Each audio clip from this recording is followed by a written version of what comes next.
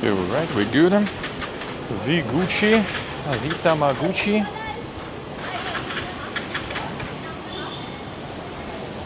All good. Glorious region. Idrimota. Hello guys, hello. Gonna go grab some food. Vita Baguchi, nice. A subscription receiver, hello. Got just a quick IRL session. Grabbing the food gear. And back we go to the PC. And let's go get that food then. It's a nice place here. So alrighty.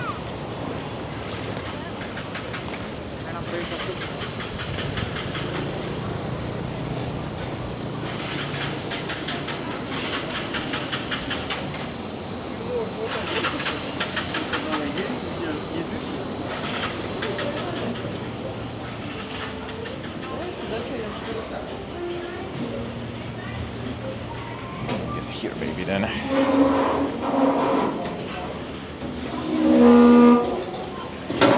Thank you.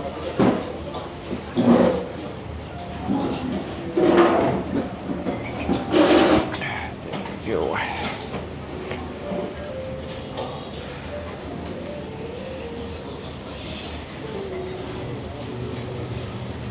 I do be like that subscription, I do be like that. It is kinda like it. It is kinda like it a little.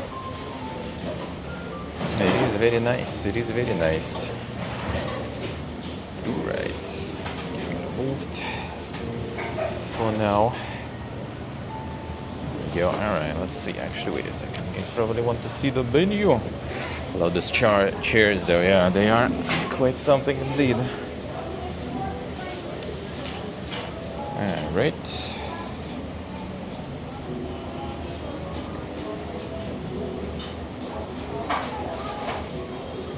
There we go. The dollar price is like what? You gotta divide by 28,000 I think or something. Then you get the dollarinos. And I'm just gonna get the my super hobo menu here. Breakfast technically, but you know, it's good, this stuff. It's really good.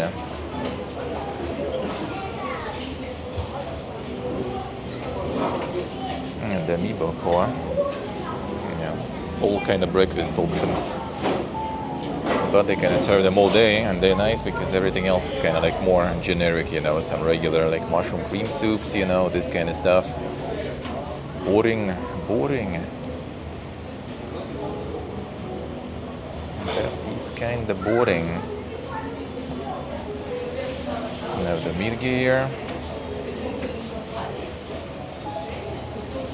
I can get the bone marrow here too, nice. I had that in. Actually, no, wait a second. Did I? No, I don't think I got that. I don't remember actually. I think I had something else instead in Kazakhstan. There was also some bone marrow dish there, but I don't remember if they had it or not. Maybe I didn't get it back then. The giga plates. Yeah, see like the prices.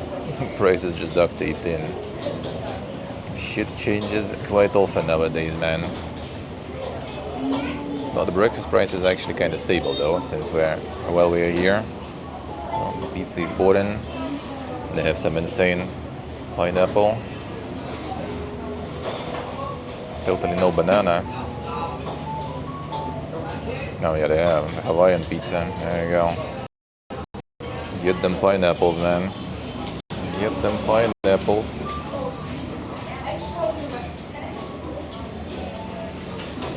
Croque Monsieur, son. Croque Madame. I don't know how this is like coming soon, dude. Like, I wonder for how long this is coming soon already. It's been years probably at this point. It's been years at this point probably. And it's all kind of like basic, you know, thing. More like, you know, Western stuff really. Nothing super interesting here.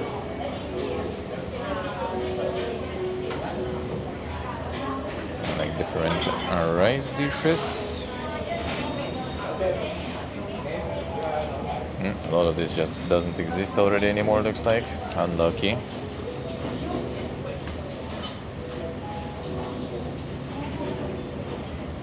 Fried rice of all different kinds. I'm gonna get the giga soup though. There go the desserts and stuff.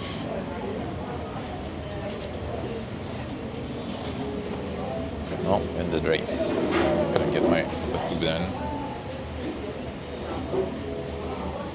The super soup, yeah.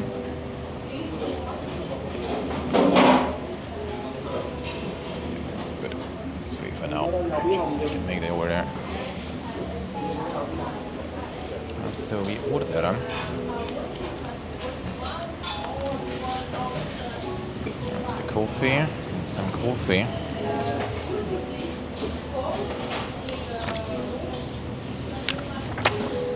There's the coffee. Alright.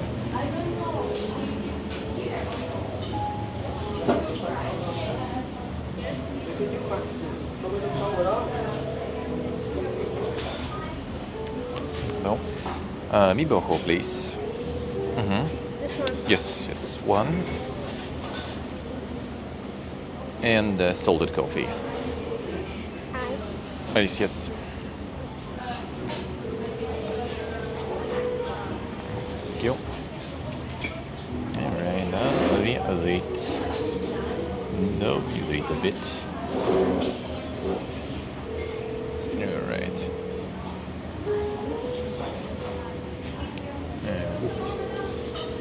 You can just go and pay to the cashier if you want. If you don't want to wait.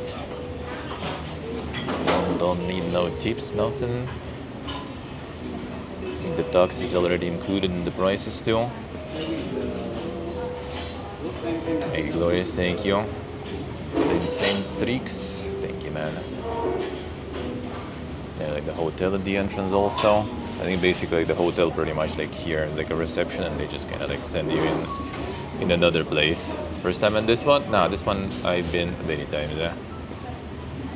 It's like one of the few that I'm cycling through for like breakfast sorta. Like I either go like the local, you know, like the sort of family football place, or go here. Family football place already closed. It's already 2 p.m. They're most likely already out of full, and I've been there in the morning, so I decided to go here today. So here I already been. I already know this one. Let's go 11. Hello. Hello. The insane fashion, yeah, I like my insane vest there. The insane streaming vest with all the setup in. I'm just gonna grab some food real quick and head back probably. Maybe I go to like the sea or some stuff real quick, and then go back. I just kind of wanted to do like some New Vegas a little, but I also want to start the news today earlier, 1 hour earlier or so, because I'm gonna be finishing also a bit earlier. I have some beer drinking planned with a friend. Hey Siggy, hello. Oh, you got yours? Nice. Already got yours. Feels good, man. Feels good. Nice. No, hope they will arrive from Vietnam also really good. Malaysia took like what? 2 weeks, 3 weeks? Something like that between that. Hopefully Vietnam will be better. Well, I mean, hopefully it arrives. It doesn't matter, you know, how long, at least it arrived. And that's the main part. Thank you for getting it, man. Thank you for getting it. See it. Friends already drinking. I'm just gonna want to drink a lot of beers and get my dad some bottle caps in collection. Already got some bottles. Maybe after stream we'll also run to another store, see like 1 or 2 more bottles with different caps if I can. Yeah, we'll see. If not one still available, yeah, they are. Oh, thank you. They are. Oh, there it is. And that's the salted cream coffee.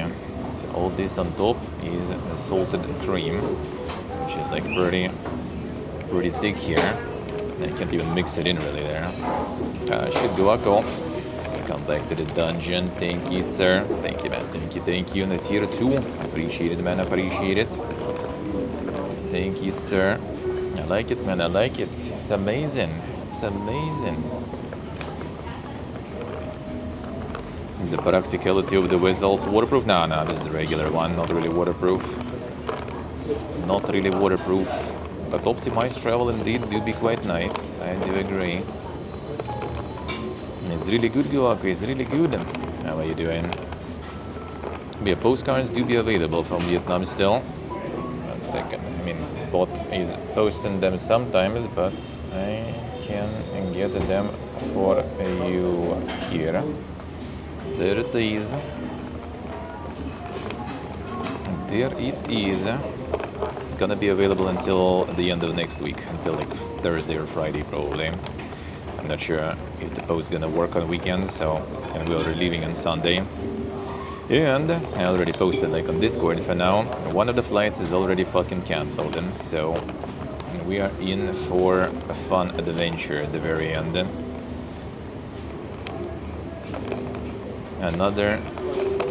Another shit festival war, you know, catching me, but I'm already trying to get away from the first one. At least in some way. See, it's also kind of like only one of the flights is cancelled, the one from Sharjah to Yerevan.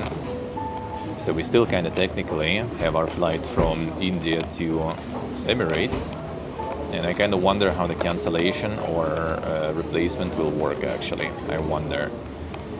Like, if it's going to be, you know, like, well, you guys still can fly here to Emirates, but after, you need to figure out on your own where and how to go. That will be very fun. That will be very fun.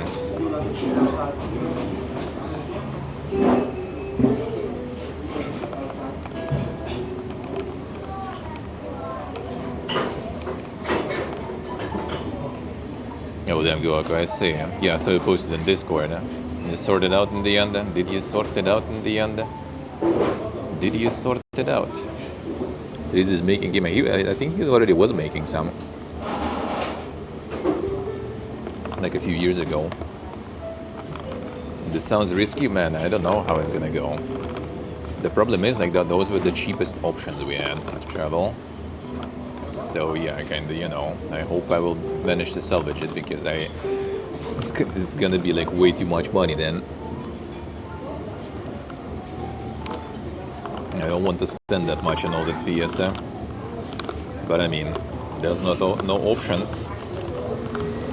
As you go, I see. Good luck. Staying in an airport. Well, I mean, if it's a couple of days to wait there, I don't mind. I can stream from there and stuff, whatever. A couple of days in the Emirates doesn't sound that bad. If it's more though, that's more annoying.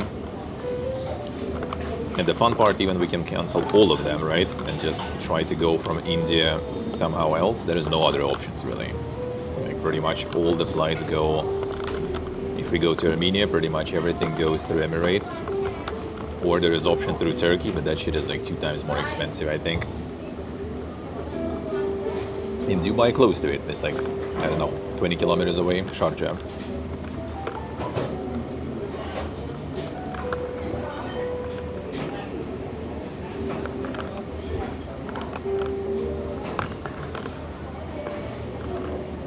Patches for that Crimson Desert there, I see.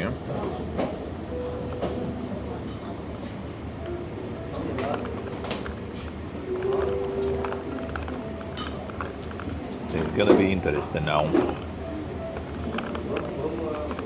Hopefully manage to at least like book some other flight for another day maybe. And that one's not gonna get cancelled. That would be nice.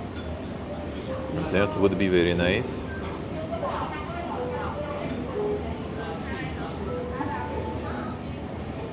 And hopefully the price is not gonna change much because yeah. Another option that is there is also the Kazakhstan, I think, and you need like $300 to get to Kazakhstan, and then to get from Kazakhstan, you also need like around the same amount. And to Armenia is like a whole fiesta, I think, to go. So I don't think I will actually. I think if I end up like in Kazakhstan or something, I'm just gonna go home probably from there, whatever. I'm just gonna start my summer visit home a bit earlier, you know. And again, friend is now like already boozing for the second day. So, you know, when you kind of need to sort things out and, you know, have some questions to answer. Thank you. Thank you. That is the mega soup. And it has the insane instant noodles in that though. There they are. Even in the giga soup, and you still can get some instant noodles. They're just having the whole thing. That's just like a piece of fat here. My favorite.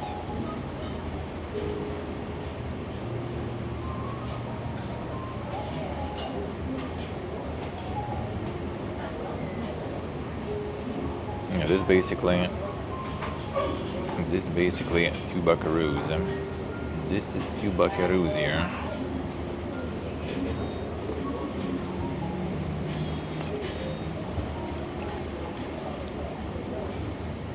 Hey, stay below. You just need to get your rest here. And then it would be possible. What is miboho? Miboho guaco. So it's different. If anything, it kind of reminds me of the soups from Uzbekistan in a way, the shurpa, with a lot of like chunks, you know, of carrot, of potato.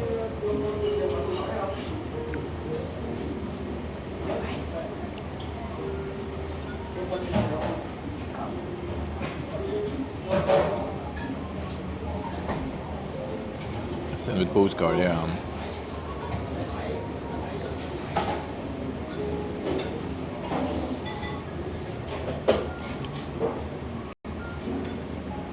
Yes, you go, I guess. Sure. Well, we have viewers from here. I actually surprisingly have a lot of viewers from Southeast Asia. We have Thai people, we have Vietnam people, we have Malaysians, and we have Indonesians. And we have everyone.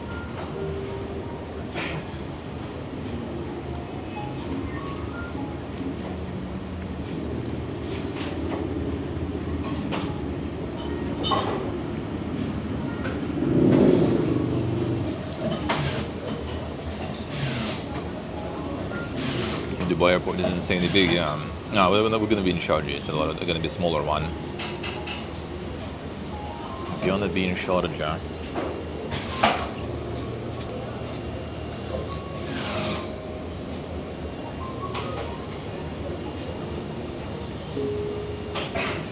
I mean, you're going to be out in the city, so it's not like you're going to be stranded right in the airport. Like a chunk of fat.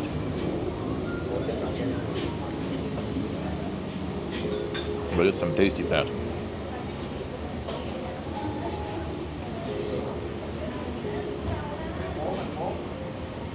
I do work with the mega tech job. Well, I mean, you know, the crane operator is quite tech. That's a lot of tech there. Maybe nowadays being even paid more than IT.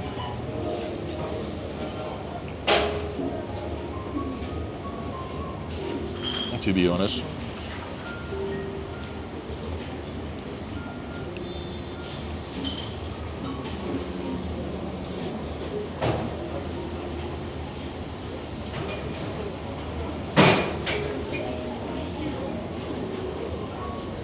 But yeah, we basically have potential either to lose a shitload of money or get stranded in the fucking airport in Sharjah, in Emirates. So fun, dude. Very fun times. It is good, Goku, it's good. I mean, I'm having this one like already probably for like 10th time or something.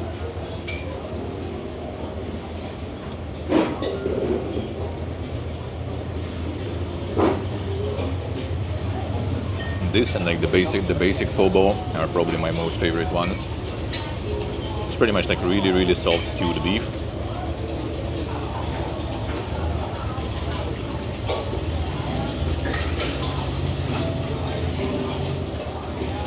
Like for pho, beef is very quickly cooked.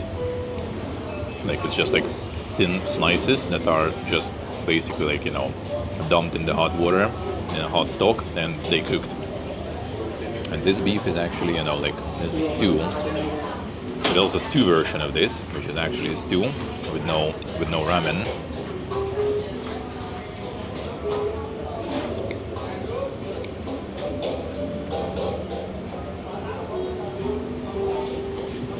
But I like soups, so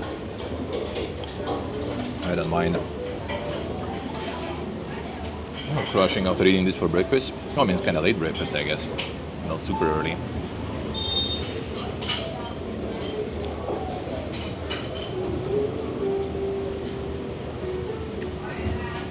And after that, I usually just go right from here. I just come here in my, you know, swimming shirt, in my shorts, with all my gear, just, you know, eat, and from here go to the beach straight up.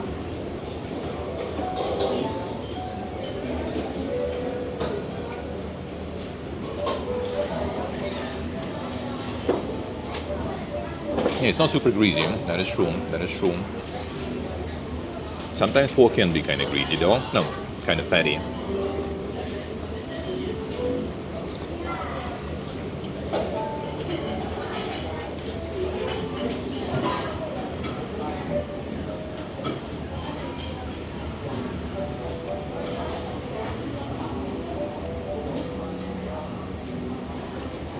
Yeah, it is 2:30. It is 2:30.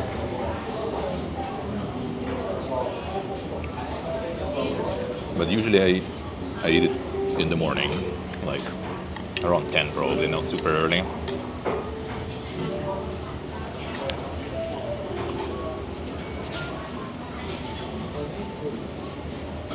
I'm not super early. When are you moving, Oako? Got something figured out with that?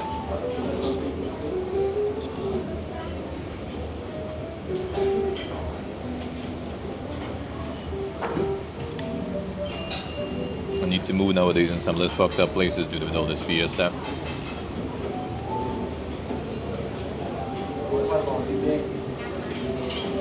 Thank you, Motion Man, thank you. Oh shit, Siggy. Siggy getting a postcard. Thank you, man, thank you, sir. I appreciate it a lot. All these tonkas will help a lot, thank you. I might fucking need all of it. I'm extremely pissed, dude, because we're literally just like overpaying a bunch and now potentially overpaying even more because of this fucking war and stuff.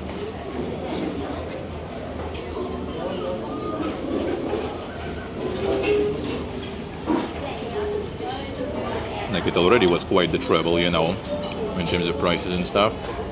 And then you get like extra, you know, the extra quest, the side quest there, to get fucked even more. My favorite, my favorite. As you go up, let's see, 14 months, alright. A boko, well, that's the one. That's the boko, but it's me boko, so it's a boko with noodles and kind of more liquid version, I guess. But it is boko, yeah, it's exactly the one.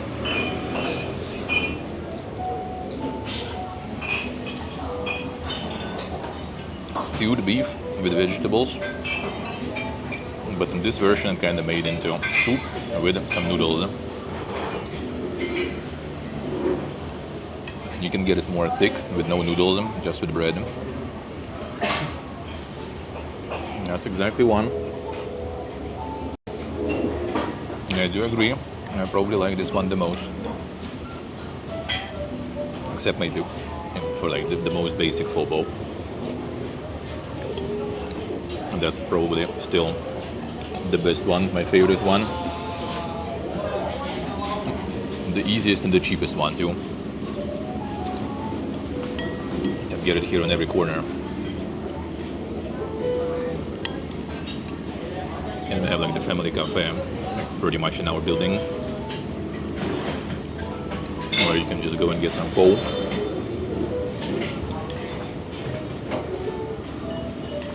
And it's really good.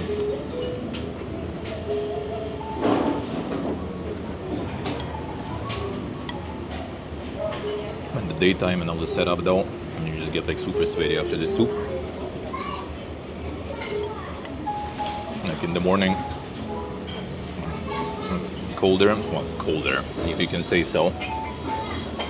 Less hot, you know. And some banh mi, hell yeah. Had some yesterday. Had some yesterday on stream. Probably enough food for now.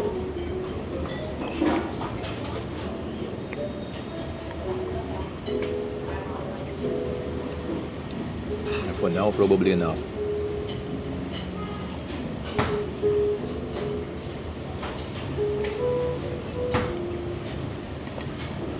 The banh mi is also amazing.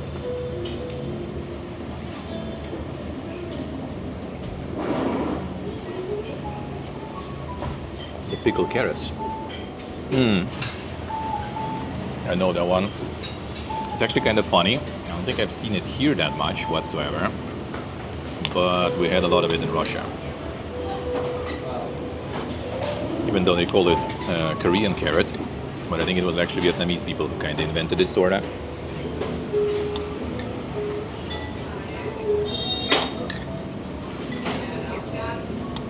Because there's a lot of Vietnamese people in Russia.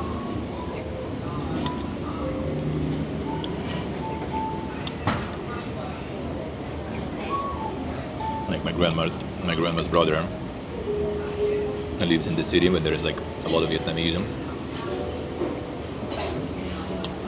He's like arranging like, you know, sports events. I mean, he's like 80 soon, but he still plays football, you know, volleyball. So he's arranging sports events, and he always gets like the Vietnamese teams there too.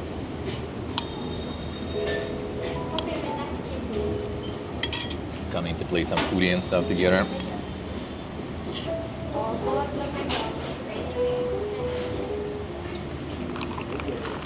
I gotta bring him some good souvenirs from here. I'll try to get him like the bucket hat maybe with the massive star or something. I think he should like that.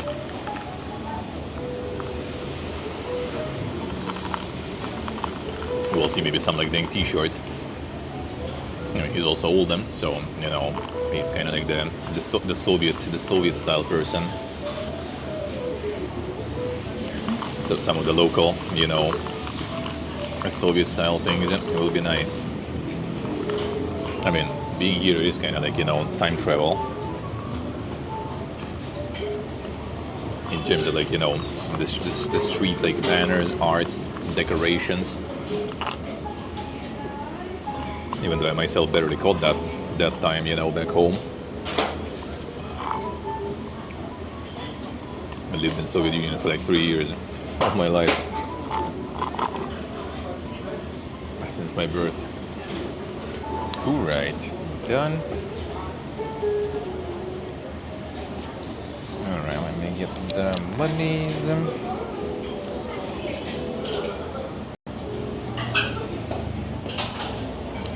$50.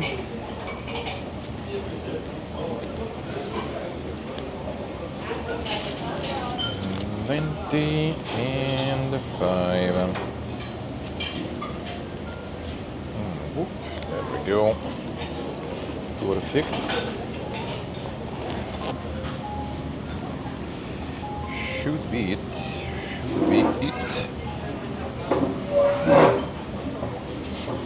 Switch here, dude. Let's go. Get the payment in.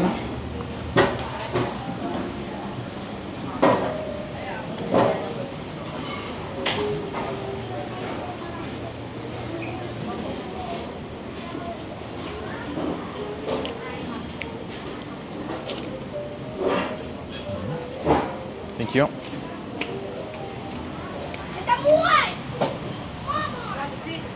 Whoop. There we go. Go for a bit of a walk towards the sea after the food, yeah, and go back home to get some New Vegas going.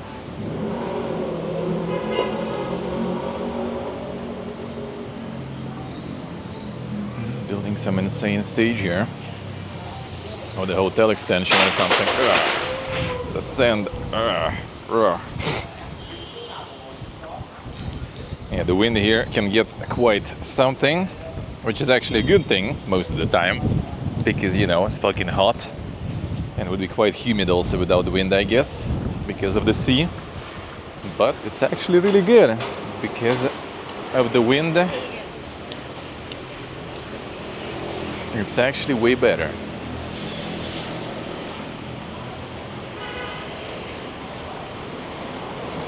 You know, like the electric car taxi, the locally produced electric cars, the VinFast. I'm making them here, and it's like the whole, I think pretty much whole taxi app, taxi service basically runs on those.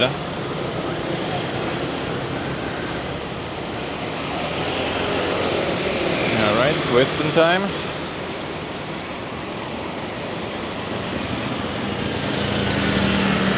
I'm gonna pass the cars. Sunday today, so it's kind of more chill. Let the cars pass. And let's go. Bikes and whatever, all about the cars, dude. Cars you need to pass. Well, do I? Yeah, basically my path every morning. Just get the food there, go here, and swim to that roca there. Swim to that roca, sunbathe on the roca, feels good. Although there's like some Russian family today, right next to the rock when I was chilling there, with mom fucking yelling at her kid. That did ruin the serenity of my quality rock. And two girls also that climbed on that rock, and were just hanging out there on the next rock to me. Feels good. Yeah, it's still less people than it was yesterday when we were passing by here. There was way more people yesterday.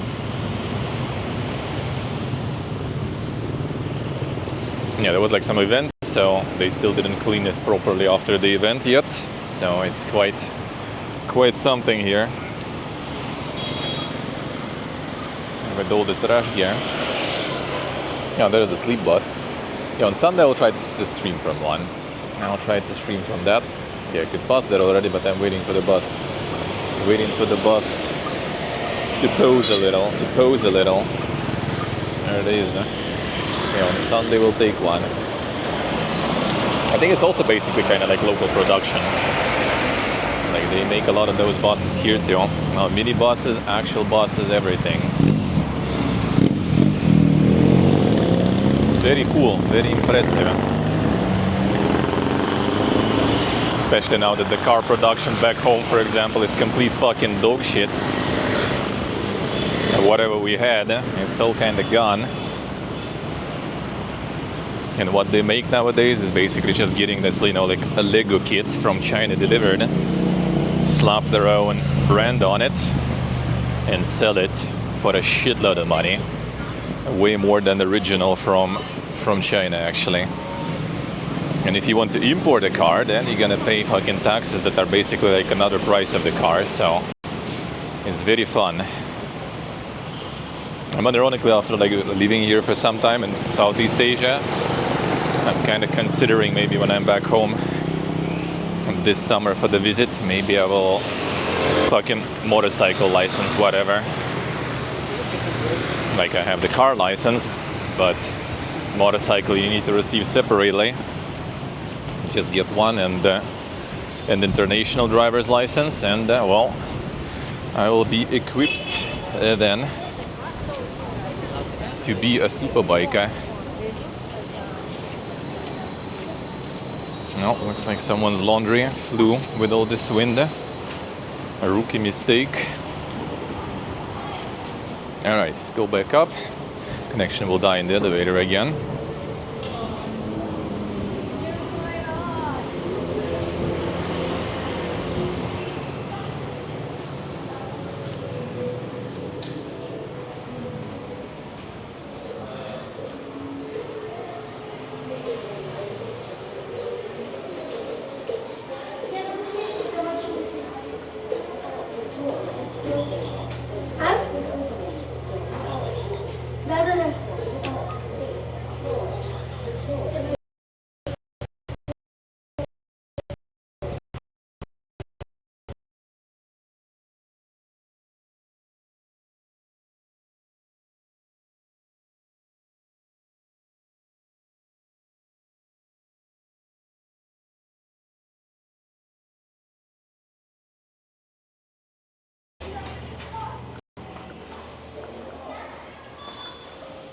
Alright. In we go.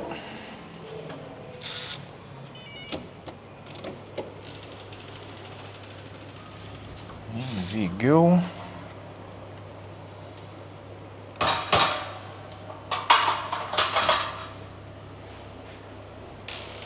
And whoop, there it is. Back to the PC in. The PC in. Get some tea maybe or something. The sand. It's like still like crunching on, on the teeth even. Insane. Insane. Ooh, right. Man, I miss my football. Fucking lame ass coaches, dude. The for normies. The feedball master race. We'll need to get one again. When we move, I'm gonna be fully committed to the feedballing, that's for sure. That's for sure. Alright, one sec, just gonna switch the stream to the PC. That is at least pretty fast.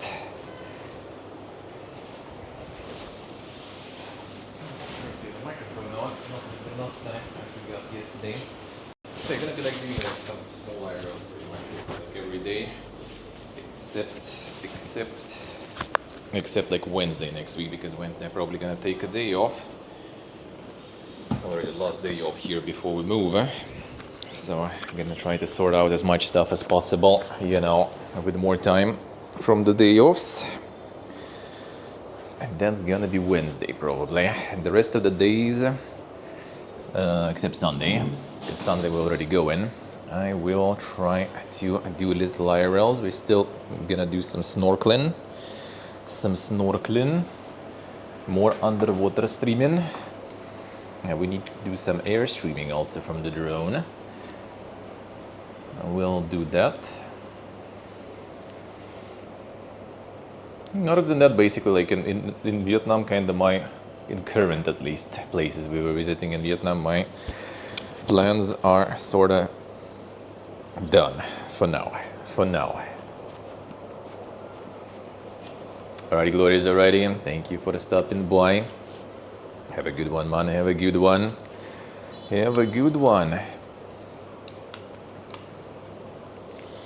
Have a good one. Alright, music is on.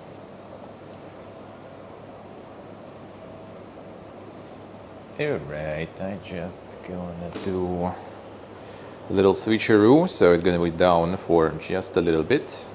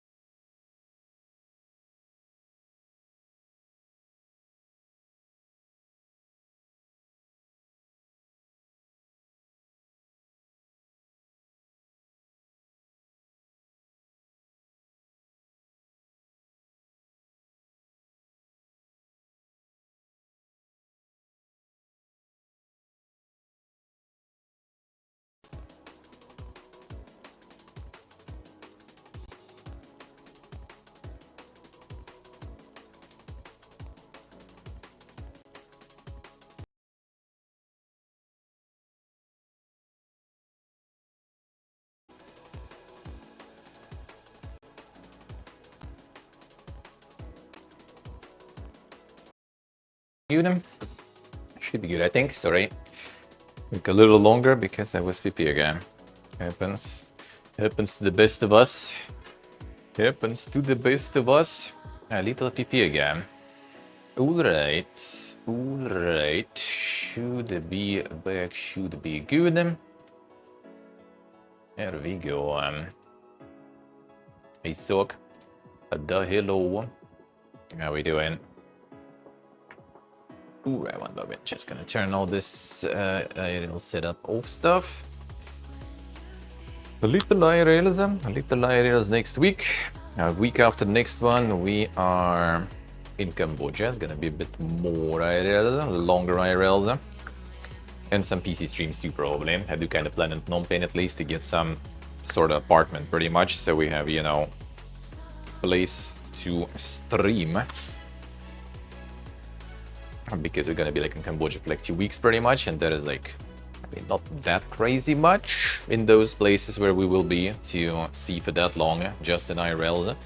So might as well, you know, get some PC action going too. Yeah. Now is also gonna be very fun with the flights. Dude, why can't things, you know, just be normal?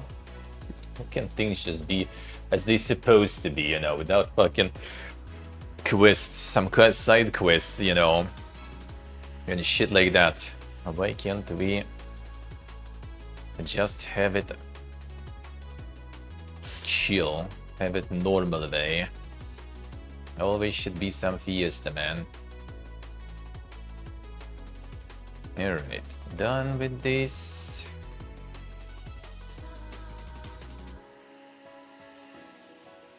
Done. Alright. Forgetting about the time the time switches. I kinda was close to forget, actually. Kinda. Like in the morning, I remember now when I went, like I specifically actually kind of like started the day sort of earlier, you know, went swimming and stuff earlier. We woke up, went to bed, went to swimming and stuff earlier. Everything arranged, everything planned, and then when I was like, you know, like preparing the notes for the gaming news recap and stuff, I was just like, you know, oh, I still have time until 3, plenty of time.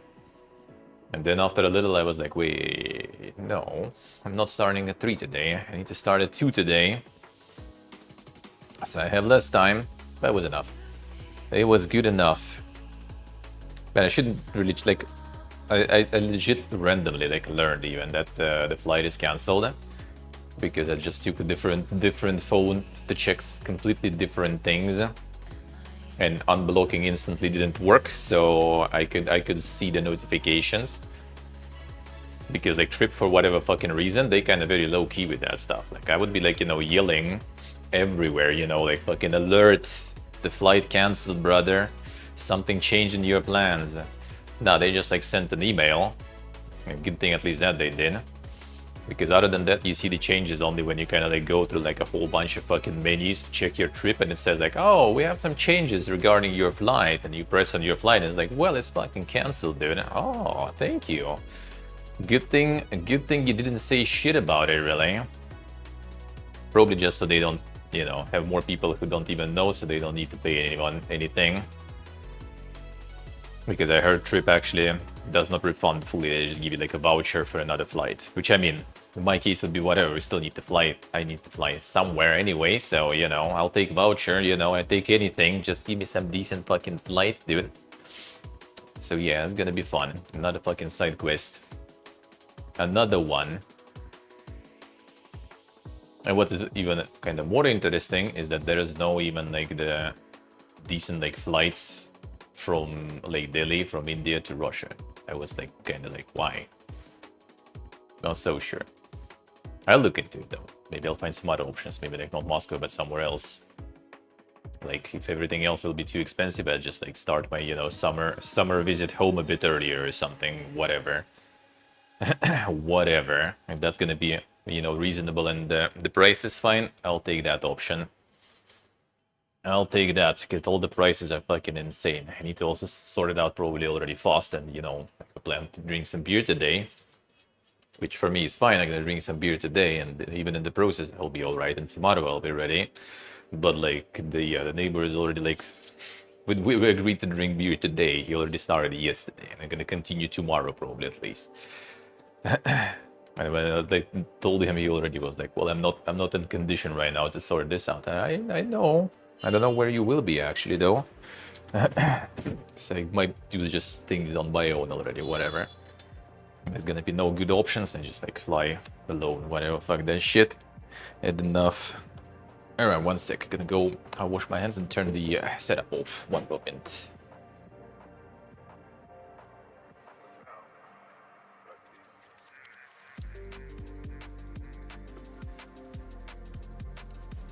Just gonna turn it off. We get the SIM card out also just in case. And order stuff for the snorkeling streams that we're gonna have. Well, it's nothing fancy, it's like just $3 basically. Strap for the camera.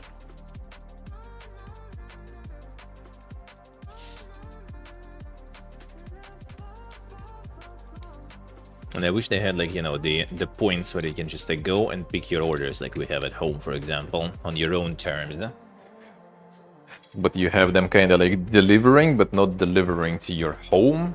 They deliver it to kind of like entrance to the apartment block pretty much. So they call you, then you still need to like, you know, go down here. And in these apartment blocks, going outside is a whole fucking quest, because even though there's like 8 elevators, it's a whole fucking fiesta to actually catch one. Damn, so I say, damn, the Coomer games will save the industry. Pug.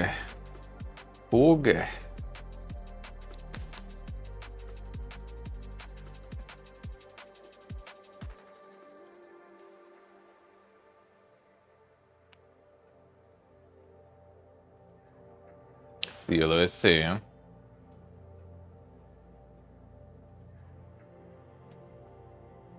What was that? The emergency all of a sudden? I don't think they force you to update Windows 11 that hard.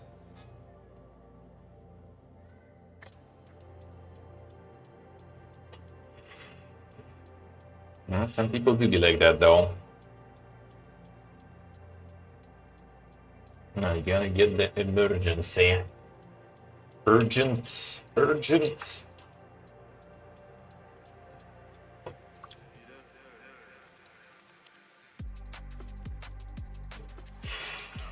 All right.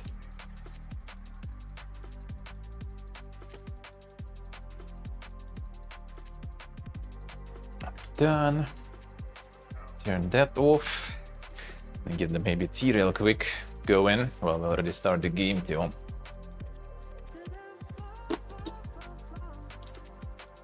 Real quick. Stay in our real setup for this at least. Whatever. Whatever.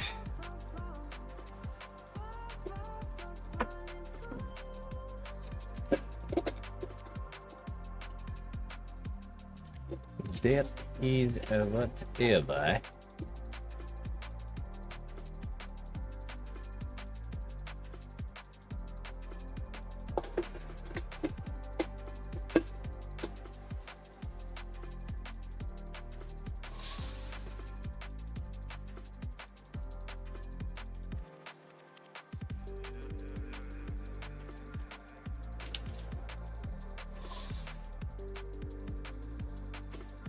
Alright. Go.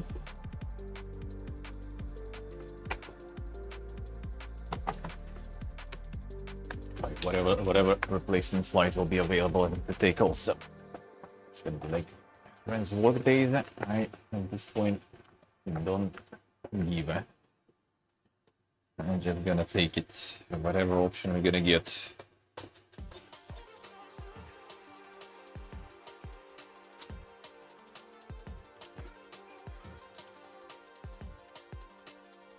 Alright, what that on that way. Alright, I'm in a shop pie. There we go.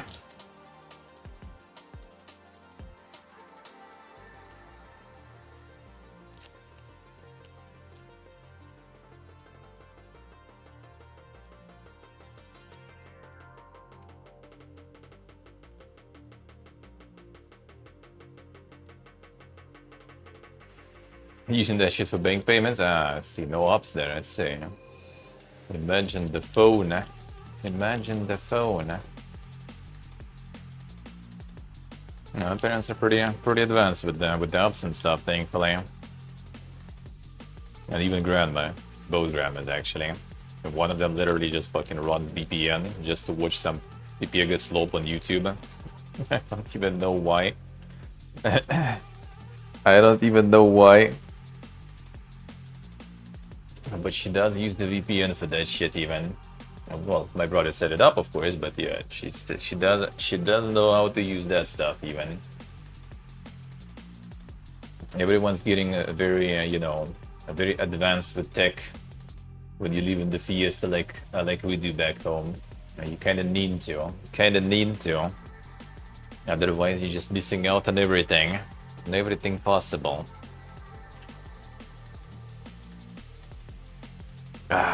Inhaler feels good. Can't use NFC and you're fine. Hey, good morning. NFC is nice, but yeah, very quickly, I don't give a fuck about it anymore, because when it comes down to some international payments, different countries and stuff, it's useless anyway. So most of the time, in many places, you just can't use all this NFC stuff anyway. When it comes to payments and everything, so still need to do the good old cards for that shit here most of the time. I know they have the QR codes here, for example, payments, but either need to have like 2 of Russian banks that I don't have. Yeah, I don't know about conversion rate in those banks, or I need the local banks. Which they actually opened the tourists, I think, but they open you kind of some sort of limited special account, and I don't know what's the point even if you still need to exchange some cash and then put it on this new bank account here. Then what even is the point? I'm just gonna pay with cash everywhere, no problems. I have no problems with that really.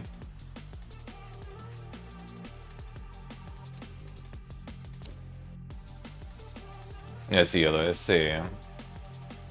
Happens.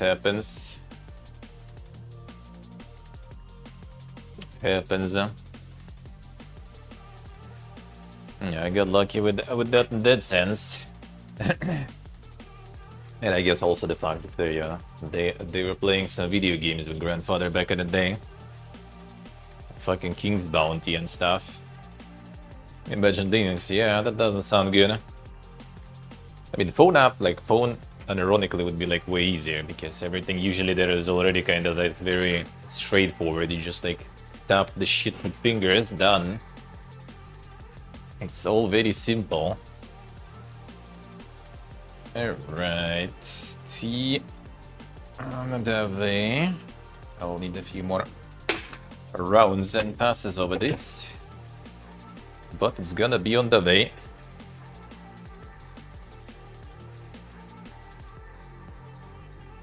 Alrighty, let's get the game going. It's gonna be just a short session, really short one. Actually, very short one. Well, I mean, I guess still. We still have, so we were time zones.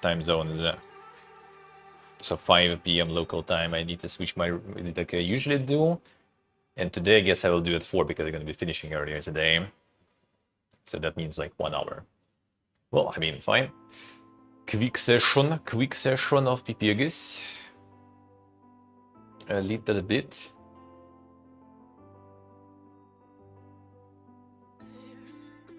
And just stop giving her some reason. Yeah, it happens sometimes. That's with my dad what happened. He also was playing some heroes and everything at some point, and then he just kind of stopped. My grandfather was playing till the very end, when he couldn't already sit at the PC, he could only lay down. He was still, as soon as he could sit at the PC, he was playing heroes too. And Dad was playing 30 heroes, but yeah, I think at some point he just kind of stopped. I don't know actually. I'm not sure why. PC was still kind of capable. Not to mention I kind of give all my old pieces basically go either to him or to Grandma. Well, Grandma never plays games though. And Grandma does some blogging and stuff though. But yeah, not sure why he actually stopped really.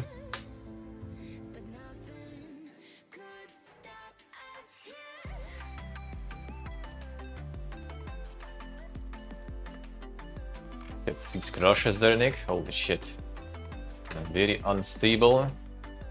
Alright, let's go. Get a little bit of the Vegas before it is time to dive into the gaming news recap. Yeah, today is a bit gonna be shorter one. We're gonna drink some beer with friend.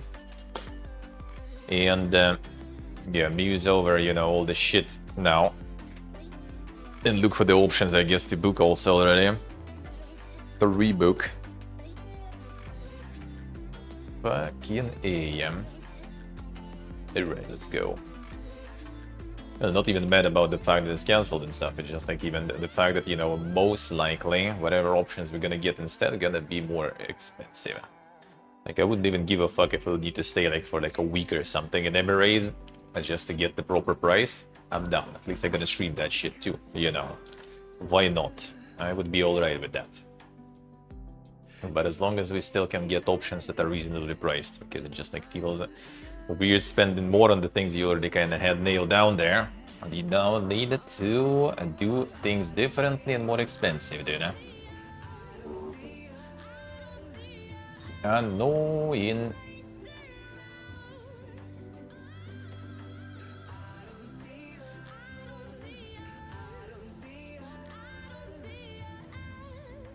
Alright.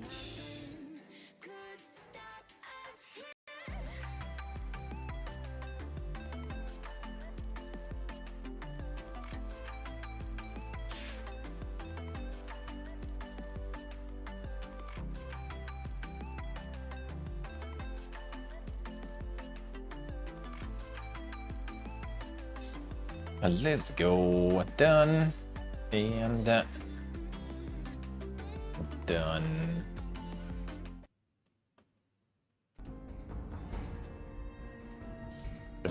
Yeah, T.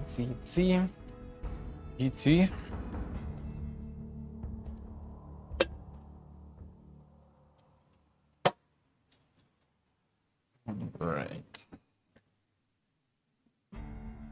Brewed in multiple batches. We're doing it right. We're doing it right.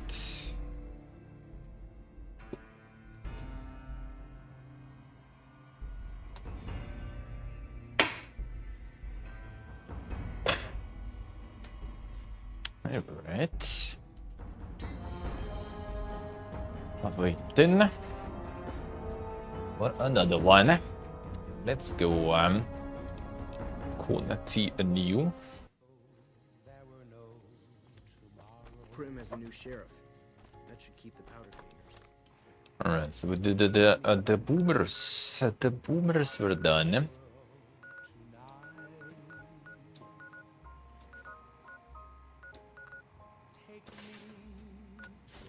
Alright, can we actually get your quest anytime soon? Finish sorta. Sorta.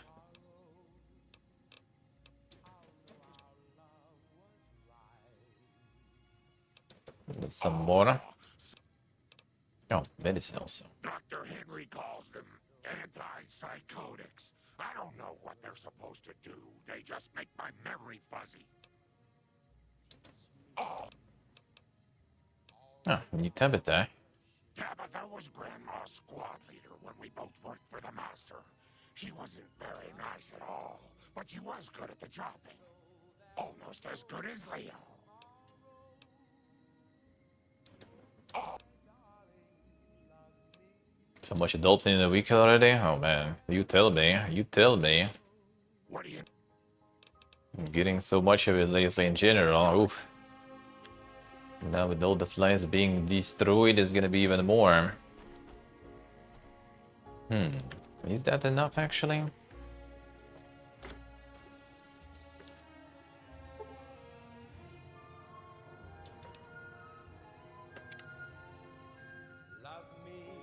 Checking the new apartment today already? Damn, that was fast. That was fast. Oh my goodness, look at these little angels.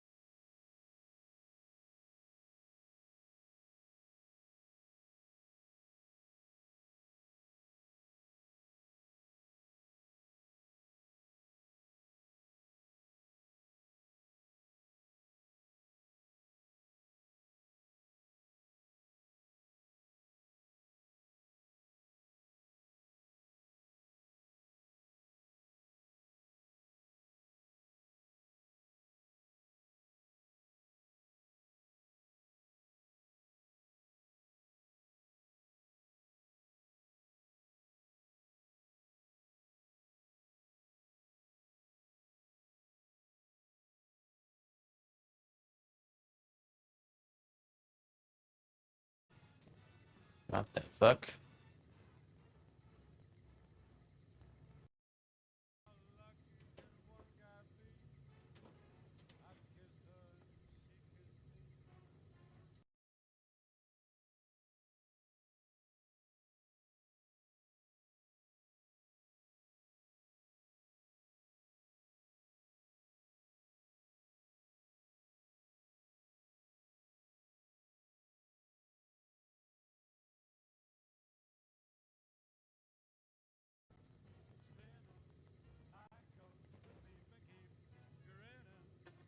There we go. Oh, there's some sort of a... Well, yeah, I guess the server is having some fun. Come on. Come on. Go back to normal, please. Hey, hello. How we doing?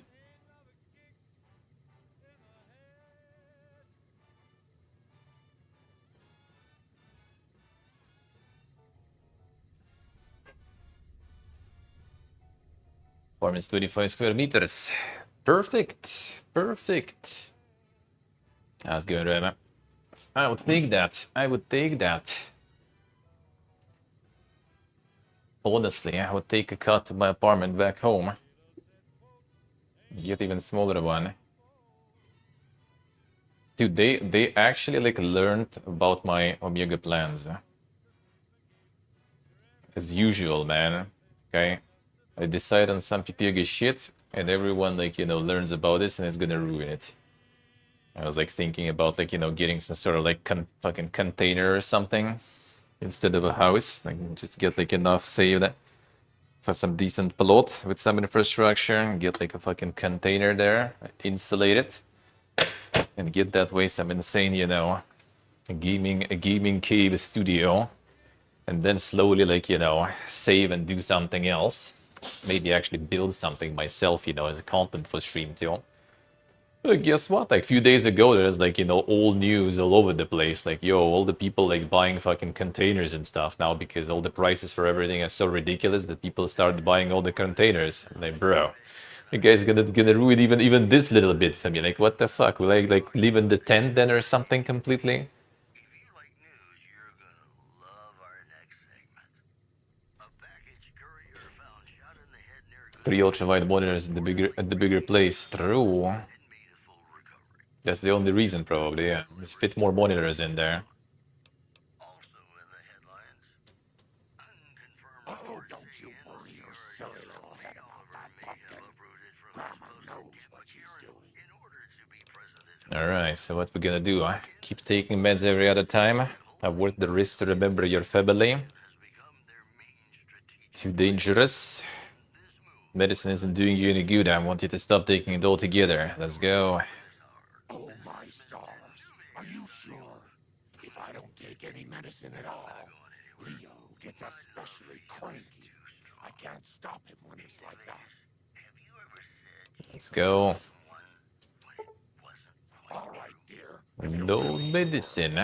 You suffer psychotic breaks if her health reaches one halt, but her combat abilities are significantly improved.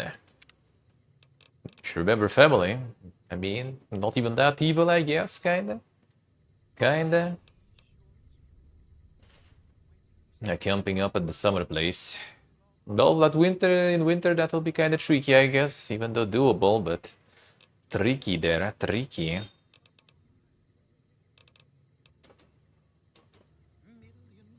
At this point, we need to get like, like a bunch of containers in Armenia. Just like slap them somewhere in the mountains. Get the Starlink, all the solar panels and stuff, and let's go. Leaving the insane life that way. No traders.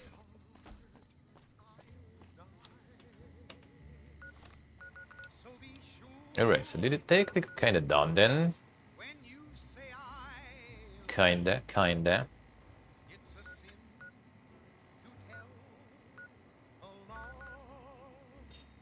And take custody maybe now. Be sure it's true when you say I love you, honey.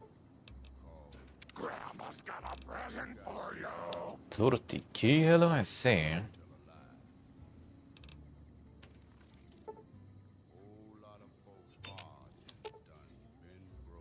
didn't want to go for something even dinker.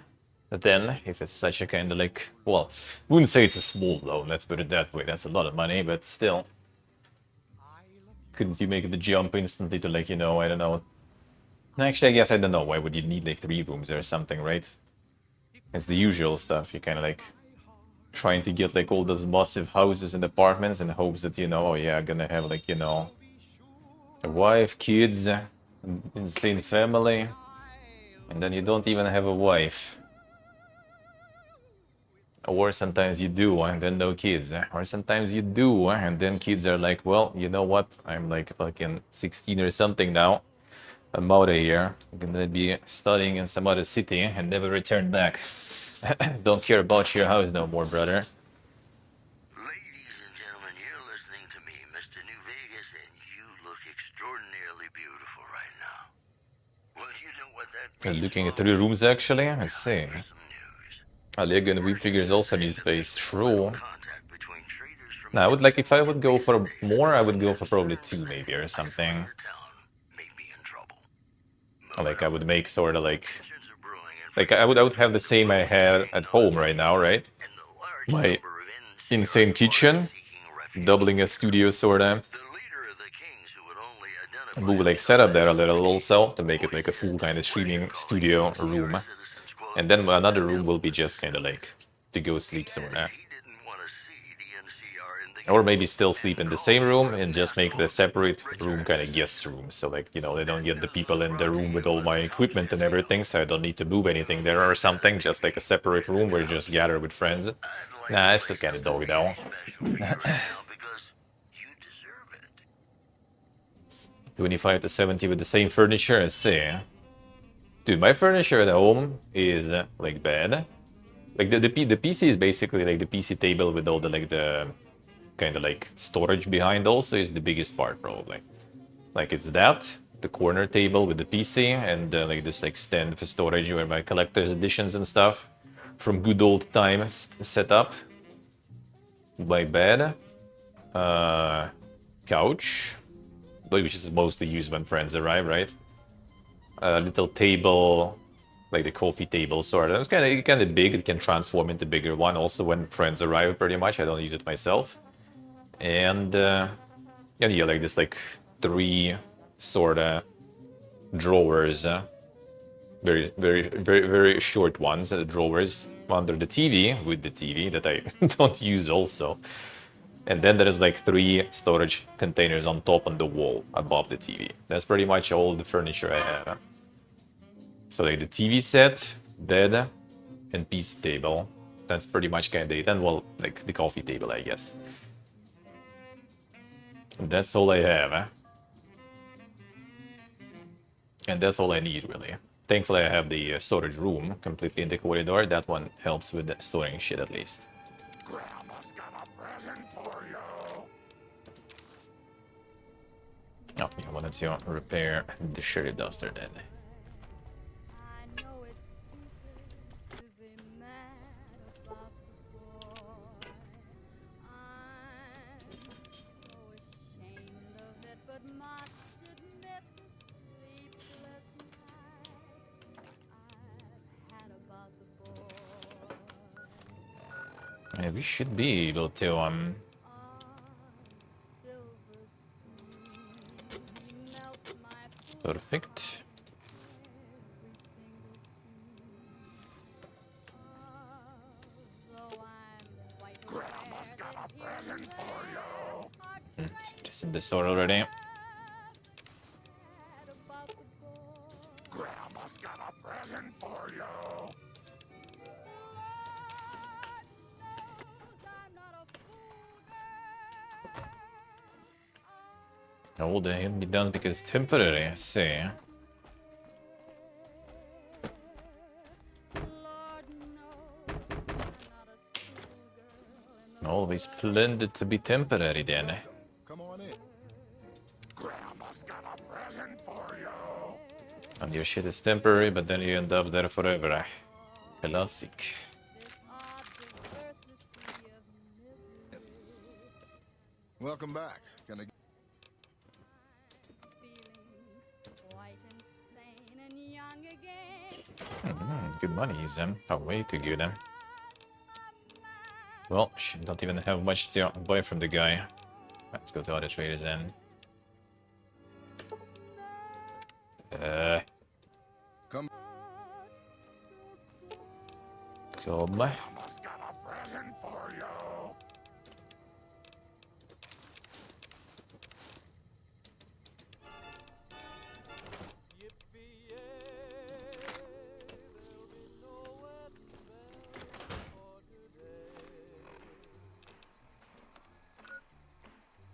All the new interior, actually excited about that.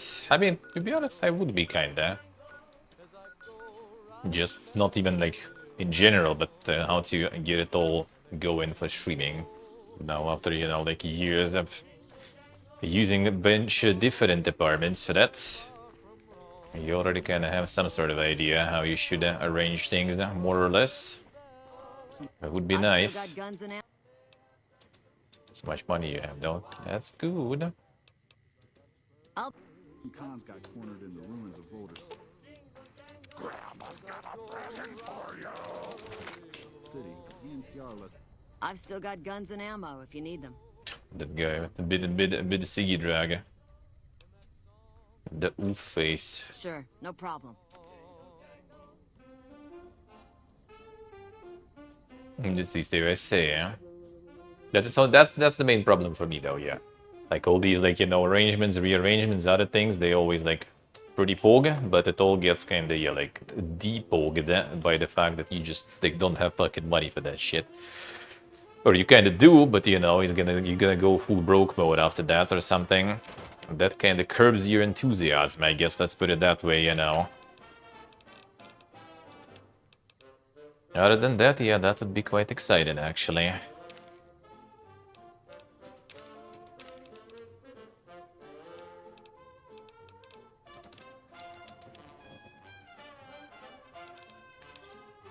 Thanks. Other than that, that actually would be kinda pog. Grandma's got a present for But I do kinda have this like feeling about the getting that some insane container home or something. But yeah, as long as like with all this hype wave now, they all not gonna become like super fucking expensive too, which they probably will now. Still making a nuisance of your... Take a look. They probably fucking will now in my luck and all that.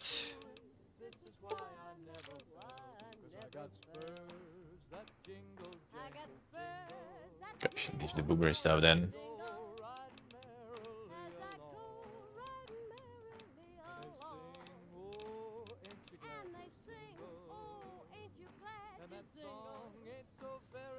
Pretty much impossible. Oh, you have some laws against that stuff?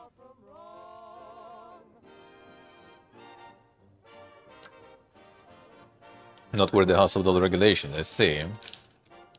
Well, I mean, it kind of depends, though. Like, if you want to have that place so you can, like, get registered there, that might be kind of tricky, though. If you have somewhere to kind of, like, you know, live officially, for example. Like, I officially still, like, at my mom's place, actually. Technically. Even though I don't own another one, but like, how the laws work. And why we got this apartment, you know, when the old was demolished. We got the new one pretty much for free because it was like the social stuff. And in social stuff, yeah, you kind of need to be registered. You don't own it. It's kind of like government's. So as soon as I unregister from there, it just not mine anymore, and I don't have anything there. Persist about a super mutant refuge nestled high in the ski lodge to the northwest. 5K couches? Dude, couches are insanely expensive now, though. Do not belittle a super mutant for taking the bunny slope. This program was brought to you by Nice, you have, I see. Gamora. It'll be our secret. Got a song for you now. It's about a guy who's cool. Yeah, if you have somewhere to kind of like officially live, He's a good man. why don't? No idea, man. No idea. I got mine back in the day for like, dude, how much was it? Like $200 or something. I think I got the couch back in the day. And it's still there, still working. Nowadays, we need like $2,000 for that. Maybe you're cold, but you're so warm. But your regulations, if you want to register there officially, will be a bit tricky, I think. I think most of it kind of like hinges on the fact if you have the foundation. Like if it's a private land, then I think all the regulations are basically standing upon the fact like if you have like a solid, proper foundation under the building or not.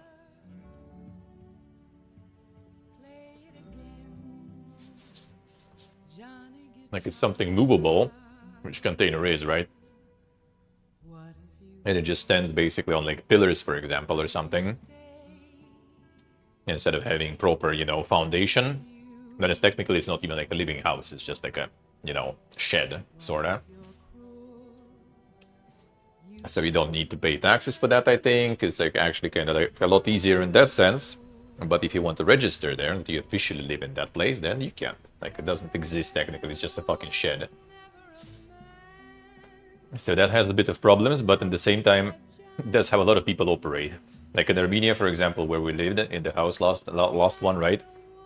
That shit wasn't even on the maps. Like it doesn't exist pretty much.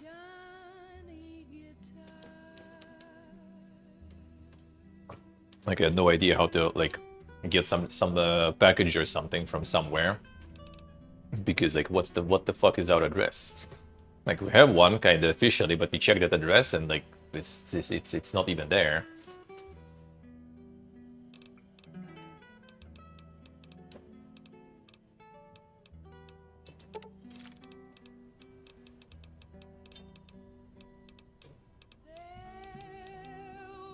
Missiles, we need them.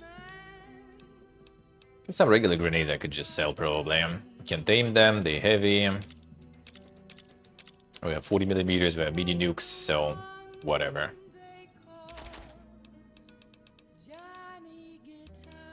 Focus on a good shit.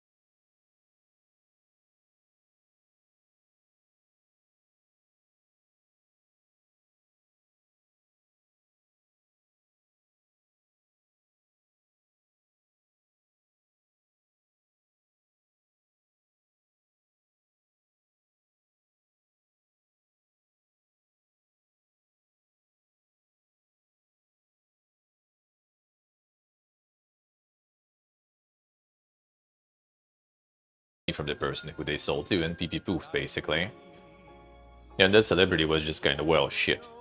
I mean, I don't know anything. Those were scammers selling without me knowing, even though she kind of like signed somehow things, I think. I don't know, like how that, I didn't look exactly like down to very detail how it went. But basically she kind of knew that it's being sold or something, or like somehow she got, you know, to approve the whole deal. But she went, you know, like, well, it's scammers and I haven't seen money for this apartment, so yeah, like, give me apartment back. And they did. So like the new owner was like completely scamozzed out of money. And as soon as that happens, it just became like a precedent. So like a bunch of people, a bunch of grandmas and stuff, a bunch of grandmas mostly started doing that, like selling apartment and then going like, oh, you know, I was like kind of, it was like some scammers and I wasn't myself. I'm old, you know. So the deal should be null. But money never returns. Only apartment returns. Money never goes back. But then everyone got like super mad over that. So now they already reviewed all this stuff. So that celebrity got fucked. Thanks. And that's a good Later. thing. It's amazing what passes for a firearm around here. You'd be better off throwing rocks. And the president doesn't work anymore. So it's at least not the clown fiesta anymore. Not as much, at least. The fuck is still so heavy, though? Guess missiles I have a bunch, you know. Well, then it'd be mini nukes now too. No, it's only 11. It's not that much.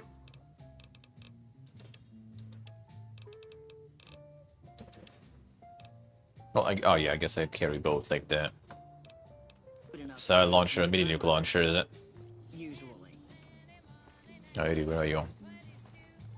Hello. Grandma's got a present for you.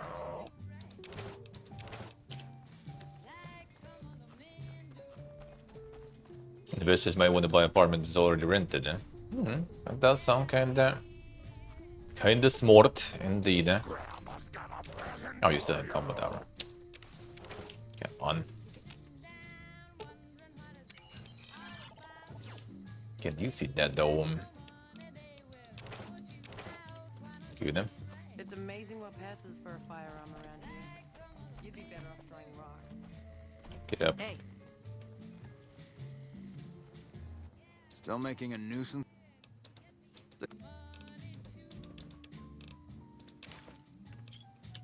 Give me a shout if you need anything else. Later. Alright, done. Send them Lily back then.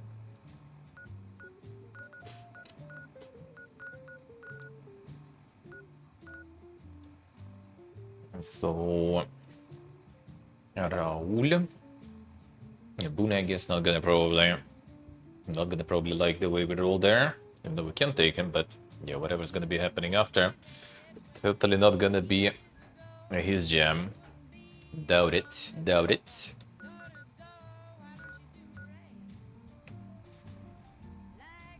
Arcade, I guess I could get. Try to get the Enclave quest then. And before we turn. Of one faction or another.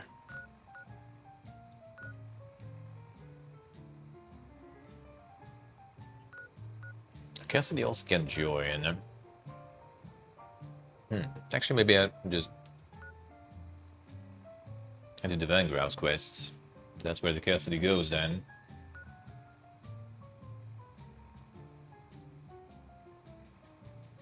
See what I say. It will be fucked, boy. Why though?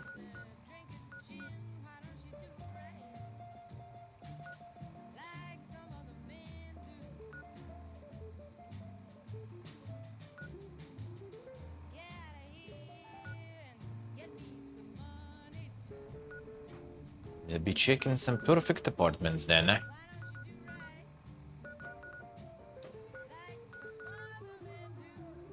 Alright, so Lily, we did finish.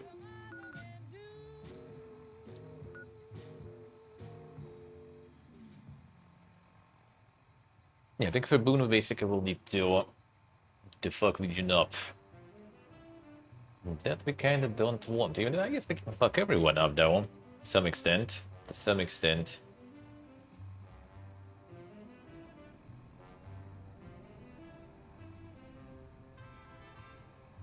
Special? How so? How so? What's so special about it? What's so special about it?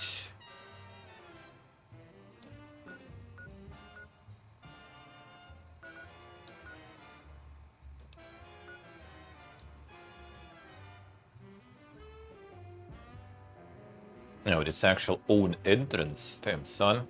The first floor then? It sounds like it was like some sort of store or something. They just kind of like changed the designation on or something.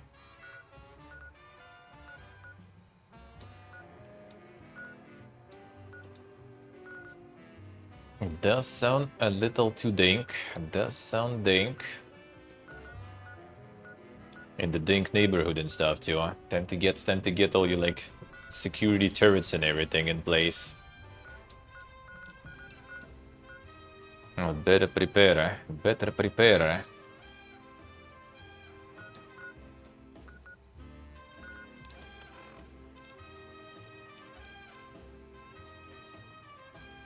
Oh yeah, we have the fiends also to deal with.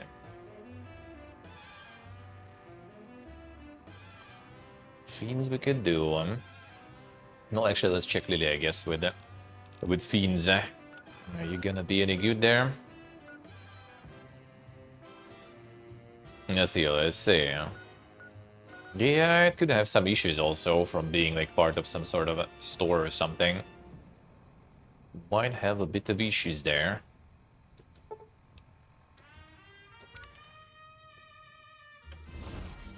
Oh, don't you worry about me. Your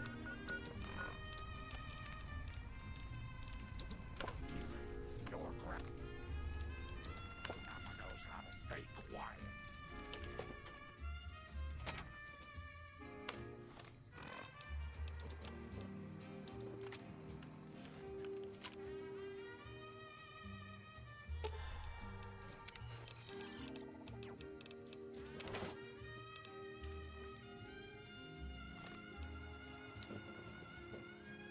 And yeah, yeah, extra payment.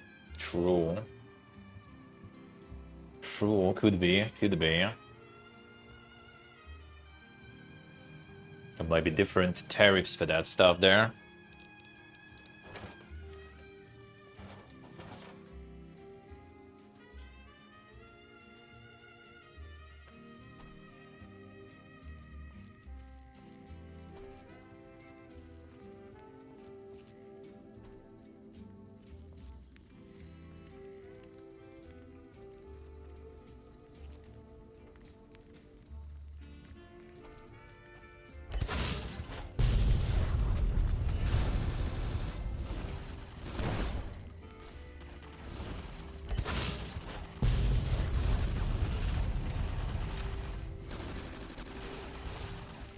Oh, not here anymore.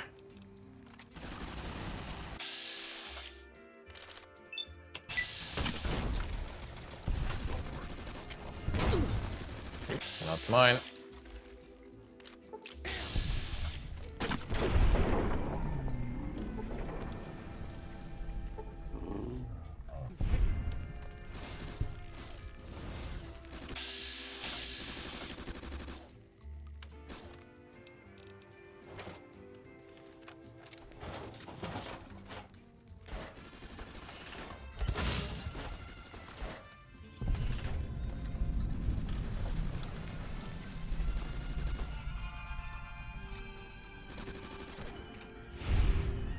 Let's see what they want.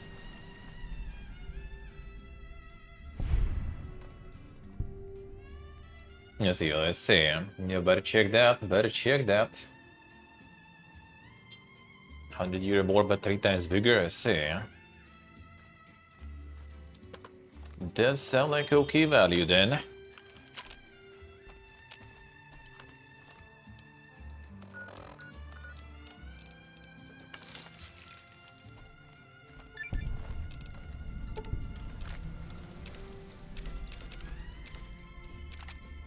need some monies there.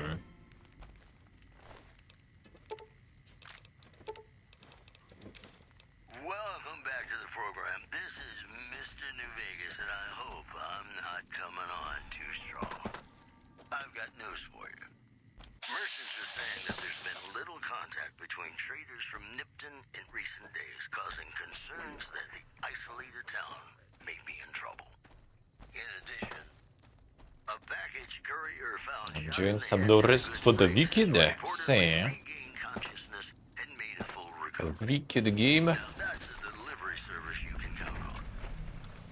Stay classy, New Vegas. Nice, very Got a plan nice. for you right now. Sounds It's about good. that special someone you find only The once super in kåpen. a blue moon.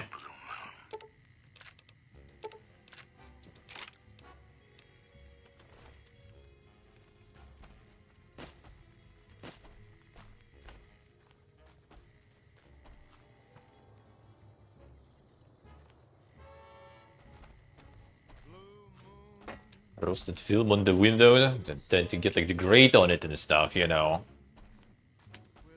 The metal, metal, you know, covers and shit. You know, like the roll. Gonna get the full security on there. And get the traps going and stuff. It's dink times around, man. Better prepare.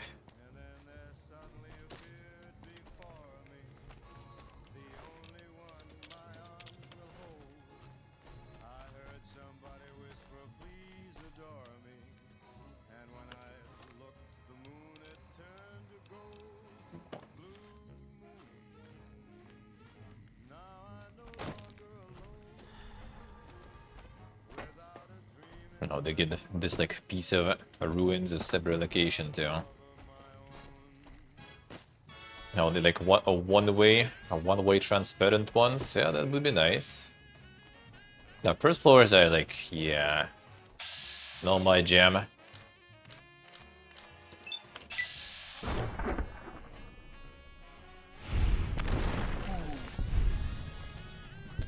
That is not my jam.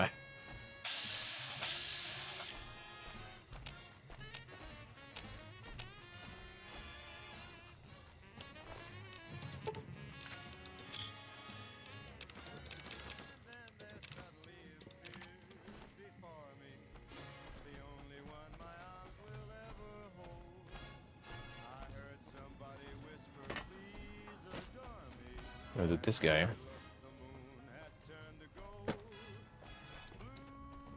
Inventory more responsible. True.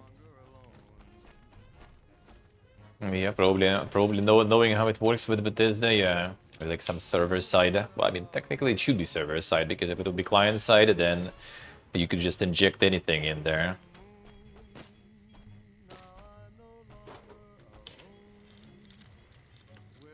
And that also kind of explains why, you know, the servers are fucking dying sometimes when people had too much in the inventory.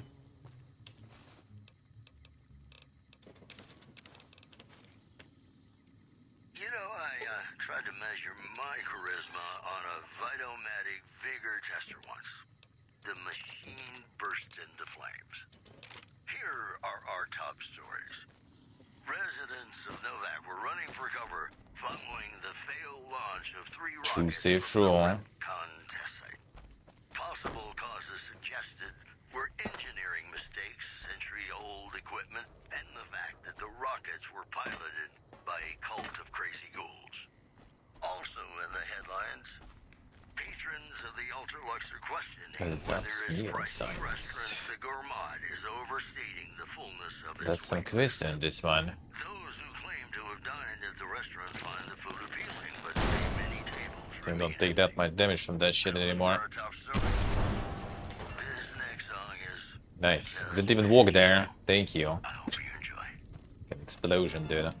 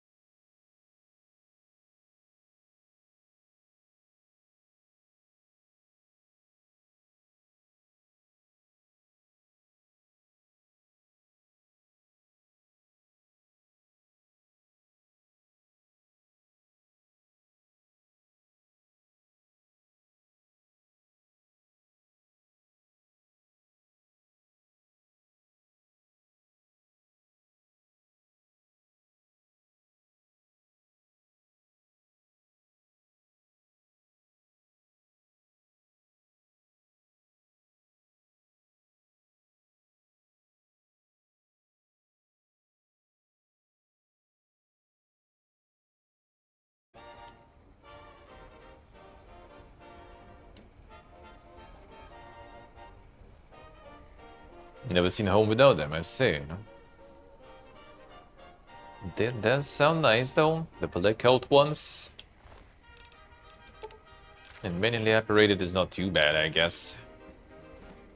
It's not too bad. Get service rifle we can repair with development though, eh?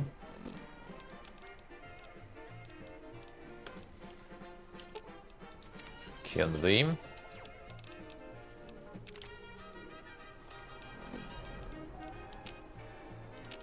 I cannot.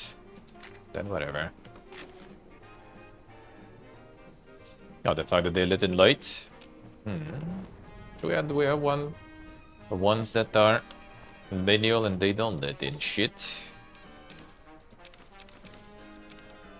And that's kinda nice.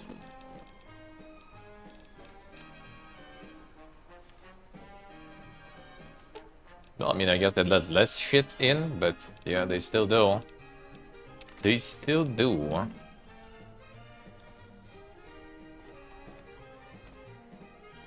Like, indirect light. Yeah, so in Finland it's also kinda, you know, the fact that it's kinda cold, so... Maybe people didn't want to completely block the light, just so it gets in partially and you get some heat from that too. Some warmth.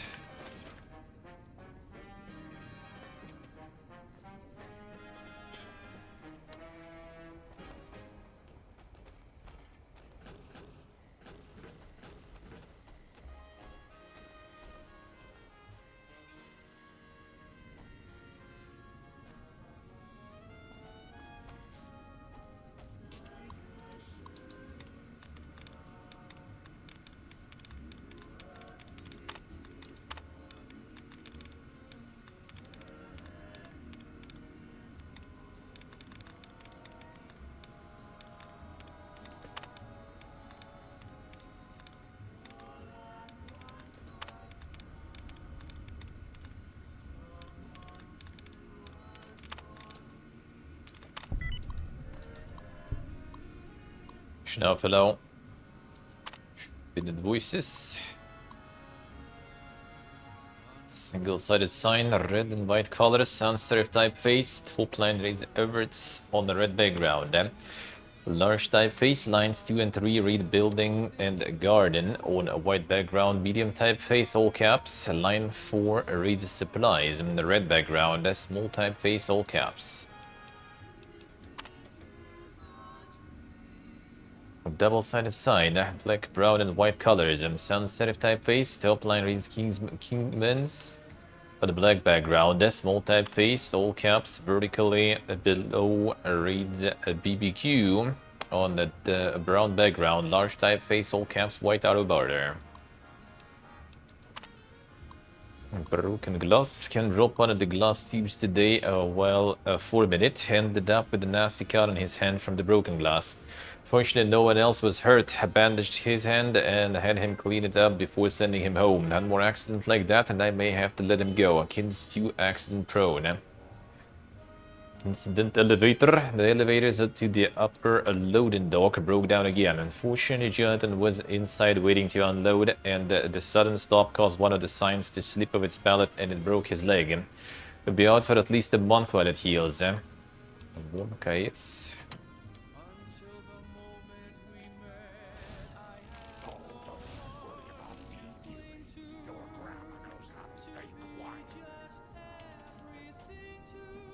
Not the Neon.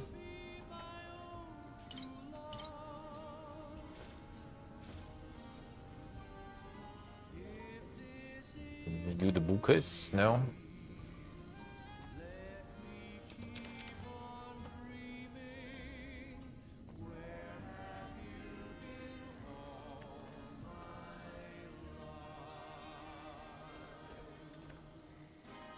Nothing else, nothing else.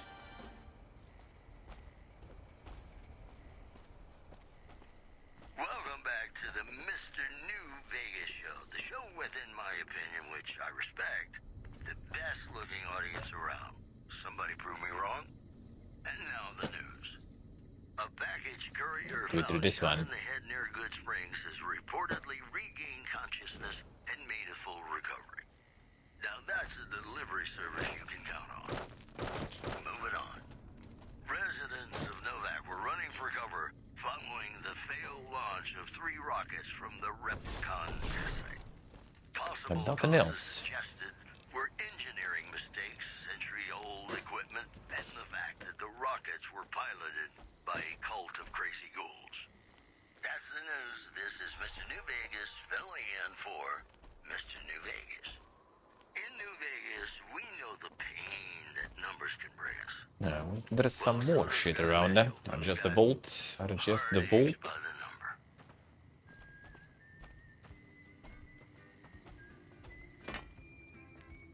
Guess what that is. Well, actually, let's check there.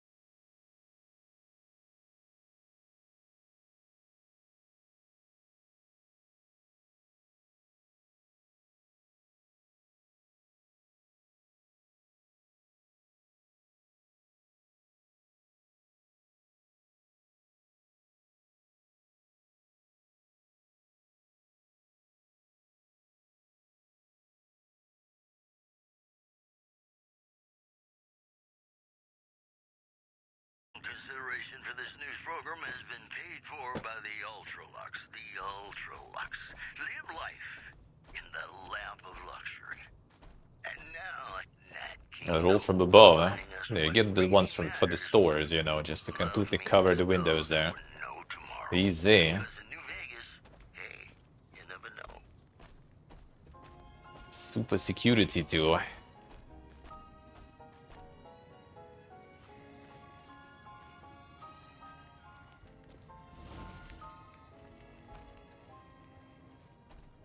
Love me as though there were no tomorrow. Wait, the volt on this. Take me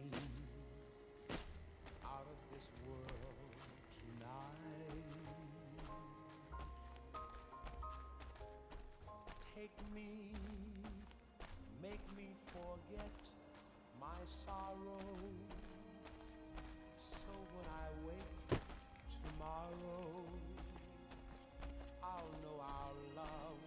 This one will do.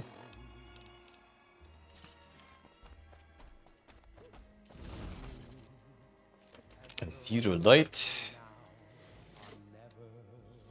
What the fuck are you doing here? You got some kind of fucking death wish, asshole? That's some nice glass there. I'm killing some stuff. If you're fucking carrying, just fucking say so. Yeah, deliver to the boss. Business as usual. Motor runners down in the maintenance wing. Straight through the door behind me, down the hall, down the stairs to the right. We have a con coming through to see the boss. We get through the lily, alright. Kick. Not the window.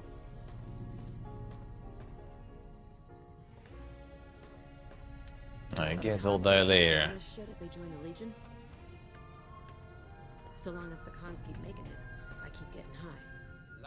A flying robot.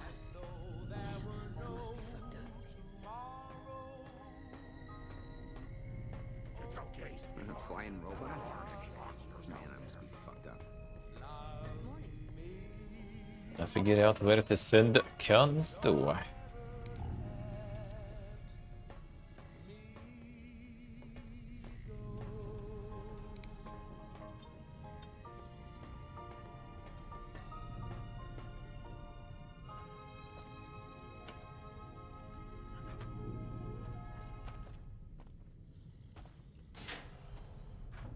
Welcome back to the program. This is Mr. Don't mind me. Vegas, and I hope I'm not coming on too strong. I've got news for you. Rumors persist about a super mutant refuge nestled high in the ski lodge to the northwest. Let's see.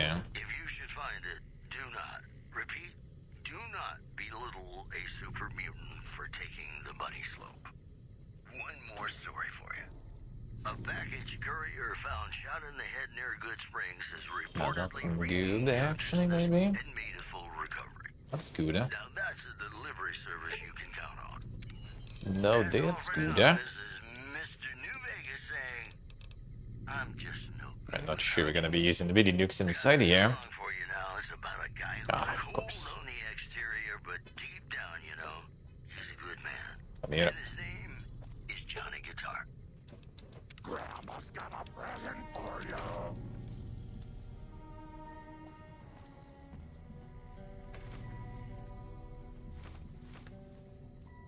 The boy, the bee.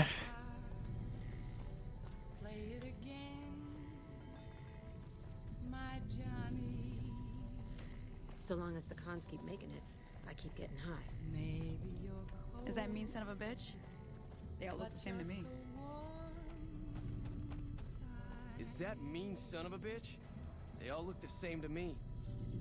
I was always a Can shit about beauties.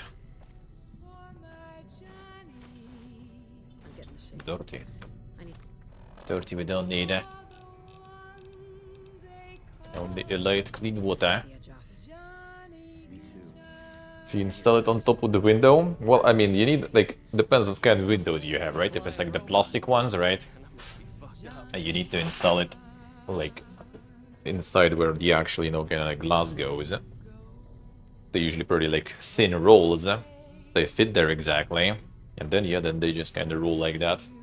And maybe worst case, you can get some sort of, like, you know, like extra rail just, like, installed on top. So they kind of gonna be between, like, this, like, plastic line and the glass. Selling us shit if they join the Legion? And that will be good. At least that's what my friend has, I think. In his summer house, in his countryside house, and at home, they just like laying on the glass basically, and just like going down right along the glass. And then it's fine. Then they cover pretty good.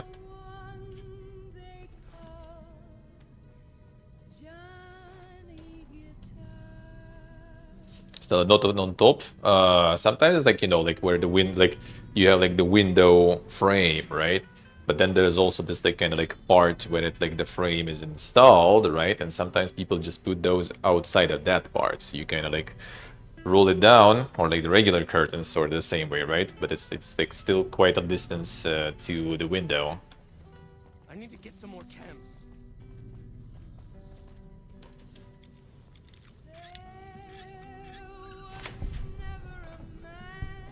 That's like how my grandma has it. She also has like the roll curtains. Well, to be honest, they're kind of big also, so they actually kind of like they cover the whole this like the whole hole for the window. They kind of cover all of it, but it's also kind of like this like white, like not even like I guess kind of cloth, not exactly like some hybrid material sorta, and it still kind of gets the light through anyway. Like less obvious, you know, direct sunlight, but like you know, it's still bright shit there.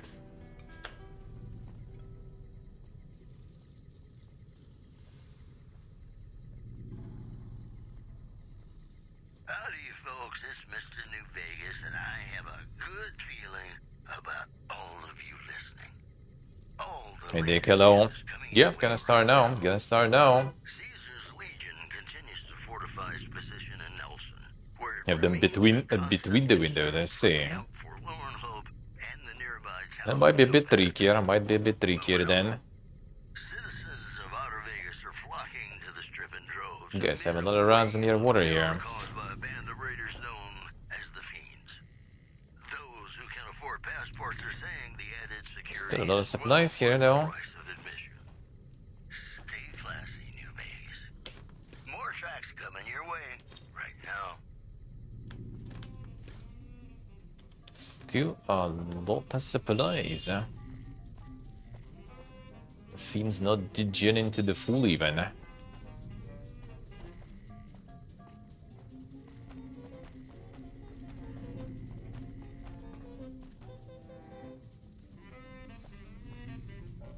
the entrance.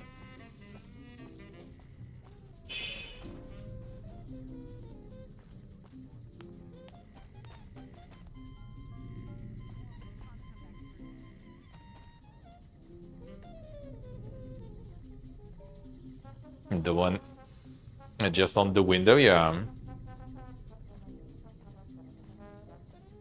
Don't need any of that. What the fuck are you looking at? Looking at the corridor, bro. That's what I'm looking at. Is that mean son of a bitch? Yeah, that's how sometimes it is installed actually. So you're looking for the outer blinds then? And the ones between windows, I guess whatever. Yeah, between windows they seem kinda useless there. That's almost kinda like what my friend has, but he has like basically like every like piece of glass there, every actual window, right? Like it rolls right on the window. Like there's no like space between it and the window. So like every single, you know, like frame has its own roll. They're small, but they're quite effective that way.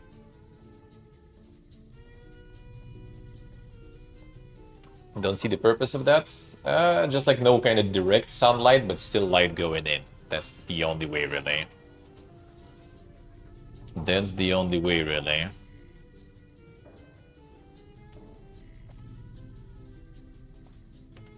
Otherwise, I also kind of don't see the reason.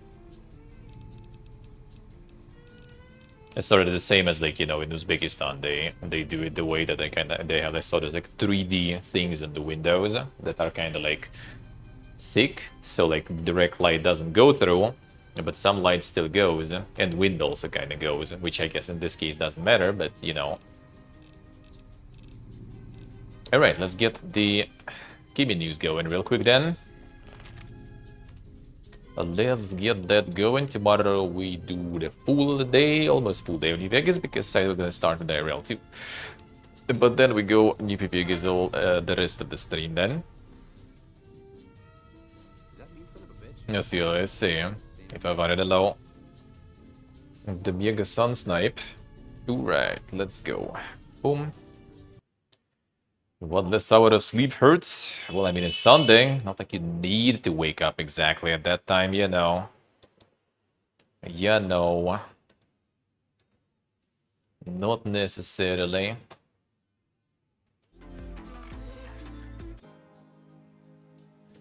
Alright, it is time for some given news.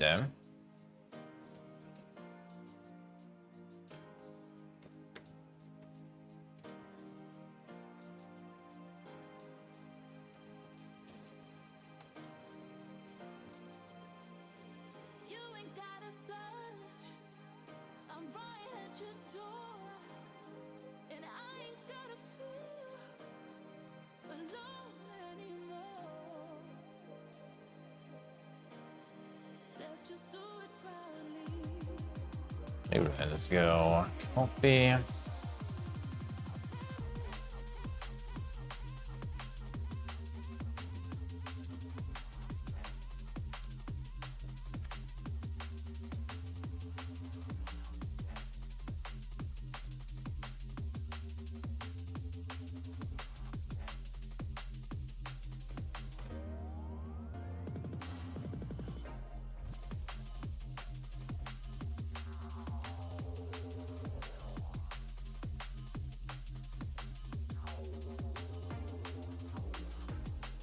Alright, let's go.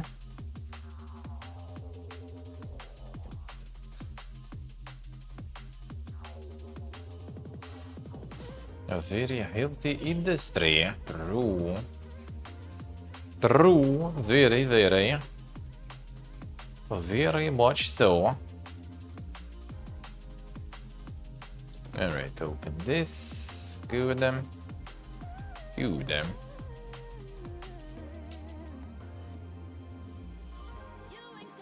There we go. Alright, 1 second, go to bathroom and let's start with the news. One moment, be right back.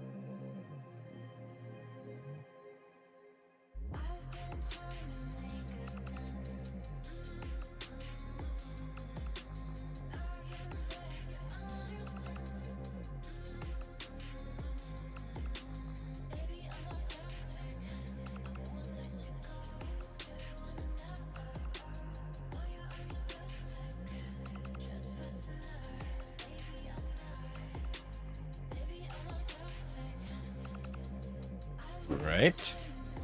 Get some water.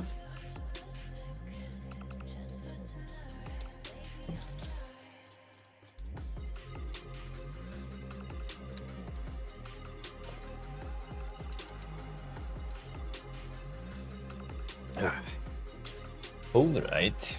All right. All right. Well, let's see.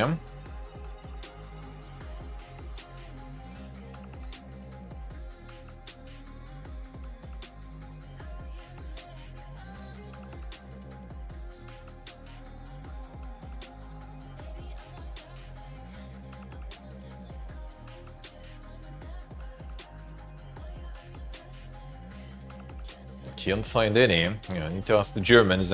Get it from Germany then if you really want. Easy. Easy. Alright, let's see what is up then. I'm gonna be a bit shorter today. A little bit. So let's get to it then. Oh, let's get to it. The crime scene cleaner.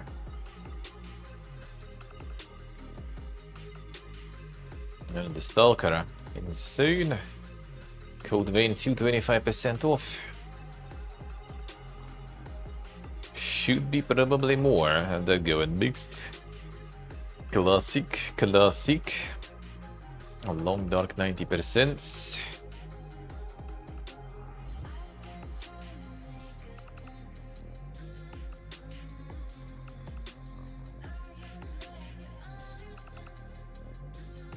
Bonbon. The 3D platformer.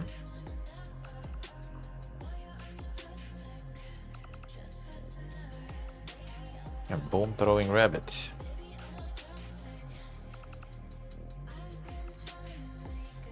Yeah, there was an outside, I see.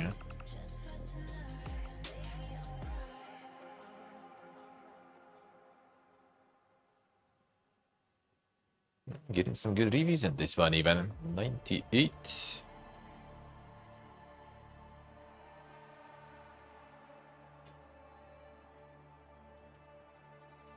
Not much into the 3 platform in there. Chain the wheels out more. More fun sloping. Chaotic cob drive.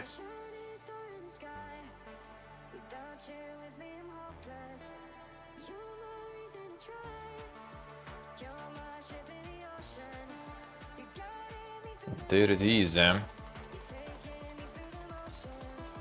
They also there to protect the windows. Well, as I said, then just like get, you know, like the metal roll that the stores have outside. Done. Gonna be security too.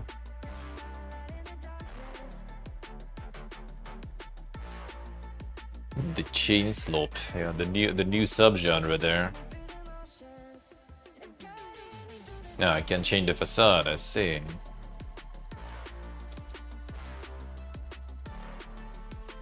I see.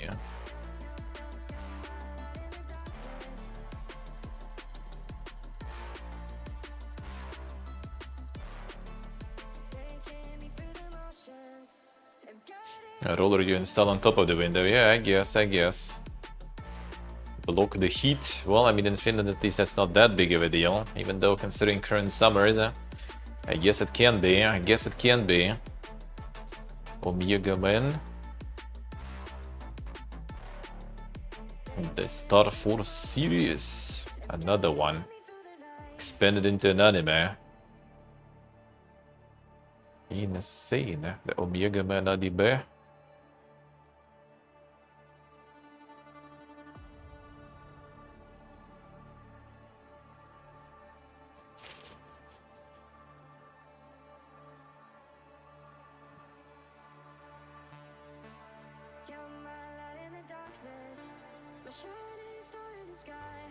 Oh, is it Dinkin? Is it Dinkin in time?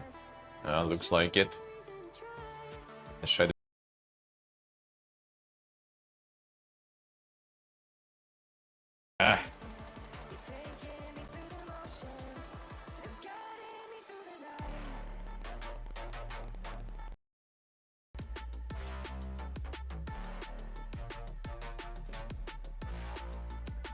Come on.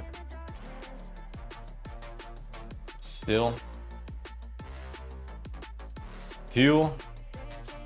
Hurry. Yeah, just like this. The server issues, I guess, there again. I'm gonna fix itself out. Gonna fix itself soon. But yeah, sometimes there are some moments when it goes full PPG mode, unfortunately.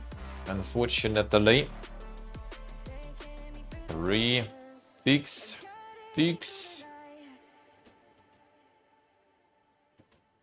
Yeah, it's going all over the place there.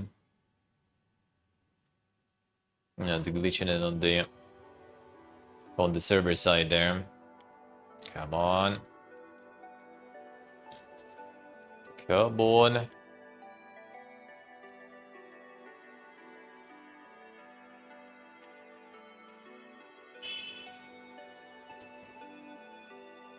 Dude, can you stop?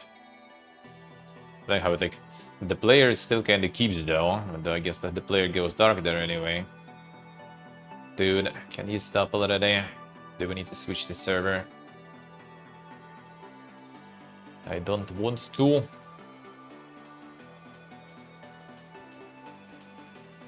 One second.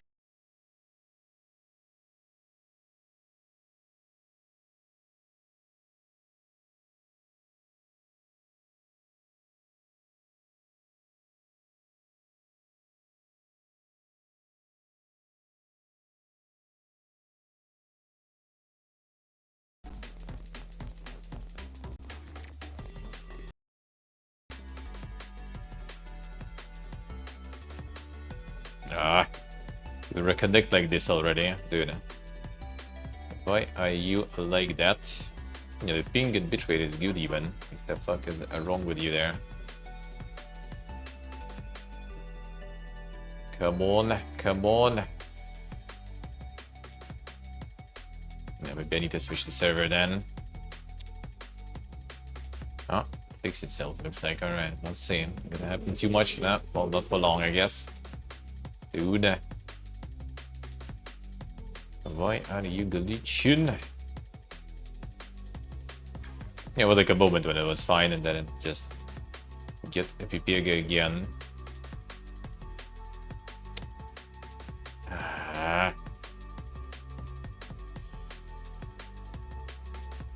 Yeah, 1 second, I'm gonna switch the server then. Sure, sure.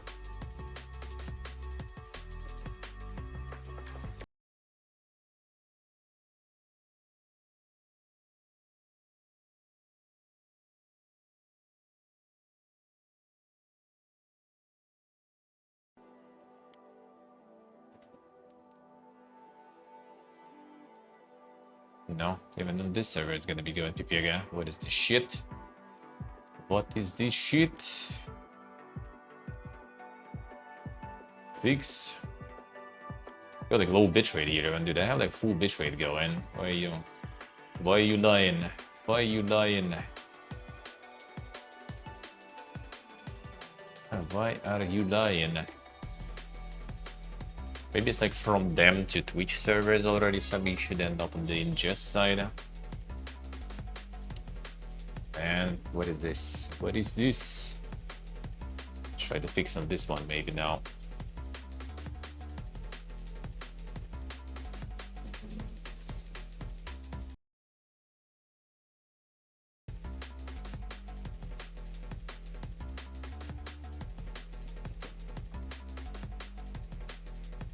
No. Fix not fixing. Yeah, that's why I don't like all this, like, you know, too many entities. Alright, let's see. Calm down a bit. Nope, not for long. Way too many like servers and other entities on the way. It's always some fiesta, but well, that's kind of the only way to do it good. Otherwise it would be like super spotty also, I guess, on Twitch.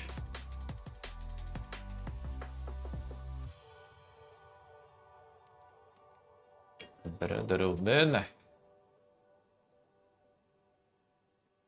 alright, Nico, ready? Good luck, good luck. This switch seems to disconnect it. It actually doesn't glitch whatsoever. I'm just trying to figure where the issue even occurs, because I don't have frame drops in OBS. When I switch the disconnected picture, right, it also goes clean on Twitch. So like on their server, between their server and Twitch, everything's good too. So it's like something on the server, I guess, or something that is a bit pipiega.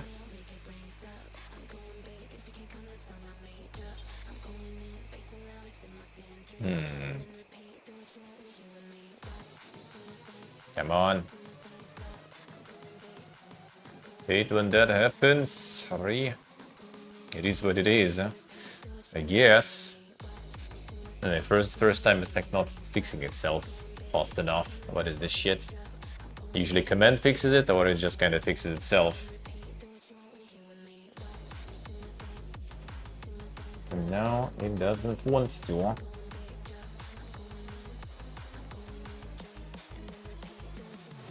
could try one thing real quick, one more.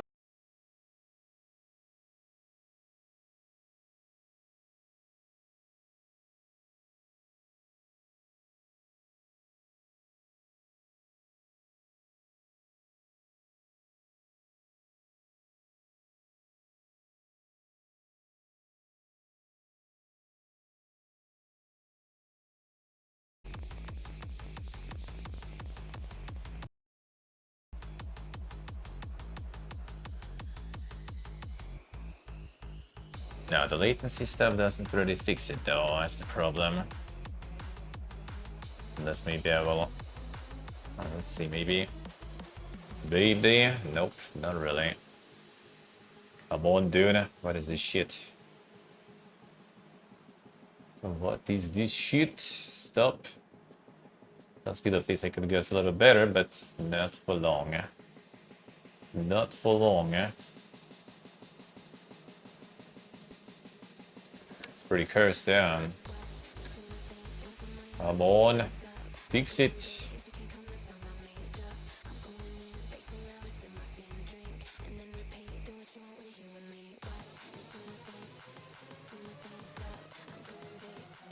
Yeah, usually like after a little bit it like fixes itself, but it doesn't want to, or like it does kinda, but not for long.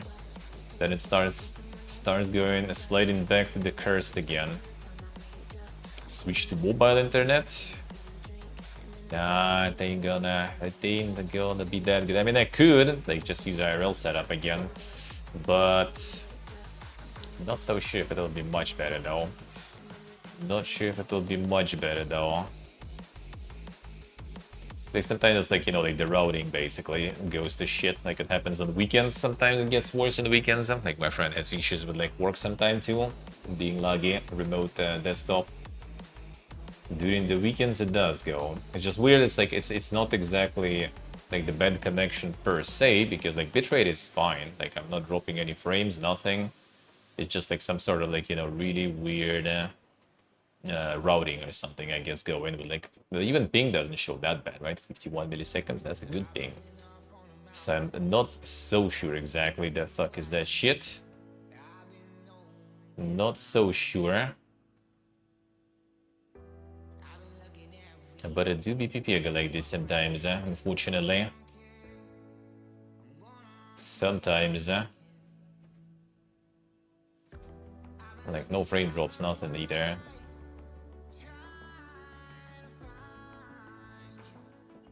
Well, actually, one second. Do I have my router still on? Because I forgot to turn it off. But the battery probably already died out. Is it still on?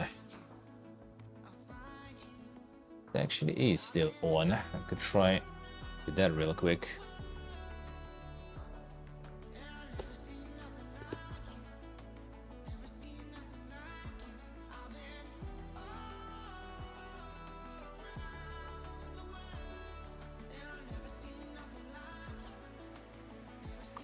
Maybe.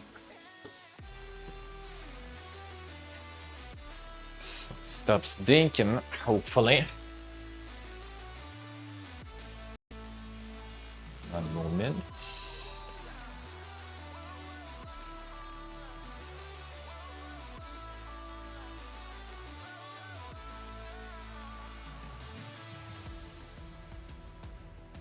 Let's see if we can fix that.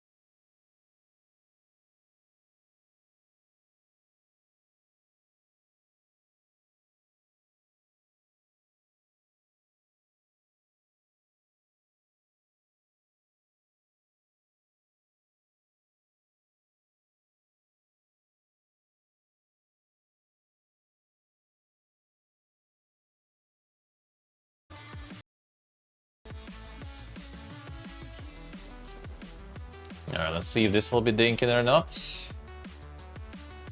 Will it? Will it? Yeah, even this one dinks anyway. So like even completely different, you know, connection. Completely different one with my router here. With my PPG router that I use for IRL streams, even that one. Even that one. I guess now it kind of did get a bit fixed, huh? Nah, still the same. See, it's just kind of like the problem with like the Vietnamese like routing to some of the servers or some shit. They just go sometimes a little bonkers there. Yeah, I guess I'll just continue. I could try the double. I wonder if it's gonna change anything actually though. But I could try 1 second then. I do have this here. I guess we'll just continue, but here, 1 moment. I will try another.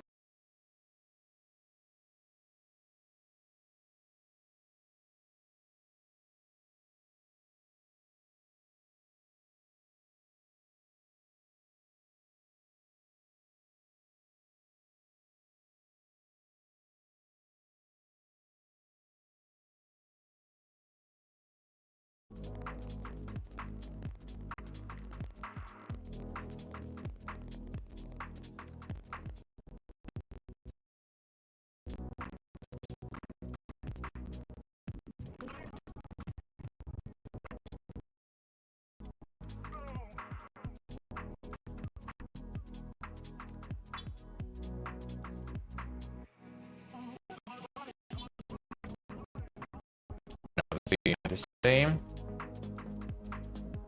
This way. And I can like 2 things now. Both.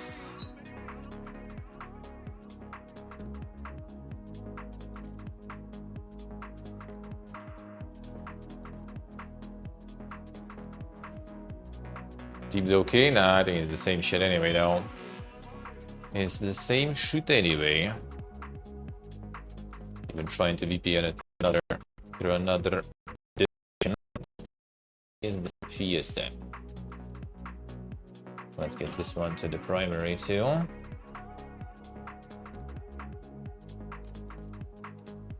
Yeah, it's still going the same way, dude. I don't know.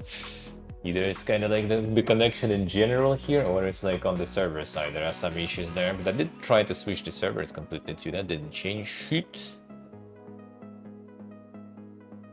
Now you calm down there. We're gonna continue. That's the first time it's that bad, actually. Sound dying now too? One case, wait, really? Really? Ah, it still appears though. This shit. This shit. Dude, why you like that? Why you like that?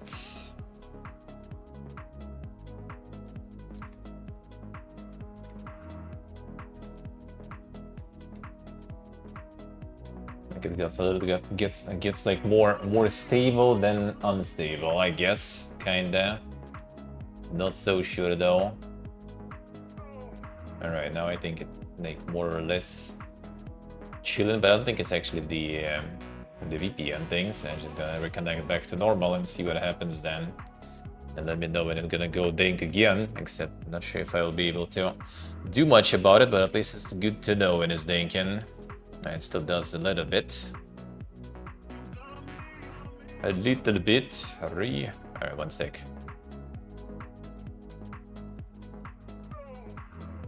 I'll probably turn this off then.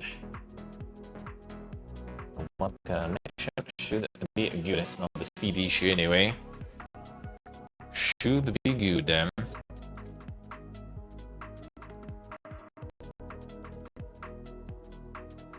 It seems kind of calm down a little. First time it's that PP again. Usually it's very short movements. Now it was a little longer one. Had the win. Had the win. The window below. Alright. Nah, still going. Dude, can you not? Can you not?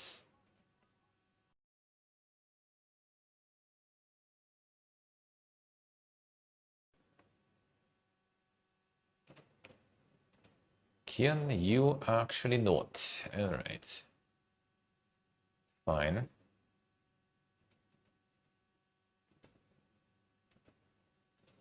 Little connection fiesta there. Still going. Whatever. Just gonna need to roll with how it is. How's going window? How's life? Yeah, sorry, having a little bit of the issues here on the server side, looks like. Yeah, happens sometimes. Happens sometimes. Unfortunately. Alright, 1 second. Music has returned. It's like messing with them. With connections. Destroyed Spotify there. Restart it. Come on. Need it back. Not responding, bro. How about you respond? Yeah, Axel, hello. Good morning. No, it is thinking. Yeah, it is thinking for a bit already, unfortunately. That kind of day today. That kind of day. And it ain't fixing itself. As far as been lucky? No, I wouldn't say lucky. That's normal, actually. That things work fine. 3 seems to be over. Dude, dramatizing much. Dramatizing much. There was a lot of shit going, to be honest, before. It happens sometimes, and nothing you can do. Sometimes it happens, unfortunately. Okay, 1 second. Where is my Spotify not returning? Window also with them streaks. Thank you, sir. Thank you. Appreciate it. Appreciate it. Grab lunch. Grab lunch. Grab lunch on stream already. It's already like, you know, it's gonna be dinner time. I need to deal with all of this stuff. If I go away, I mean, it will go away. That's the only thing that is left to do, really, after trying everything else. There ain't much else you can do about it. There ain't much else to do about it. Okay, 1 second. Can you restart Spotify, please? You're not responding. I got it. Can close it and open it again.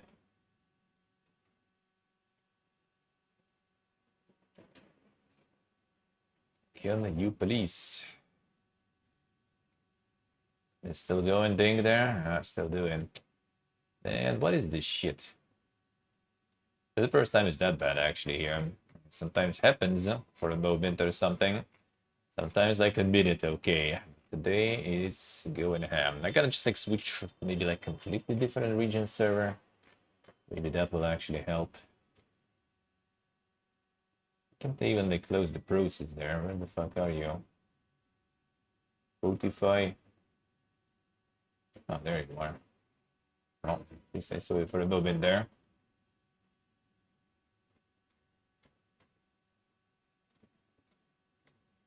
There you are.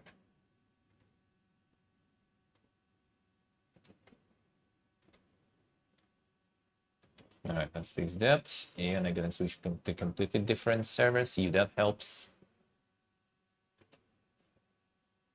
All right, now it works good. At least that works. At least that works.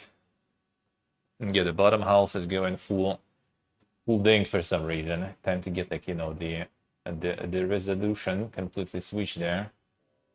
And it will be fine.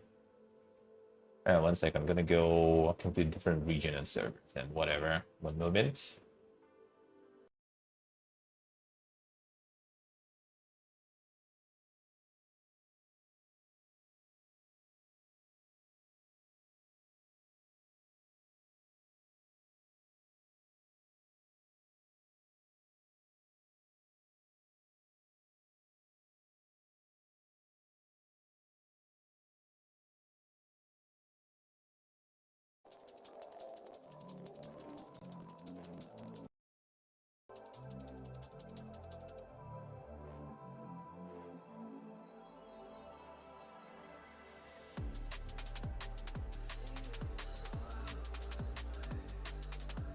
Bruh. It's just like it doesn't even like change anything. So you switch servers to like completely different regions, it's still going full VPG mode. Like, no dropped frames, nothing. This one has like a lot of ping, so... But the previous one was like 50 ping, and it still was dog shit. What is going on there, man? Either they like some servers or some having some issues today or something, I don't know. I bet if I go directly to Twitch it's gonna be fine, but I don't want to like, you know, switch completely. I think going pretty damn well. I mean, it does, yeah. It does always go pretty good. Well, not always, but there were issues. In Malaysia, for example, I did have some issues too with the IRL stream in the beginning. That was actually also very molten in. Happens, it happens. Yeah, just like sometimes in these situations you can introduce like some extra, you know, steps in your usual streaming pipeline. Nice, Axel, nice. Thank you for the streak. Yeah, window mogen you there. Thank you, window. Getting streak mogen. Die still denken indeed, eh? We still do a B, and the fixing didn't fucking help. For some reason.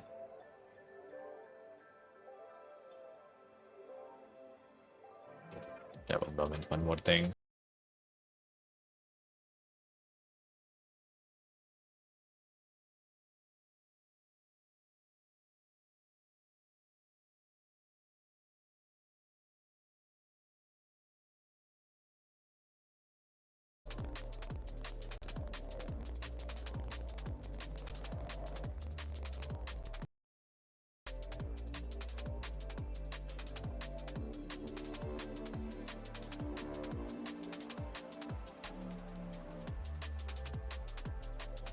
Yeah, latency setting doesn't help whatsoever there, that's for sure. That's for sure. Yeah, just like changing the geography of the servers. Try to run it through the VPN differently. Try completely different connection to the mobile one, which actually also was no frame drops, but it's all a dog. I don't know, something is up with their server specifically there, I guess, maybe. Annoying. Annoying. Like between ingest and between the way where it goes to the Twitch servers, because like when it's just the stream kind of, you know, like offline window, that one goes fine. So like between their servers and between Twitch is fine. Between me and their servers, everything's fine too. But like between two of their servers, I guess something is going a bit warped or some shit, I guess. Hard to say. Or I guess from me to their server, something on the way gets fucked somehow. But it's not reflected in OBS, like no frame drops, so no idea. No idea. And what exactly is going on? Not to mention the ping that it shows is good, so it's not exactly the ping thing either. Not sure what it is, huh? Not sure what it is, huh? Biggest one yellow, how we doing? I'm not sure what the fuck is going on there.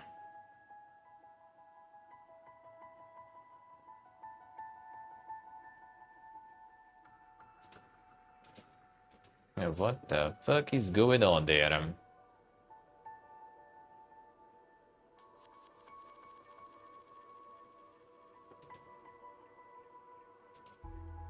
Yeah, with IRLs usually it's sometimes happening, but yeah, you just kind of like either wait or just do the fixed thing and it's fine most of the time. The long sessions of shit being broken are rare. Happens though, but kinda rare.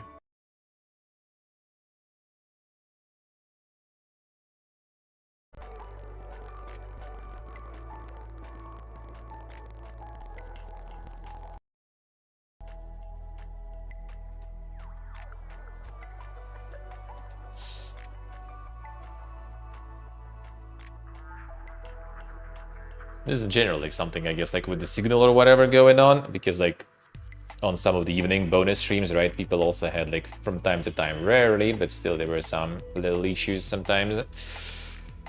So I'm not sure. I'm not so sure. This one is like the worst so far, I think, here. The worst one so far here, I guess. The Giga Dinkin today, yeah. Usually it's not too bad. Today is the Giga Dinkin. By the looks of it.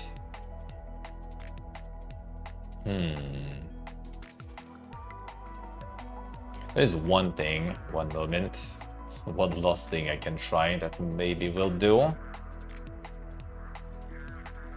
And maybe will do. We're gonna 5-headed up. We going 5-headed up.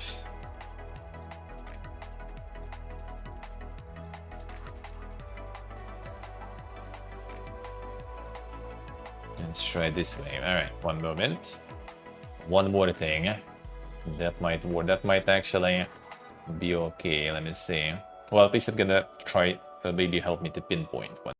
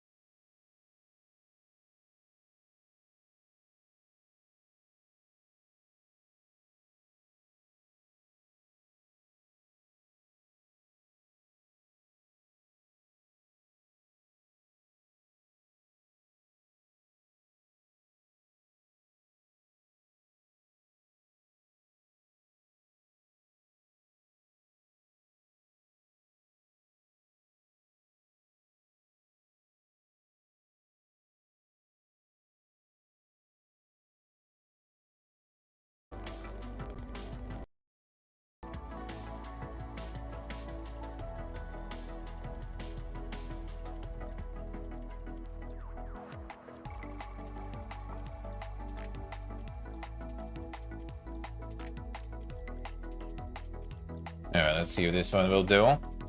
Let's see if this one will do. Another. I know it's low bitrate though. Like, bro. What do you mean? Alright, let's see. This one seems actually kind of better so far. I don't know if we're gonna start thinking there. But basically, yeah, basically I just like use the IRL setup server. So I added another chain. Another part in the chain. And that actually made it better, looks like.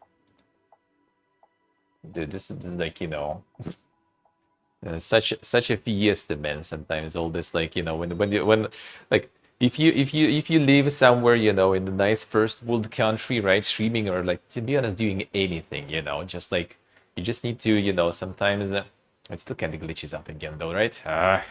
But yeah, you need to appreciate how you can just like, you know, do things way fucking easier with a lot of jumping hoops compared to how sometimes things work in other places, man. It's actually thinking, but less though, I think. Yeah, it's less, I think. And just like having also the tab open. Like it does start thinking sometimes, but only like the very bottom part gets covered. It doesn't go like full PPG mode. No hoops except for basketball, exactly. You always need to appreciate that, just in case. Because you otherwise start appreciating that when you get in the other situation, you know, and realize how easy you fucking had it all. Alright, I think fixed, sorry. Well, now I have another solution for the situations like this, potentially. At least when it happens at home. Because IRL, I don't know if I have the solution, because IRL, I already used that solution anyway. So if it happens in IRLs, then yeah, that sucks. But yeah, basically I have like... Right now I have OBS sending shit to Singapore to the server of my IRL. Kind of like the IRL relay server, so it takes the signal from my IRL setup, or at the moment from my laptop setup, right? Sends it out out to the server that takes it also in Singapore and then sends it already to the Twitch servers. So there is now 2 servers between me and the Twitch server actually. So taking Twitch server, I guess we have 3 servers going right now. Shit gets passed, you know, through a lot of nodes. But as long as it works, I guess. As long as it works. All right, fine. Back to the thing. Wasting time. Wasting time. Today's a shorter one. Ain't nobody got time to waste. Alright. What else do we have? A Rocky Idol. More idle gaming. Single player in idle incremental game. Develop your skills, gather resources, complete your collection log. How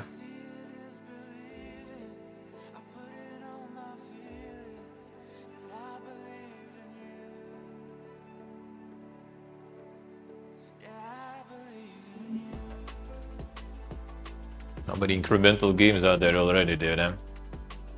It's the trend that I did not fully understand myself.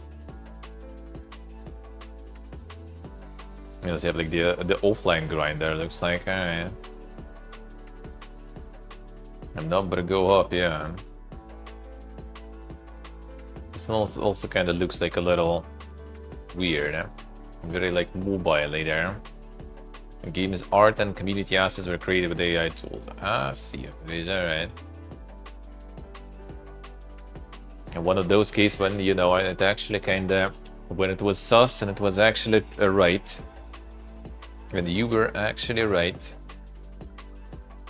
Well, yeah, it's incremental and stuff, so yeah, 96% is positive, you know, whatever.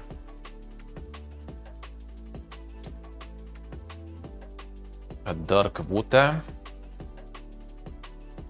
Ah, cooperative extraction horror from 1 to 4 players. Let's see, alright. How about those? Got some update or something? Oh, I guess out of early access. I see. April 2025 originally. Alright. Incrementals the save dopamine there. I see, I see. Damn, Life is Strange actually with very positive. Damn, son. People actually do like this one then.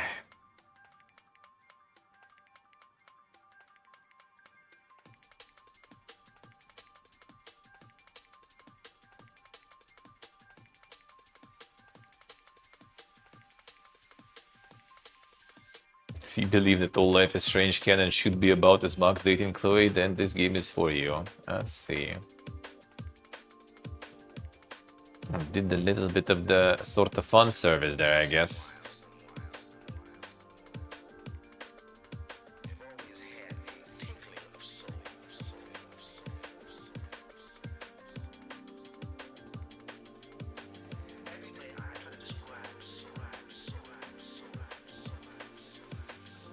That's all that people wanted then, I guess.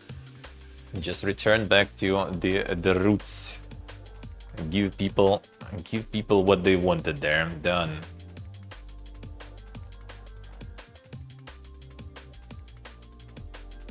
The Ever Siege.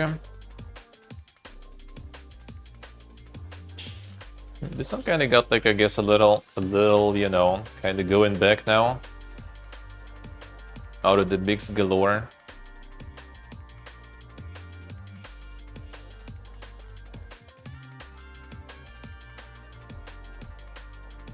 Co-op of the 3 players, Yeah,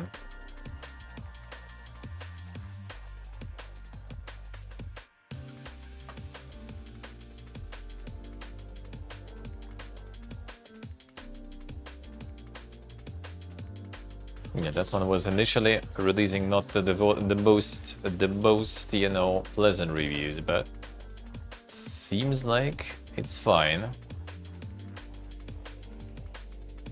Fixing stuff. Oh yeah, I think multiplayer or something was pretty broken there, wasn't it? Oh, very poorly optimized there, I see. Classic. FPS drop. Multiplayer progression is so badly done, alright.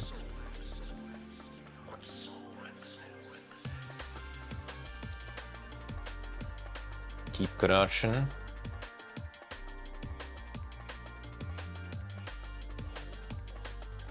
The boss. Just the boss. No, the Airsoft, I see. A licensed bosses. Fåge.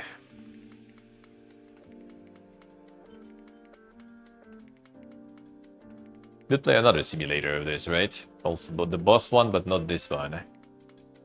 On the demo, I remember. And the burden rows there. And the Scania Mon and other ones there.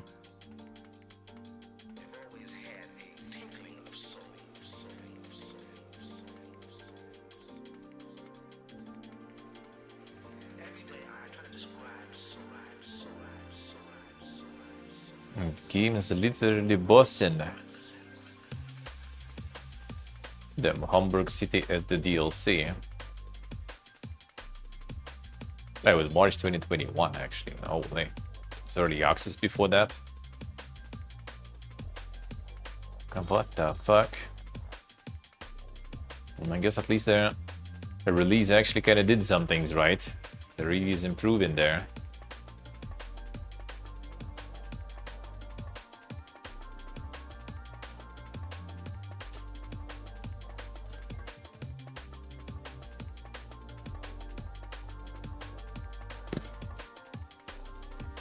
Bought the game before release, played it for about 10 minutes, dog shit. Refunded, waited for release date, bought it again, maybe see if it's better after actual release. Oh, surprise, dog shit again. Don't let these bot comments fool you, then son. My brother man is mad. Unplayable due to poor performance when I bought it. Thought that was because I had GPU that didn't meet the minimum specs. Now I have 3070, exceeds recommended specs. Even when I play on low settings, the game is constantly stuttering.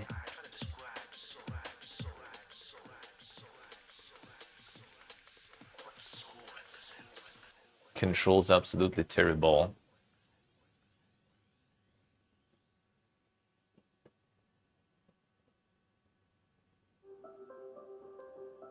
Insane. Oh, the simulators. Oh yeah, this one. The Weeb Racing. I'm mostly positive on that one.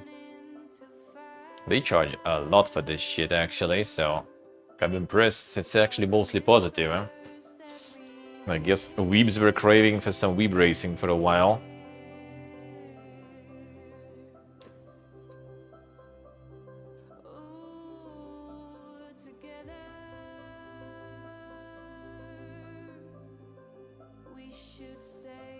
One of the best racing games you will never play. It's interesting phrase in there, I guess.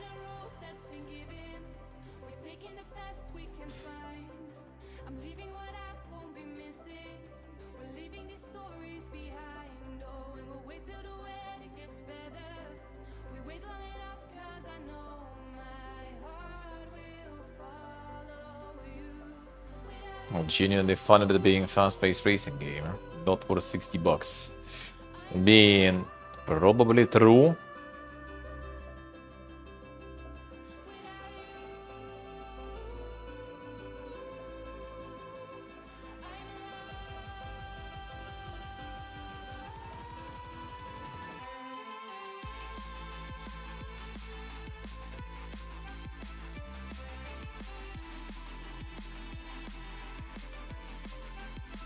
Constantly hearing multiple random languages while trying to read the English subtitles was a real headache. Alright.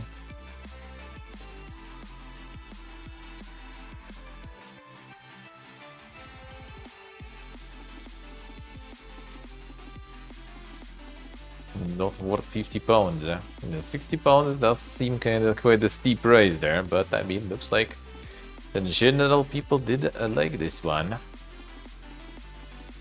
Interesting. was kind of thinking with such price tag, it's probably not gonna go that well. I guess it did. The Weebs is still buying everything. And Crimson Desert, recommended. Very positive now already, alright. TL is still even going, didn't flush yet. Insane. It must be good then. Must actually be good. I was like, my friend is going ham there too. I'm playing it, and I guess everyone agrees that the story is complete dog shit now, but well, can't win them all. Yeah, they got the patch today. I think Siggy actually even said in chat that they got just the patch or something. Some more improvements and stuff. Charge the phone real quick. That is nice. That is nice. It's gonna alleviate more issues. I guess it ain't gonna add the story to the game though. But you know. I guess those who did play for the story already quit. I now need to make the experience of other people better who are not there for the story. And should be good. And should be good, I guess.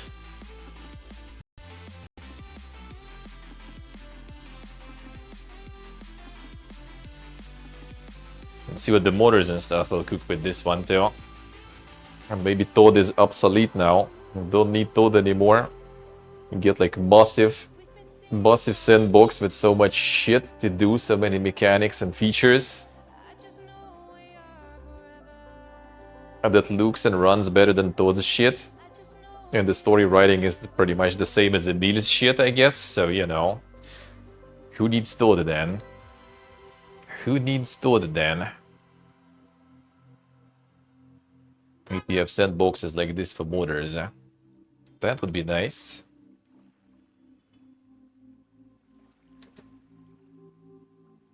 That would actually be nice.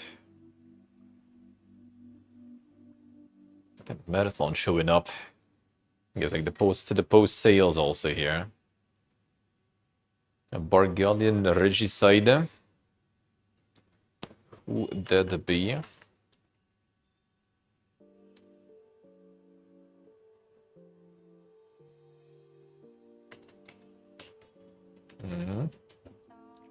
Excluded? No, not where was no autocomplete on this one then. Still nice fantasy game about disgraced prince and servitude of an ancient being. Cut through hundreds of soldiers, bring about change in the crumbling empire. Only the dankness there. Insane. The fucking dice rolling or something there.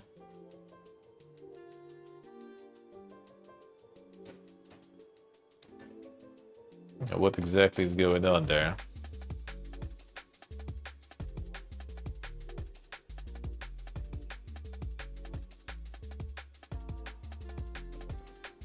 Okay, it does seem like it. What else is that? What else can that be? It's not the dice.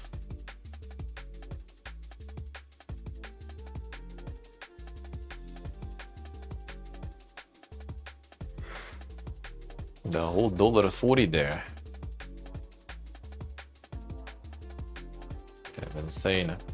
Insane. Seems a little dink. Seems a little dink.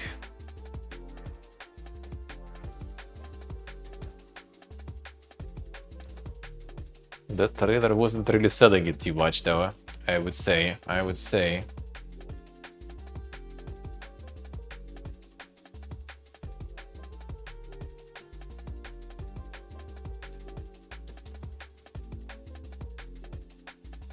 The insane controls.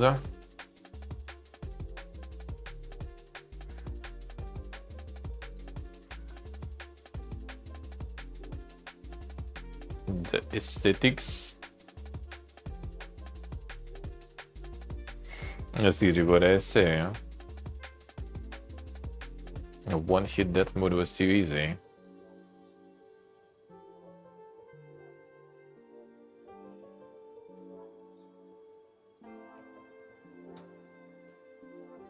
Although the aesthetics but consistency of execution smells like AI to me. Wonka is.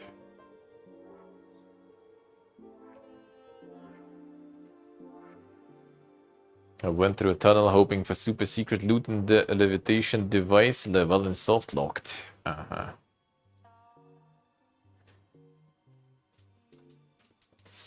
Seems dank. I mean, for the price, I guess, yeah. It does seem a little way too dank. Not exactly the kind of dank, I guess, I like. The aesthetic could be alright. Cinderia. And then got another insane anime intros there.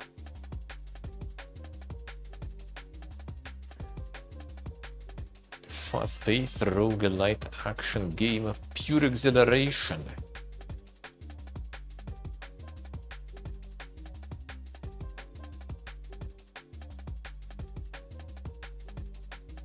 The insane roguelike, and alright.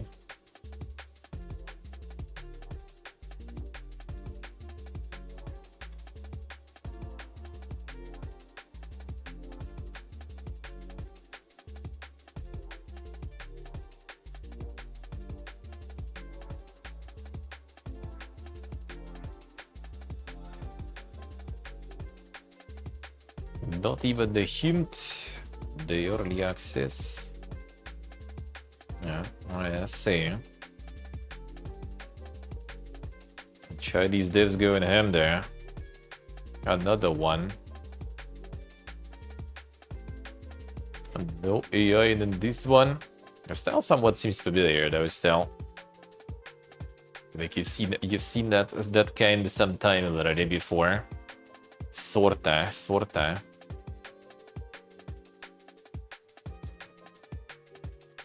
A zero stress king. Idle defense. Then zero stress.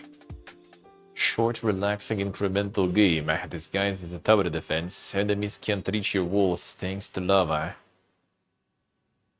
Damn, son.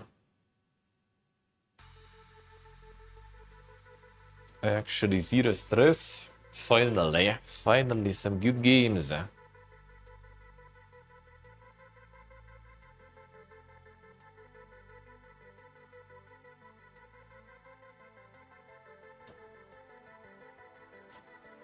So basically can't really lose, but you can just grind better, I guess. It looks like.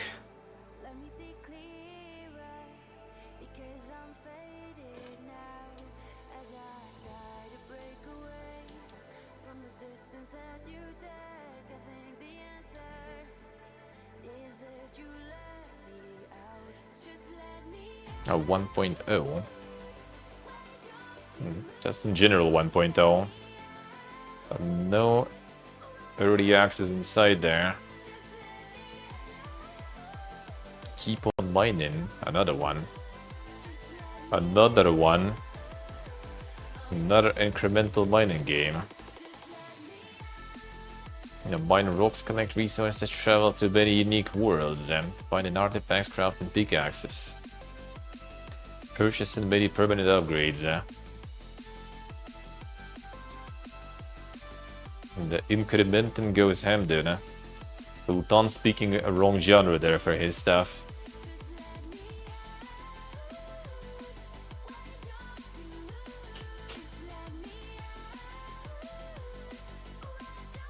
Yes, I see. Skill the seller, I see.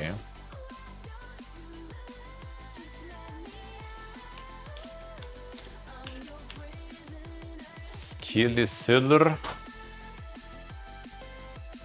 Skeleton shopkeep who hires adventurers to collect a loot for you after your untimely demise. Adventures to battle, sell what they find, build up your town in this laid-back idle game. Not an idle one, I say.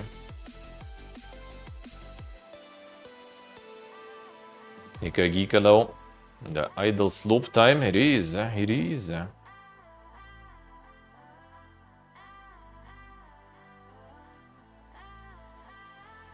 But not the actual one, I see.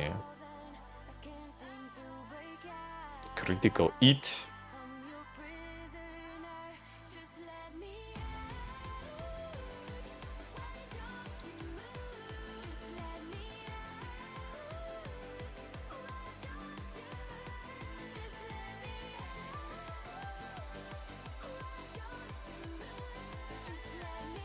Doing stuff, doing stuff.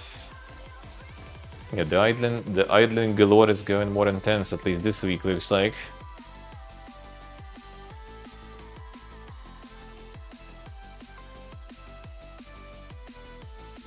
Let's see what I say.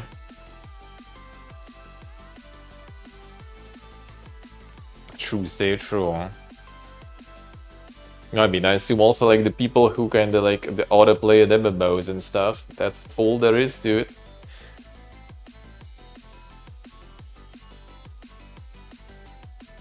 Nordy Rev, enjoy the biker. Sounds good, man. Sounds good, huh? Disturbing mystery in a haunted museum. Track and exercise restless spirits using your rail-mounted camera. Spot up the 130 anomalies.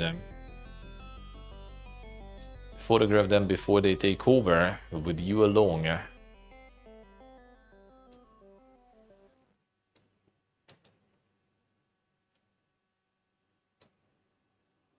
CLIC, good luck, good luck.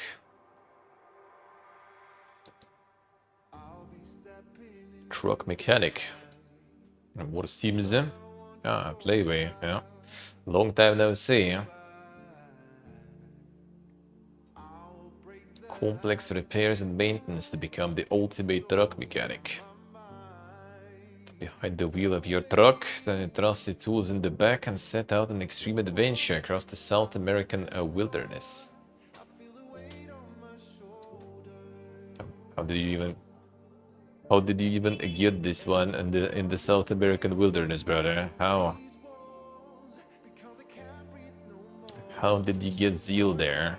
And how are you supposed to get the parts for that there?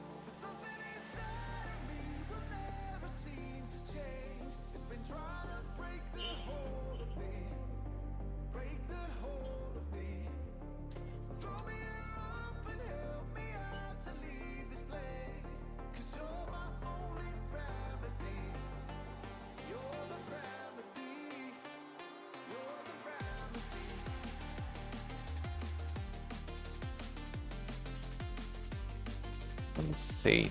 Big Demon. Yeah, it can still be kind of fun at least, but yeah.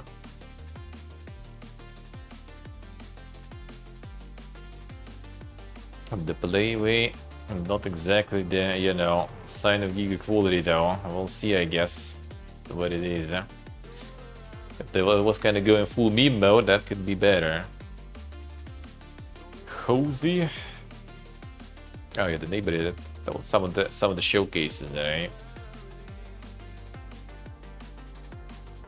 Clean paint and decorate abandoned homes.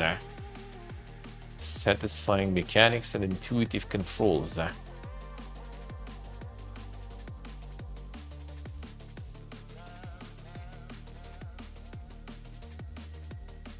Painting all over the wallpapers there. Why?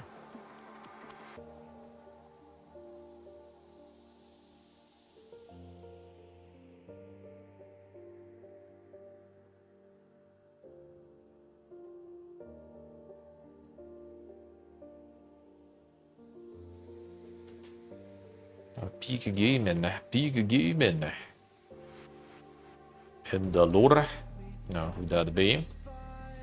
Immersive medieval dark fantasy survival game then, with RPG elements for 1 to 4 players. Ah, there we go. There we go. Handcrafted open world. Explore, survive, build, craft, fight, and conquer your way through the dark, brutal, and mysterious lands. Actually, seems like it could be kind of alright, but yeah, the co-op part though. The fuck is that sock? Who? Oh, you mean the Grime 2? Nah, probably not. Need to focus on new PPGs. Need to focus on new PPGs, man. It's the last week already we're here, so there's gonna be some IRLing and new PPGs mostly.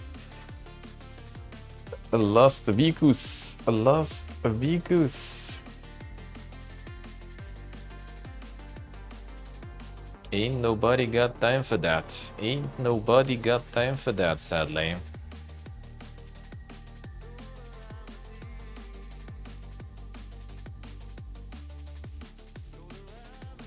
The grab was alright. Grab was alright, but yeah. The time, man, the time. Like, I basically kinda not so sure how things will go to start, like some new playthroughs and everything. We have the whole quest ahead of us, you know. And this week is still, well, upcoming one will be kinda still mostly fine, but then after that everything is big question mark for now.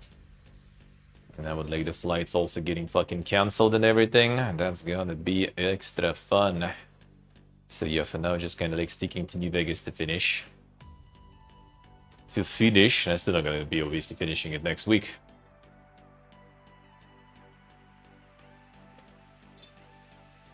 I really doubt it. I really doubt it. And not without rushing, and we don't do that. Not to mention DLCs, eh?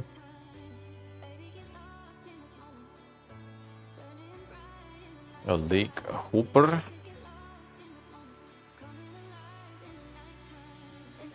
The Seaplane Flight Simulator.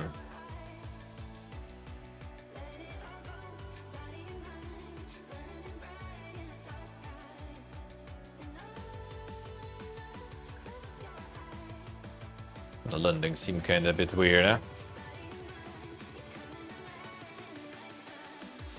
Separating from the fallouts, I mean technically you can, but yeah, the time is not that bog, eh? The Elder Scrolls Blaze shutting down? Insane. Didn't know that was still a thing. I've already even played that for some time, but yeah, that was a while ago though. That was a while ago. That was a while ago.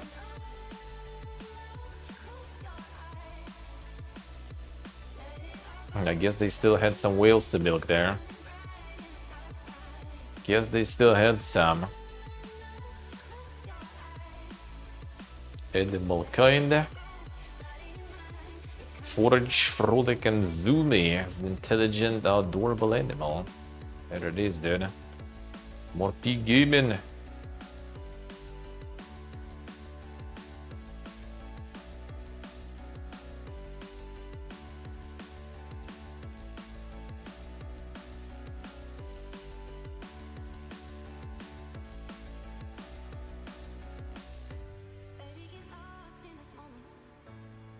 The animal makers even.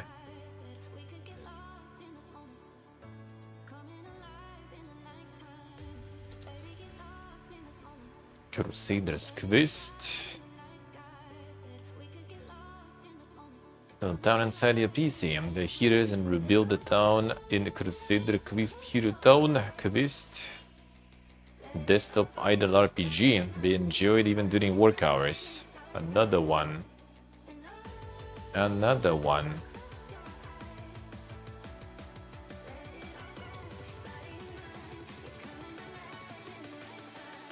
Even more. Gonna get some idle moxen, you know, like the more monitors you have and the more bottom parts of those monitors you can dedicate to some idlers, and just play all them games, well, play, quote unquote. Let them play for you. Bitrate dying sometimes, it's still happening, yeah, sometimes it does. It's not bitrate, it's the, I'm not sure exactly what it is really, actually. Like, it's not supposed to be bitrate, but yeah, there are some issues somewhere. I'm not sure exactly where. But yeah, we had like the Giga Denkin, so better have a little bit of bitrate drops rather than Giga Denking, I guess. Because yeah, my end there is no frame drops. Bitrate is perfect, but yeah, there are some issues. There are some issues apparently again. Sometimes happening.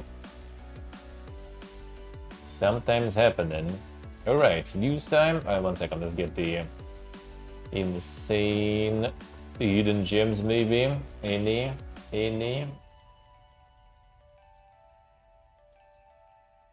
7 deadly sins origin with mixed. Why we mixed? The weebs are not happy.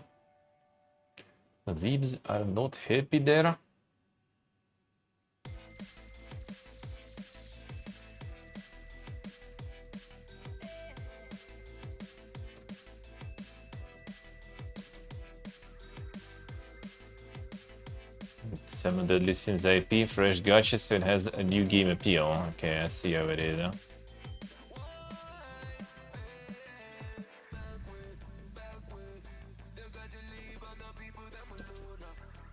It's a gacha game and that comes with its own problems. That is worth it how they price their packs.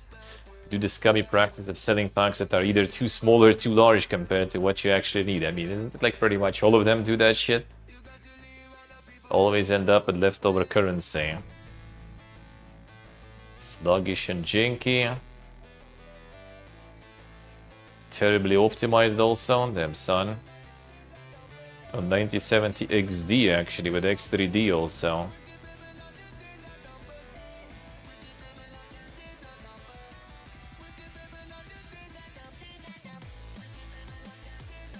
I see, Regin, I see. I mean, they have the same fucking mobile ISP I have here in Vietnam. Or rather with the app you use to top it up that is available for international cards. And they also, you either overpay or underpay, that's it. You can't just pick the number you want to pay. 31 gig of RAM instead of 30. I think it's like the Steam's identifier or something is kind of broke there. Like 48 also, yeah. I think it just kind of like has some issues with analyzing equipment or something. Maybe someone just has some sort of RAM disk or some other shit going. Not so sure, but yeah, probably has 1 gig just reserved for something most likely or some shit. Not sure. Not sure because yeah, you sometimes see some weird RAM numbers in general. Yeah, 47, you know. So yeah, I don't think it's exactly that they have that. It's more kind of like some Steam hardware thing issue. And I will keep going with the queue. Yeah, but the wind was very positive there actually. Nice, nice. Reserved for co-pilot there, yeah. Yeah, but the wind to go in him then.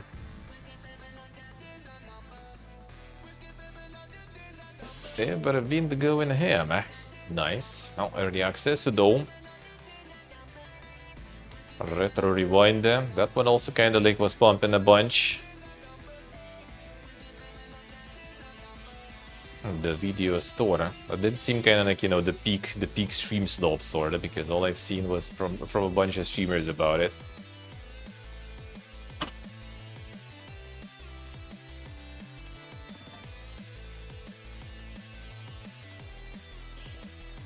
Ah, I see, Regin, I see. Oh yeah, true. Actually, you might have like the virtual machines also for different operational systems and stuff, I guess. I see.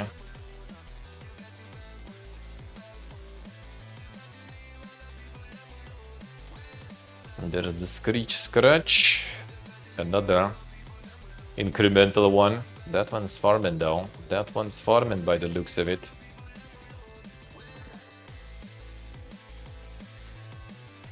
Scratchy going ham. Saw that one before. Star Savior. That seems kind of like some another fucking gacha or some shit.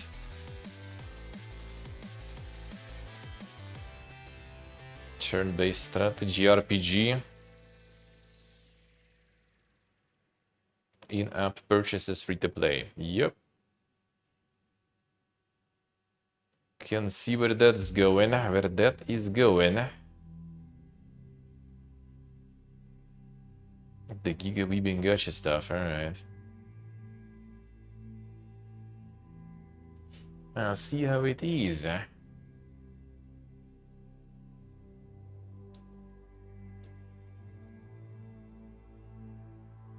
Dragon King with 1.0. I'm surprised that one got like that much actually, like, attention to it. I played an early access. I did play it, and it was kind of, I mean, I don't know, sort of like mid, or was it actually even demo? Probably demo even. He did contact me, I think, about like the release and stuff, but after demo, I was like, nah, not really. I mean, you have like all the other ARPGs, really? Why? Didn't seem that boga, at least today. Maybe like for people who already, you know, kind of like go ham with the RPGs and they need like more. I'm like, you know, like Path of Exile completely boxed out and stuff, you know. It's all the single player done. All the season and all the ARPGs with the live service model, which, I mean, there's like 2 or something, right? Well, 3, I guess, also, like there's Diablo and stuff, right? I forgot that exists. Like, I did all the seasons and I need more ARPGs, man. Inject in my veins. And then they get like, oh shit, there's another one. I gotta play that. Otherwise, I don't know. Yeah, like Titan Quest, if I really want something with some story or some shit, and like Path of Exile, if I want just ARPG, I guess that's it. Hey, Corsada Low, how we doing? That's basically it. Funnel Runners. You and up to 7 friends. Another one. Another one. First-person co-op survival game with escalating disasters and total environmental destruction. Well, it's kind of like the disaster and the destruction does sound kind of alright, at least. It is Grim Dawn and stuff too. The good weeb games. Well, a lot of weeb games, but no good ones, I feel like. Unless you want the racing one for $60, then I guess that one is apparently kind of decent. Apparently. But everything else was just mostly like some gushy shit, more or less, so.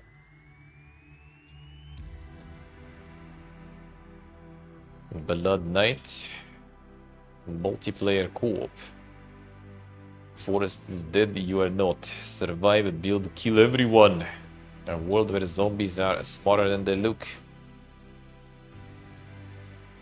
Well, early access open world survival craft with co-op even. And still gets like the very positive reviews there. There you go. There you go. The LAN co-op even.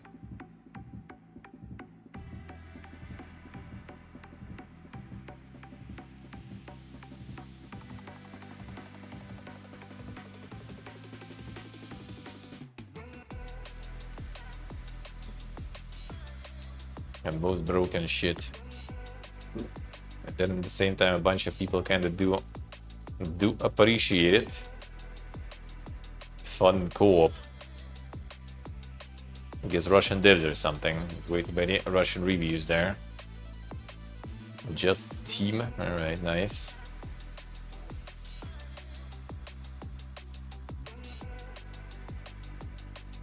See, you guys see. Well, that's how it goes. That's how it goes now. That's how it goes. I do be kind of even happy that I got my GPU upgrade now. And SSD laying there. I haven't checked it, but just gonna hope that it actually works because I want to install it in the laptop, and I kind of don't want to do it like here. Probably already when I'm like, you know, home, settle down. I'm just gonna get that SSD because I probably also will need to kind of like, you know, like move or reinstall like OS and stuff. Just don't want to bother. There's already enough like stressful shit with all these travels. So I'm gonna wait for later with that probably. A Kogi. Adi bigger bonk with friends. These guys don't even like mind, you know. Yeah, yes, we are bigger bonk. We don't care. It's just a bigger bonk with friends too. There it is. Shameless.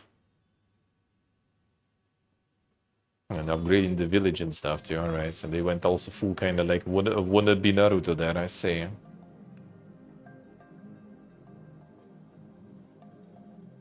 The CPU manufacturers doubling their prices. I mean, for now, doesn't seem like it, but could be, you never know. I mean, they're gonna increase anyway because of all the shitfest going on right now with logistics and fuel prices. Like, everything is getting expensive, dude. Like, shit's fucked, man. Already got our flight also fucked now, so that's another fun quest now going on. Getting out of here now, back home, you know. Not even home, to Armenia. Everything's getting fun, dude. Just you wait.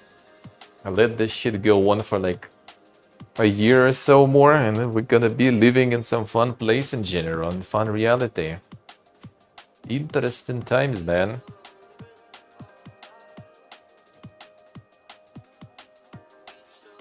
Oh, this one we seen last time. The 4C one.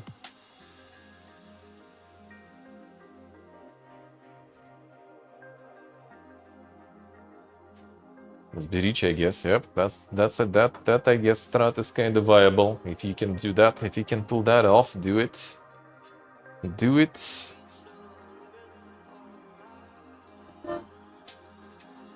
Depends if you can remain rich. That's another quest, you know.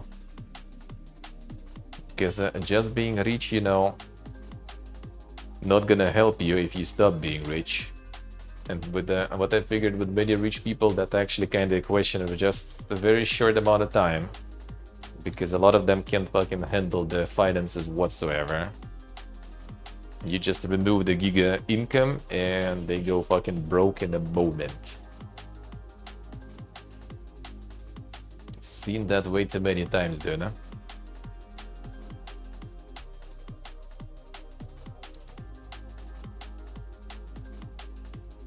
Another WWE game with not the best reviews, but probably sold like crazy anyway, though. As usual.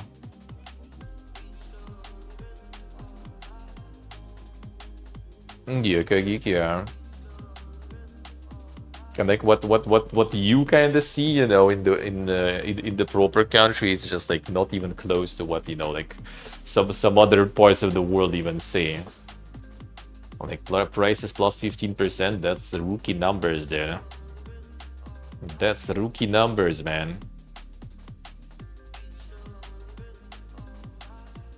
And gonna be in the summer probably another, like, you know, another shock moment again, going back and seeing all the prices after a year, well, 9 months technically of being absent. That is always a fun, you know, exercise to do. I already hear about it way too much. Like one of my friends is like fucking seeding now already, like crazy. Like, he's actually already like, you know, absolutely giga mad on this stuff because yeah, the salary is not going anywhere and the price keep going. They just keep going.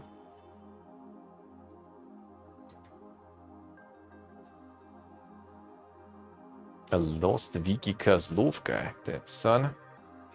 Wikipedia-like database solve a small town mystery in Eastern Europe. Shoes of a journalist in the 90s as you scroll through articles and uncover the secrets that have been laid in front of you. Damn son.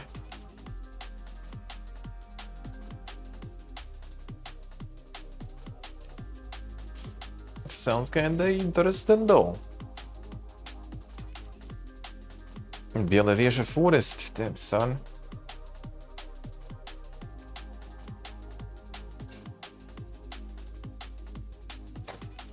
Interesting.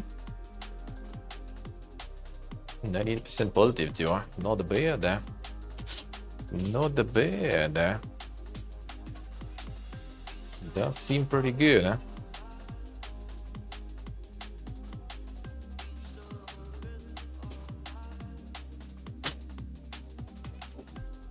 Yeah, you're gonna kind of like see it like a bit different, you know. You kind of have probably like a little bit of a slower price growth, but you also have like worse like salary growth because your salaries were good already.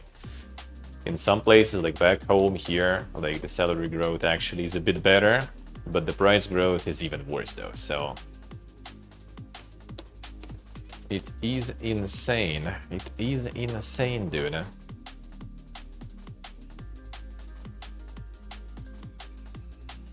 This looks interesting. The demo and stuff too. Alright, let's get them news then. Let's get that going. What's going on there? Sleet Spire is still pumping there. Holy shit. Crimson Desert also kind of like still up there. Even though that one is a big one, that one gonna take a while probably to disappear from there. Not a while, but you know, it's gonna stay there for some time.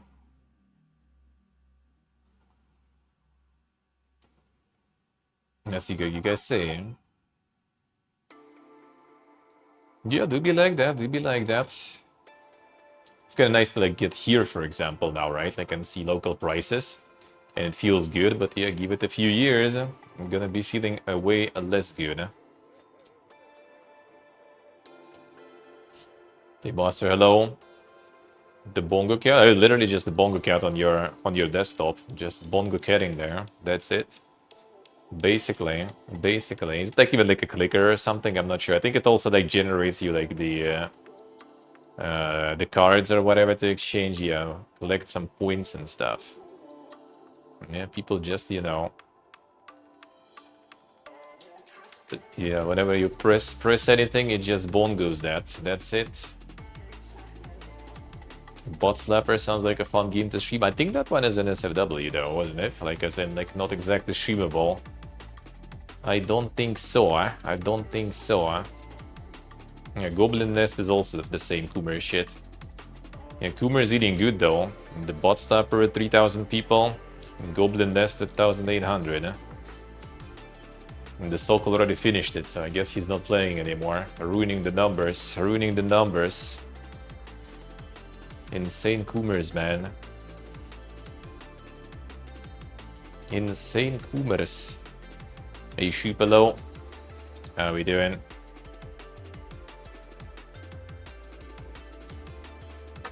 Yeah, like the Bot Slapper has more like players than the new Life is Strange, for example. What a time to be alive, man. What a time to be alive.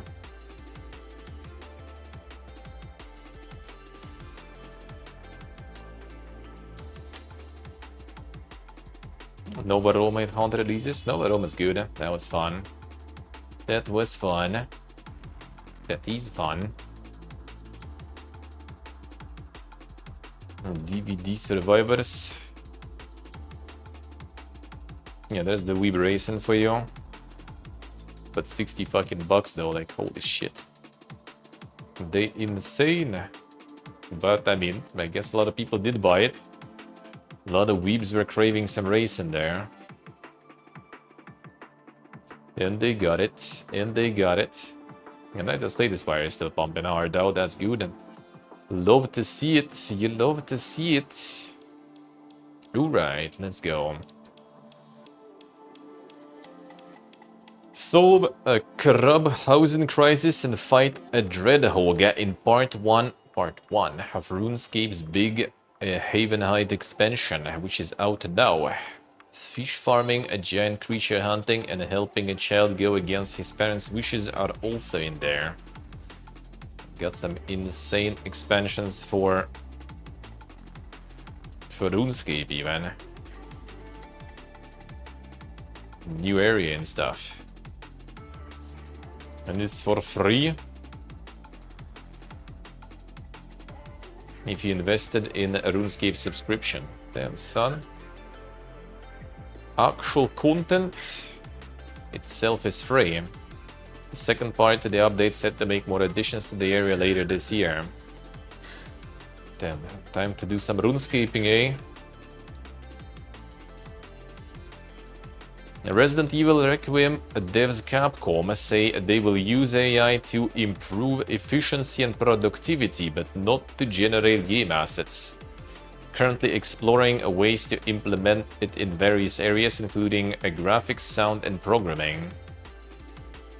There it is.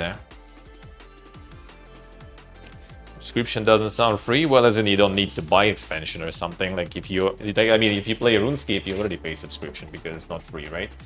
Or there's some sort of like free plan, I guess, so that is limited or something. Not so sure. But yeah, if you have subscription playing the game, you can play the content already too. A response to Investi Type asking them directly how they handle or incorporate generative AI into their work, Capcom summarized their answer as follows. Company will not be implementing any AI-generated assets into our video game content. On the other hand, going forward, we plan to actively utilize technology in order to improve efficiency and productivity of game development. This is why we are currently testing out various methods of usage across our departments, including graphics, sound, and programming. There it is. There it is. Yeah, that's gonna be more of that, man. That's gonna be more of that.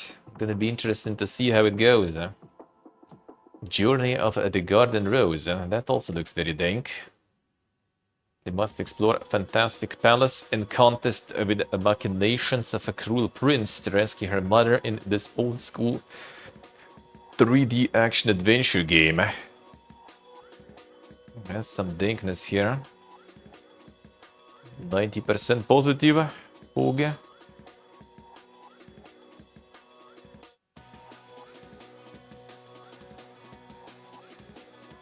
I see what I say. You know, Soka actually finished it already though, so you know.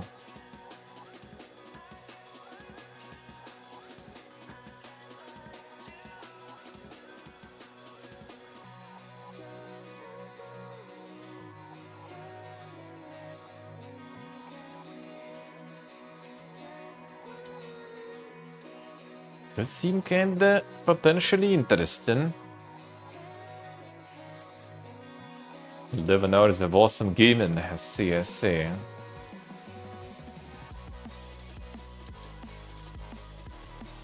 Oopsie, Crimson Desert's weird AI paintings weren't supposed to left in for release, and Pearl Abyss claim outlining plans to remove them. These assets help us rapidly explore tone and atmosphere in the earlier phases of production. Well, so that one coming already, the excuse and stuff, I guess. Some 2D visual props were created as a part of early stage iteration using experimental AI generative tools. These assets helped us rapidly explore tone and atmosphere in the earlier phase of production, however, our intention has always been for any such assets to be replaced.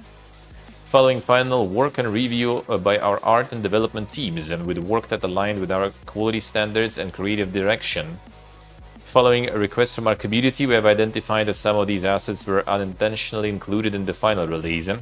It's not in line with our internal standards, and we take full responsibility for it. There it is. I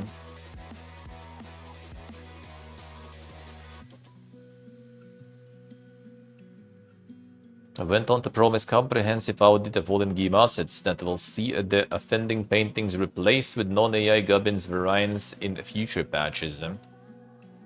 Reviewing and strengthening our internal processes to ensure greater transparency and consistency in how we communicate with players moving forward.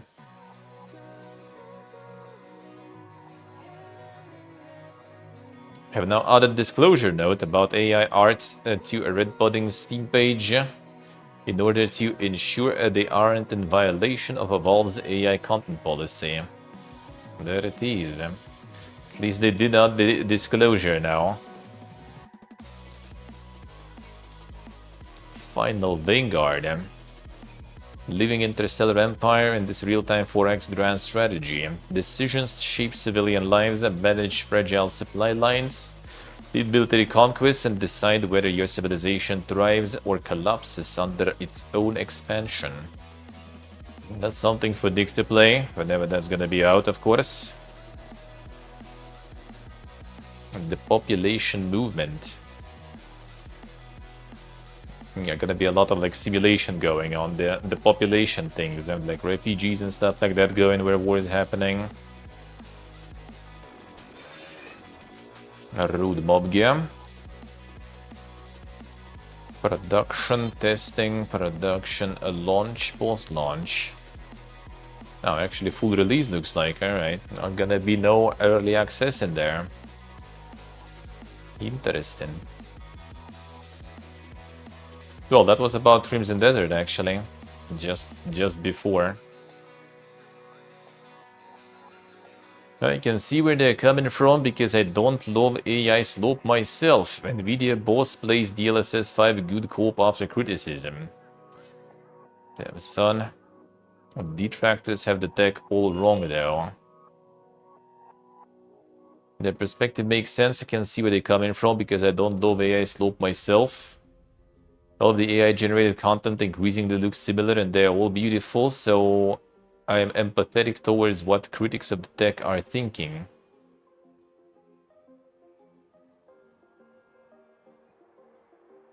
Wang still sticking to his guns that those who aren't gushing about DLSS 5 don't quite understand how it works.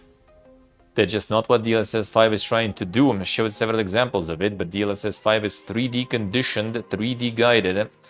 It is ground true structure data guided, and so the artist determined the geometry were completely truthful to the geometry in every single frame. I went on to provide example of a toon shader that would lead the AI to generate if the style of that, all consistent with the artistry, you know, the style, the intent of the artist. Asserting yet again that DLSS5 isn't just a post-processing filter whacked over the top of a game's design, but one more tool baked into the process of artists dictating what a game looks like. Developers don't have to use it, though that assertion doesn't necessarily seem to take into account that developers are often beholden to CEOs and companies who might well want to go all in on the tech regardless of what their employees think.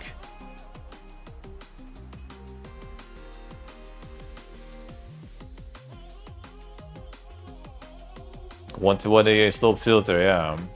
Kinda did. Guess we'll see how that will go when they deliver that shit already. Gonna be a whole new step in Fiesta, probably. The thing we're trying to stop keeps happening. Highguard and other high-profile demises keep making the argument for stop killing games. Every time it happens, someone's favorite game is going offline forever.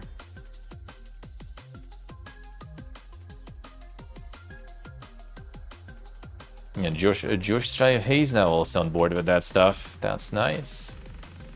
He became one of the campaign's public-facing advocates and acknowledged the irony of these high-profile shutdowns, helping fuel Stop Killing Games' efforts to ensure companies can pull the rug in a similar manner going forwards. Not played Highguard. I don't need to play Highguard to not want it to die. Someone out there loves Highguard. There is value there. Music, narrative, environmental design, the idea that the developer can pour so much time into something. And for it to end up as someone's favorite game just for that person to be told it's going away forever and they can never play it again. That sucks. It really sucks. Well, probably not a lot of people like that, but I bet there were some.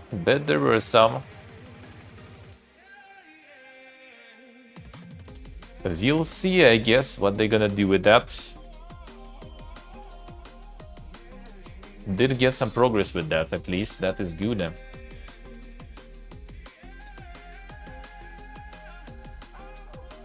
Sorry we're here again, says Epic Games CEO as Fortnite maker lays off over 1,000 employees.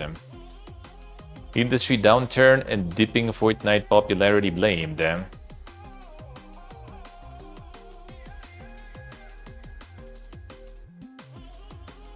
Layoffs aren't related to AI. I see.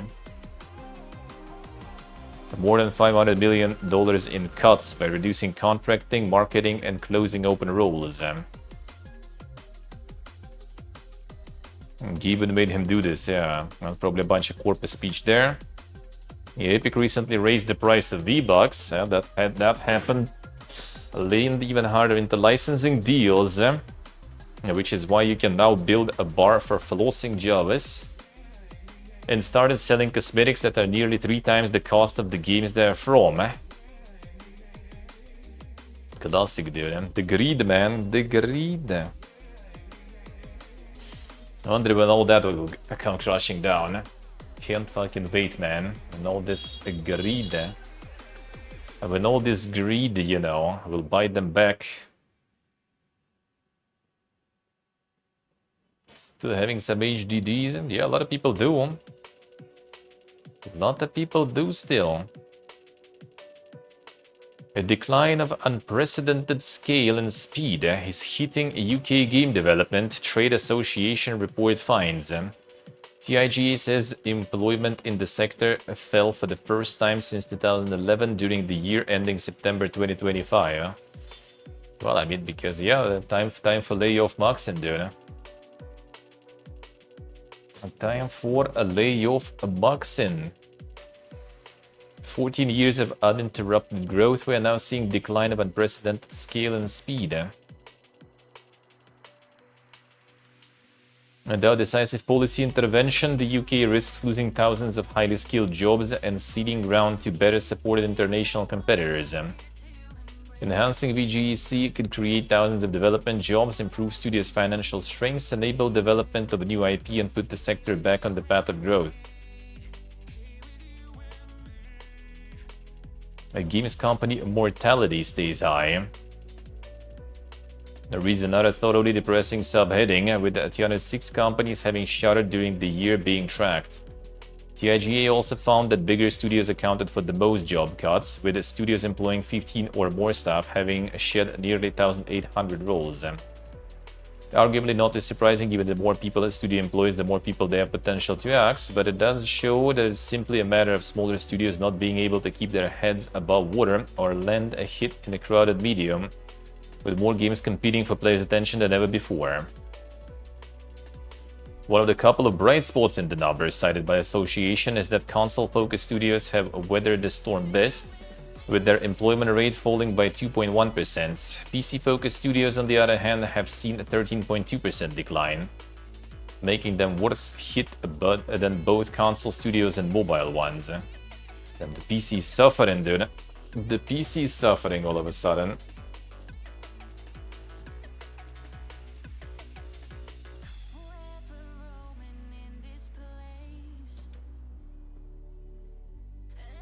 Following Epic's mass layoffs, a bunch of Fortnite modes are going offline, and Arcade Racer Horizon Chase Turbo's downloads will be pooled. In some cases, we failed to build something awesome enough to attract and retain a large player base. Another one. Rocket Racing Ballistic and the Festival Battle Stage mode are all set to go offline at various points in 2026. Another one. Another one.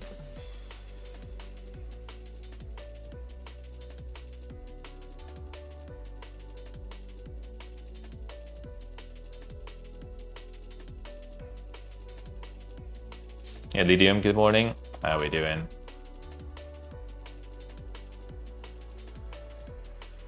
Horizon Chase Turbo will no longer be available to download as of June 1st this year.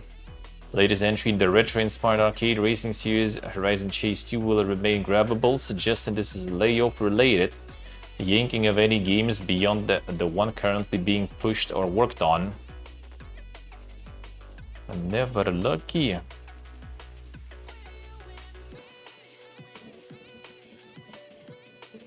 Masters of Albion is getting a close beta test, so you can tell Peter Molyneux if he's full of it again. The God Sim is due out next month. Then we can actually test it then. Can actually test it. Any testers? Let's close test. Can't stream that stuff and all, so whatever. They're gonna be out on April 22nd. For sure. I wonder how that will go. But I mean, actually, kinda, you know, if they provide the test, means that they kinda, I guess, sure enough that it's actually gonna deliver. PlayStation reportedly shuttering another first-party studio, this time from Call of Duty vet Jason Blundell. Dark Outlaw games were only set up last year. Another one. Closing Dark Outlaw Games, a studio formed last year by former Call of Duty lead Jason Blundell. Previous PlayStation studio Deviation was shut down in 2024. Then the guy doesn't have a good record there, I guess. PlayStation also making other cuts, including in mobile development. Around 50 people laid off.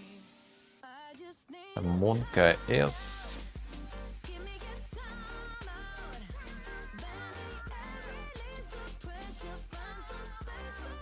Brian.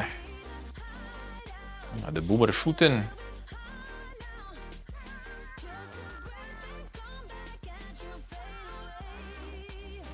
A mutated violent uprising of local seafood. Okay, yes.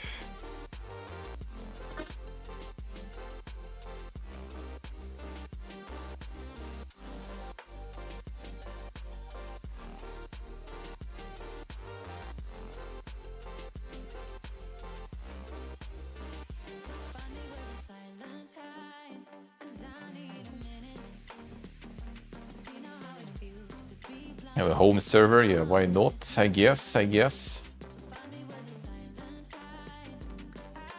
Some people do like to have like some, you know, file servers and stuff available, I guess. Some people do like to have some sort of storage remotely, you know, not in the PC. So I guess you can access it from other devices in the network.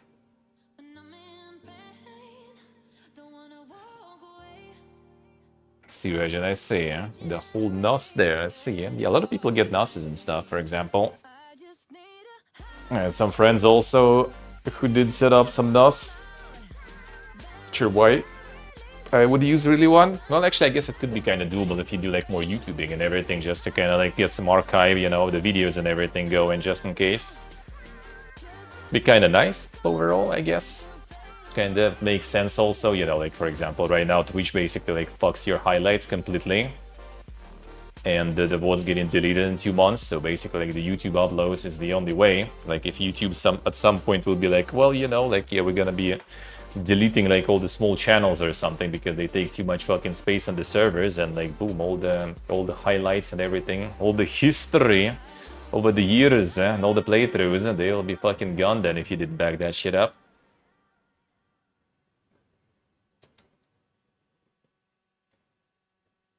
EverQuest Legends is the 1999 MMO you know and love, born again with more respect for your time. What is old is new. That one we saw. That one we saw last week. It's gonna be closed beta, and then it's gonna be out in like June or July, was it? Did not say here. Thought that was the date already for that and stuff too. Maybe we'll check it out. I don't know. We'll see. We'll see. So it's kind of like I never really played. I know it's OG. I know it's dank, but this kind of like a little less dank, I guess. So maybe.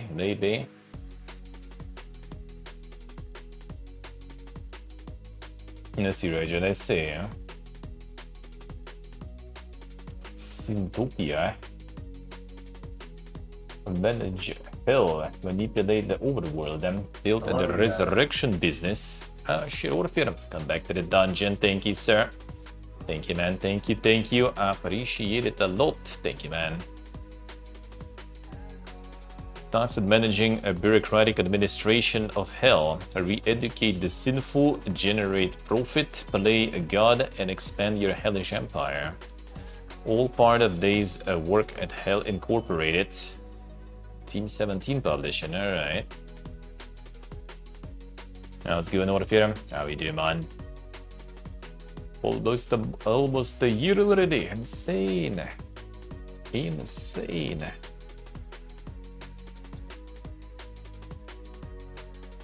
That seems like it could be already. Not a management one. April 16th.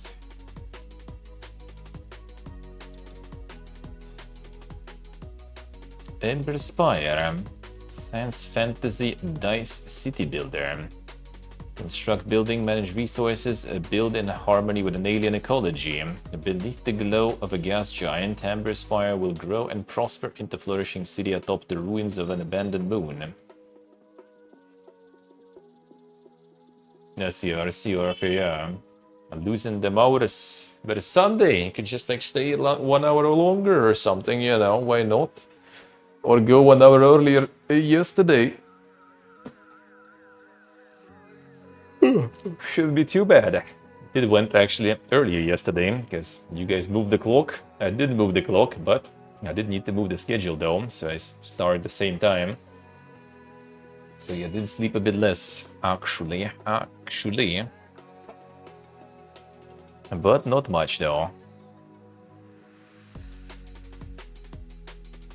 Only skeletal crew were left working on Fallout London, and the massive mod's next DLC will miss a planned April release window. Things have been slowed.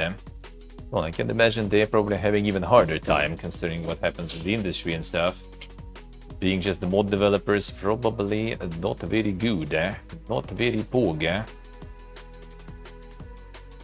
The Fallout Long DLC is still happening, but with a much smaller team than before. Skeletal crew working in their spare time to fix issues, update the mod, and build out the DLC like we said we would. Originally aiming for April release to line up with everything else. Unfortunately, due to personal situation on my end, nothing I'm wanting to go into, along with the usual red tape behind the scenes, things have been slowed. That said, we're still working on it, doing our best to move things forward as quickly as we can. But yes, I really appreciate your patience and support and interest in it all. Keep everyone updated as soon as we've got more to share like we always do. True, Axel, true, huh?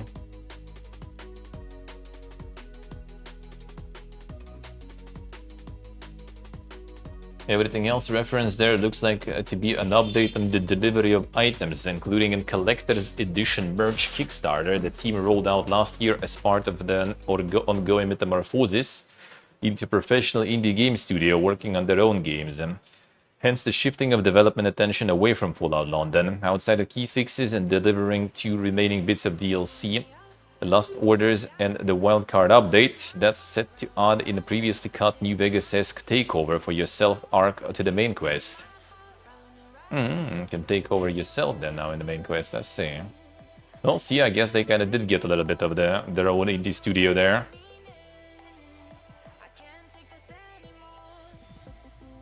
Pushback release of their first DLC, Rabbit and Pork, due to unforeseen issues last year. Yeah, they already released one DLC there.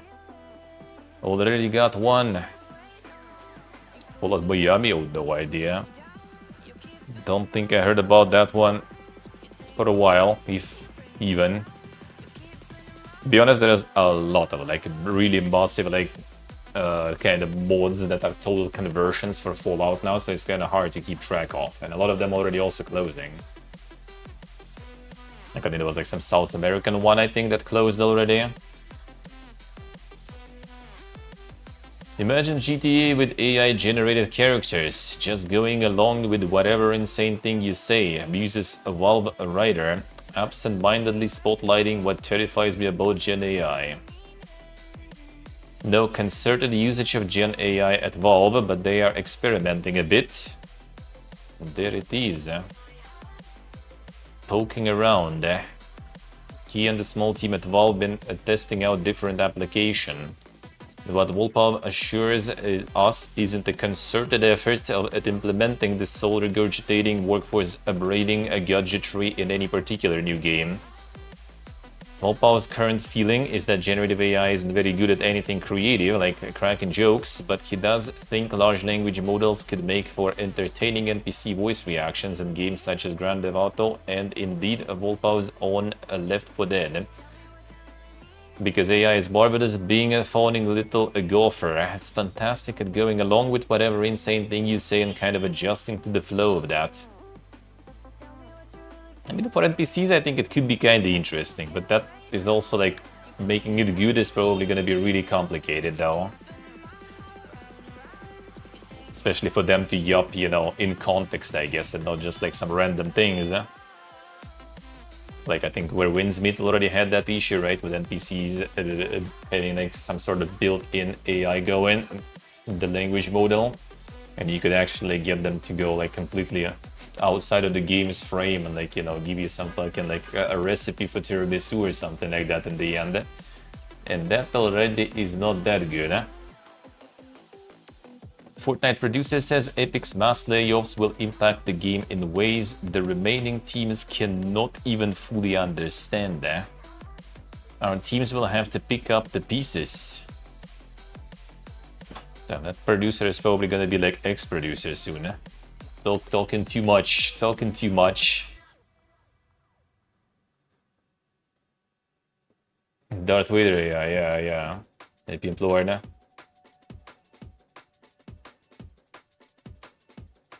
I think there was something about an accident potentially. We'll get there probably, I think, but I'm not sure about famous, but we'll get there.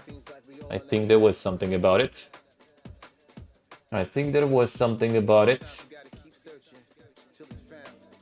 Yeah, V-Bucks already increased in price, yeah.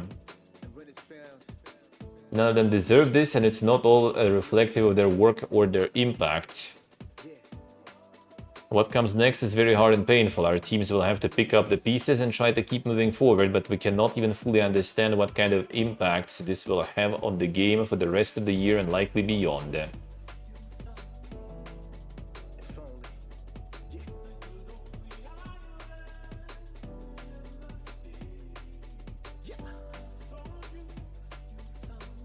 I didn't do my best to keep making the best game for you, and I'm confident my peers feel the same, but please be patient with us as we navigate this tough time and do our best in spite of these truly gut-wrenching losses.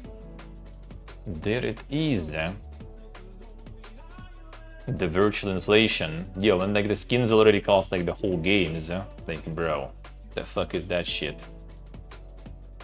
I mean, I just like hope that, you know, they're just gonna get reality checked with this shit, because like I do think that at some point people will kind of just stop buying their shit. That's it.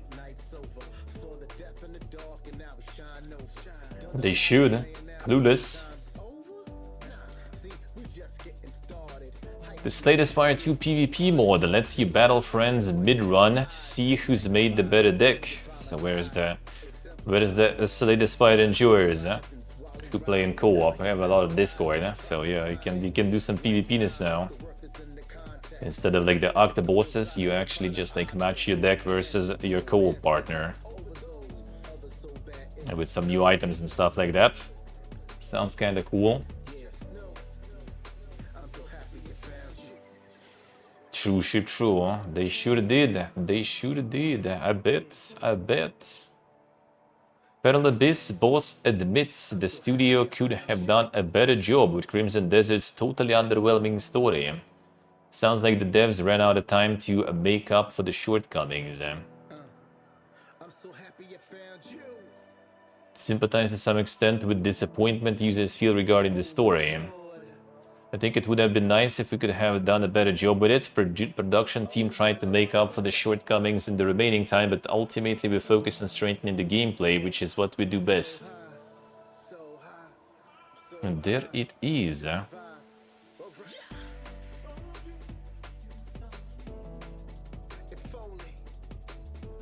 Deserve a bonus, yeah.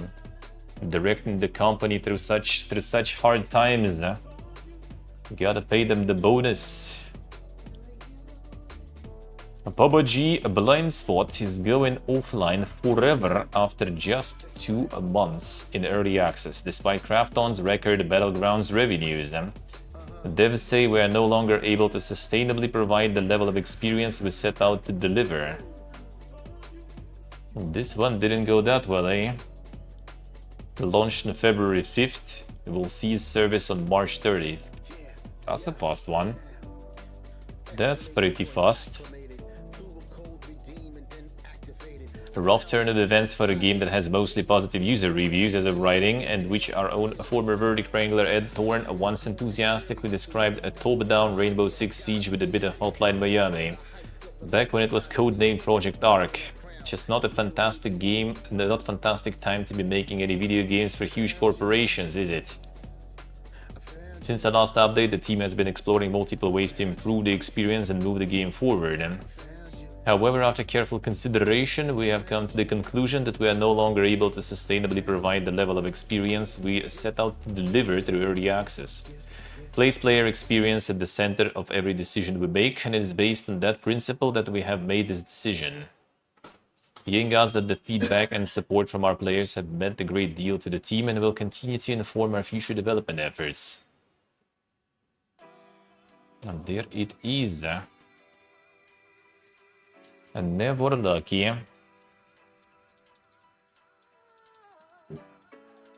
It's even like less than 2 months though. If Pragmata's fake New York looks AI generated to you, good is meant to, but the tech itself hasn't touched the game. Hopium. For Pragmata, we set the premise as a fake New York generated by AI. When familiar locations appear, players can relate more easily. On top of that, to make it clear that this isn't the real New York, we wanted something slightly distorted. Hey Portable, hello. How we doing? Unique appeal of the setting comes from its odd errors, like cars and buses stuck on the floor, but he also made sure to note the human element. So the premise is that it is generated by AI. Actually, our human developers painstakingly worked to incorporate mechanisms that express this AI-like uncanny feel.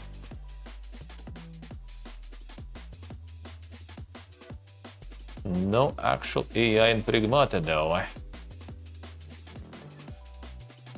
At this rate, why make game art at all? Nvidia DLSS 5 demands a sale, a damaging and stock tanking fightback, argues new blood boss. You used to have to spend hours poorly modding your games to make them look this cinematic. Speaking to PC Gamer in comments, the pair has since posted in full to social media. Oshri and Dusk developer David Szymanski argued that a DLSS 5 isn't just an optional trick folks can ignore, but something that should actively resist it. Tell me what generative AI has anything to do with deep learning super sampling, which is what DLSS actually stands for in case anyone forgot. They're hiding this Gen AI bullshit behind the DLSS moniker because they think we're stupid, and they know if they called it something like NVIDIA Generative Upscaling, the public backlash would be immediate and intense. The only thing we can do besides calling them out on it, making them feel bad, is voting with our wallets, cripple their sales, tank their stock price, stop collaborating with them as developers. Then maybe they'll think about going back to giving us what we want. In developers' eyes, DLSS 5 amounts to fundamentally changing the way video games look based on artificial intelligence that has been trained on Instagram models and Epstein memes, leading him to question the point of making game art in the first place. Backlash is immediate and intense as well. I mean, I'm not so sure. I do think like if they would make it as a separate, completely spin-off like technology, right, that is optional, that would be kind of fine. Like, sure, someone would be mad, some people wouldn't use it and stuff, but you know, that would be fine. But yeah, making it actual like new version of something that pretty much everyone uses, dude. Like that's the main problem. Like they made, well, it's not like they made, it's like developers did, right? They basically included DLSS into everything as a baseline. So instead of like being the tool that helps, you know, games run on the weaker machines, it basically now is a tool that is needed for games to run in general, pretty much, on normal machines. Like you literally just like launch something like the Celeste 2, for example, right? The top-down isometric kind of wannabe classic RPG, right? And that shit already has DLSS on by default. Like it's just like in some games you can't even turn that off in some games. Like it's just there because like already everything made with DLSS, you know, baked in. And now they just put it as a part of DLSS that everyone is already baking in, and yeah, well, there you go. Like pretty much everyone's using it will be kind of forced to have some sort of this generative fucking slope in their games. So they will have a choice either to kind of like not use it and go like FSR or something, for example, which will be kind of actually good thing if that happens, I guess. Why not? And because FSR is kind of catching up slowly, right? They're getting some features going and they are kind of like sort of platform agnostic, I guess, right? And more open. So that would be a good option if that happens. But yeah, it's gonna be like if someone wants to have DLSS, they will kind of need to have that shit on.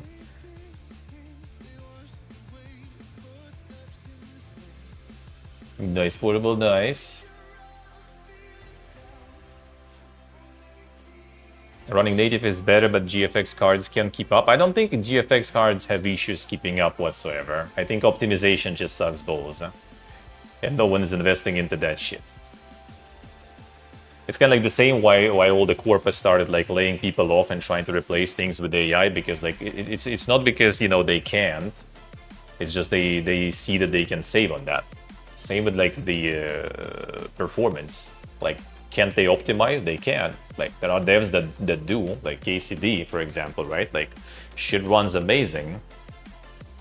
If you look at MMOs, for example, there are gods of optimization that are working. Like a lot of like MMO games they just run insanely good. Like Throne of Liberty, for example, was like fucking impressive because I played it on, I think maybe even the laptop, or did I have the PC already on? But it still was like, you know, not exactly impressive configuration I played the game on, and it was looking beautiful, it was running super good, and it could handle like thousands of people at the same screen with all the modals and everything, all the skills they are using. Like you go to the area and there's like, you know, like just like everything is like covered with nicknames, farming them wolves. You like zoom the camera out and you see this like field, you know, like full of like fucking people and wolves, just like people farming those wolves. And all works, nothing lags, you know. Like you can, you just don't want, because like why? You will need people to do that. You need to put time into it. We can put time into making, you know, more fucking massive useless open world, or draw more fucking skins that we're gonna sell for 90 bucks each or something, you know. So that's exactly the thing, in my opinion. It's not that they can't optimize, it's just they prefer to put the budget, effort, time into something else that will bring them more return. And optimization they leave to automation, to DLSS. Same way they also gonna like hop onto the AI as much as they can, because not because they kind of like think they will, like some of them presented like, you know, with AI now we can like, you know, like reduce the mundane tasks and put our time into like, you know, making something great, because now we don't need to focus on these like basic things. We can like, you know, we're free to explore the good shit. No, they're just gonna lay off more fucking people and put whoever is left to whatever now they need to process with less people, basically. AI just gonna assist, AI just gonna replace those people, but no one's gonna be exploring anything, pretty much. Well, not no one, but like majority not gonna, I'm pretty sure.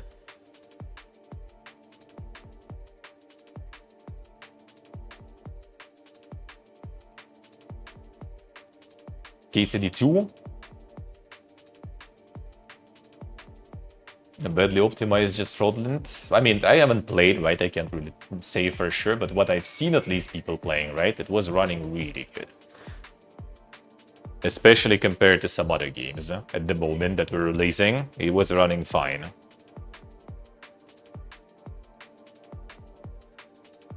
And if we set aside relevant and valid concerns about artistic intent and generative AI itself, the lighting and contrast it adds, or removes in some parts, makes scenes look less realistic and believable. Noting he can only see the tech being optional, like any number of optional features that anyone who has played AAA game in the past half decade can tell you aren't really optional, because games are now built to lean on those technologies. Parents' full quotes also seem them opine as to whether a number of other technologies NVIDIA have touted over the years, from pillar exploding physics to path tracing, actually were substantive long-term advancements. In the case of a lot of companies' latest graphical enhancements, they've been big selling points of DLSS generations prior to this latest one. The views seem to trend towards yes, but with the key caveat that this comes at a cost. Szymanski specified that when it comes to DLSS up to now, temporal, anti-aliasing, and the ray tracing, the immense cost in terms of clarity, accessibility, and playability of games that lean heavily on them. We'll see, we'll see.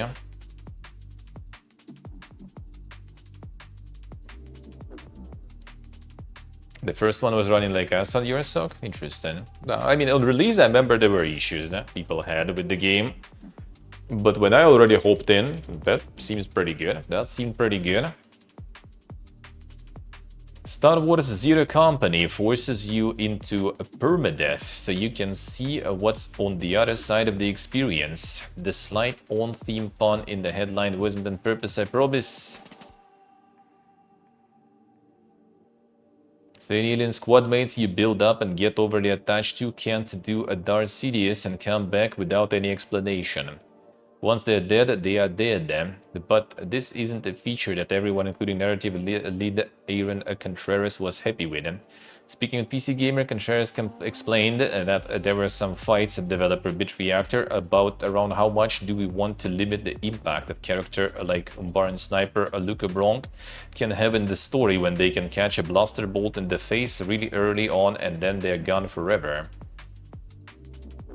You already gathered Contreras didn't come out the victor regarding permadeath. That doesn't mean he's against it even still, though. In fact, it's the opposite. Frankly, it was absolutely the right decision, and it made it easier to support parity between our outer operators and our custom operators.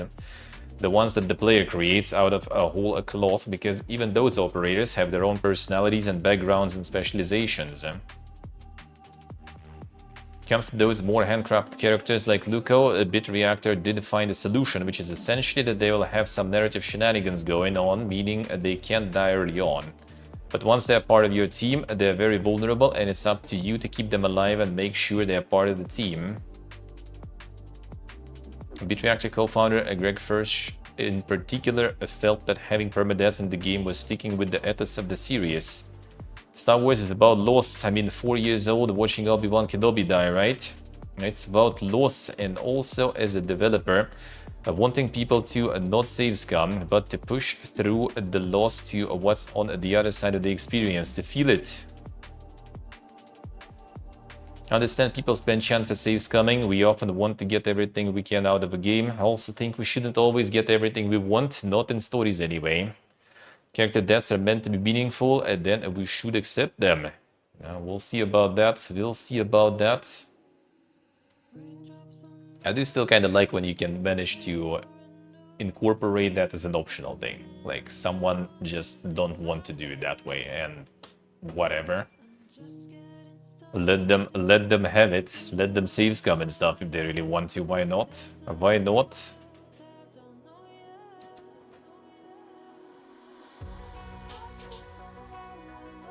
Was it like yesterday? A couple days ago, right? When was the... Or was it yesterday? When Axer was talking about the... making the game about the tea and stuff, right? And Wonderstop was mentioned. Well, there it is now. A year on from launching Wonderstop, Ivy Road are closing their doors after struggling to fund their next game. RIP. True ship, true. I'll share some bittersweet news. Ivy Road is closing its doors as of March 31st, 2026. Hard to put into words how thankful we have been able to work together on Wonderstop. And this is an incredible group of people, and while we had a new project, Tangent Angel, that we were excited about, unfortunately the funding didn't come to fruition and the studio had to shut down. The Wonder Slope. That was actually kind of alright, but yeah, it was a little niche, I guess I would say. Not a surprise brewing for Wonderstop, one we've been working on for the last year to help find a way for a Wonderstop to reach new players. Publisher will apparently share further word of this somewhere down the line. Wonderstop will remain available to play and purchase on all platforms as well. The Hope Engine Angel does somehow get made one day despite the funding troubles, and I'd be inclined to agree. Pretty radical departure from Wonderstop, taking on the form of a much more frenetic, energetic, maximalist action game and is any driving game by way of Devil May Cry. The car did the fighting. I really do hope it sees the light of day eventually. We'll see, we'll see.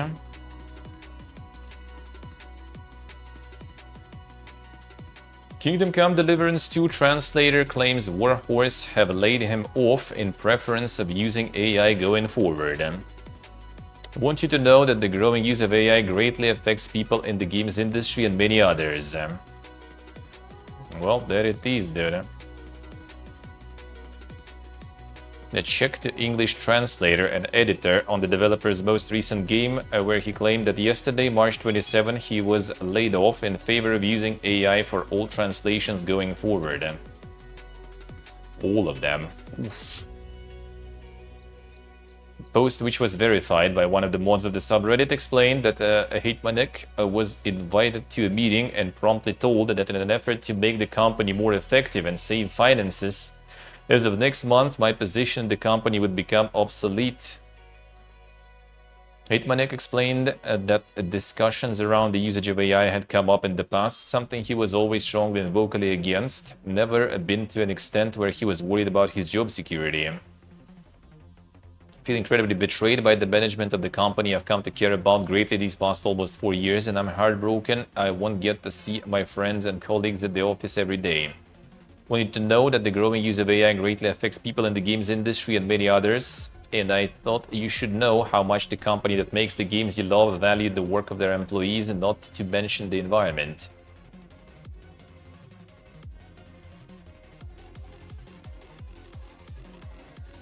True, Axel, true.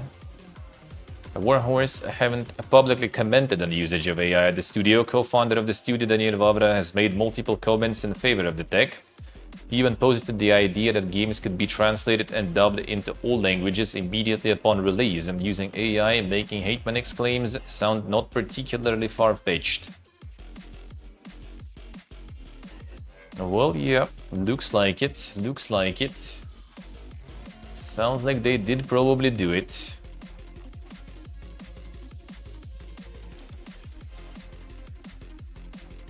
A lot of things like that will be down to just editing, most likely. That indeed gonna be happening. Like going for like some sort of like, you know, like translator work or something like this right now is gonna be probably like a big fucking bad. A big ass there potentially for your employment later down the line, dude. I feel. There's probably gonna be like only like some super good experienced and talented ones who will be doing some sort of like, you know, like live translation for some like important events, for some like politicians and stuff at the meetings and shit. Probably. Everything else, yeah, gonna be sloped up for sure. Steam's latest update sounds like a step in the right direction for regional pricing though, but is a step devs will have to take too.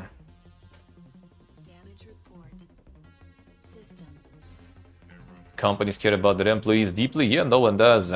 No one really does, I think, except for maybe like some super small ones with like, you know, like some same people working for like, you know, decades and shit. And even then, don't think so. I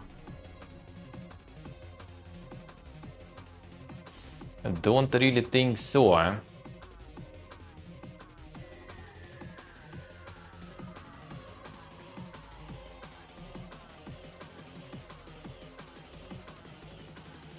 Follow the contract and fuck off at the designated hour. I mean, that's normal. That's normal. I don't know if I mean, there are probably people who will go with all this, like, you know, we are the family and everything stuff. So, you know, you gotta help and stuff, you know, the family member in need and shit like that.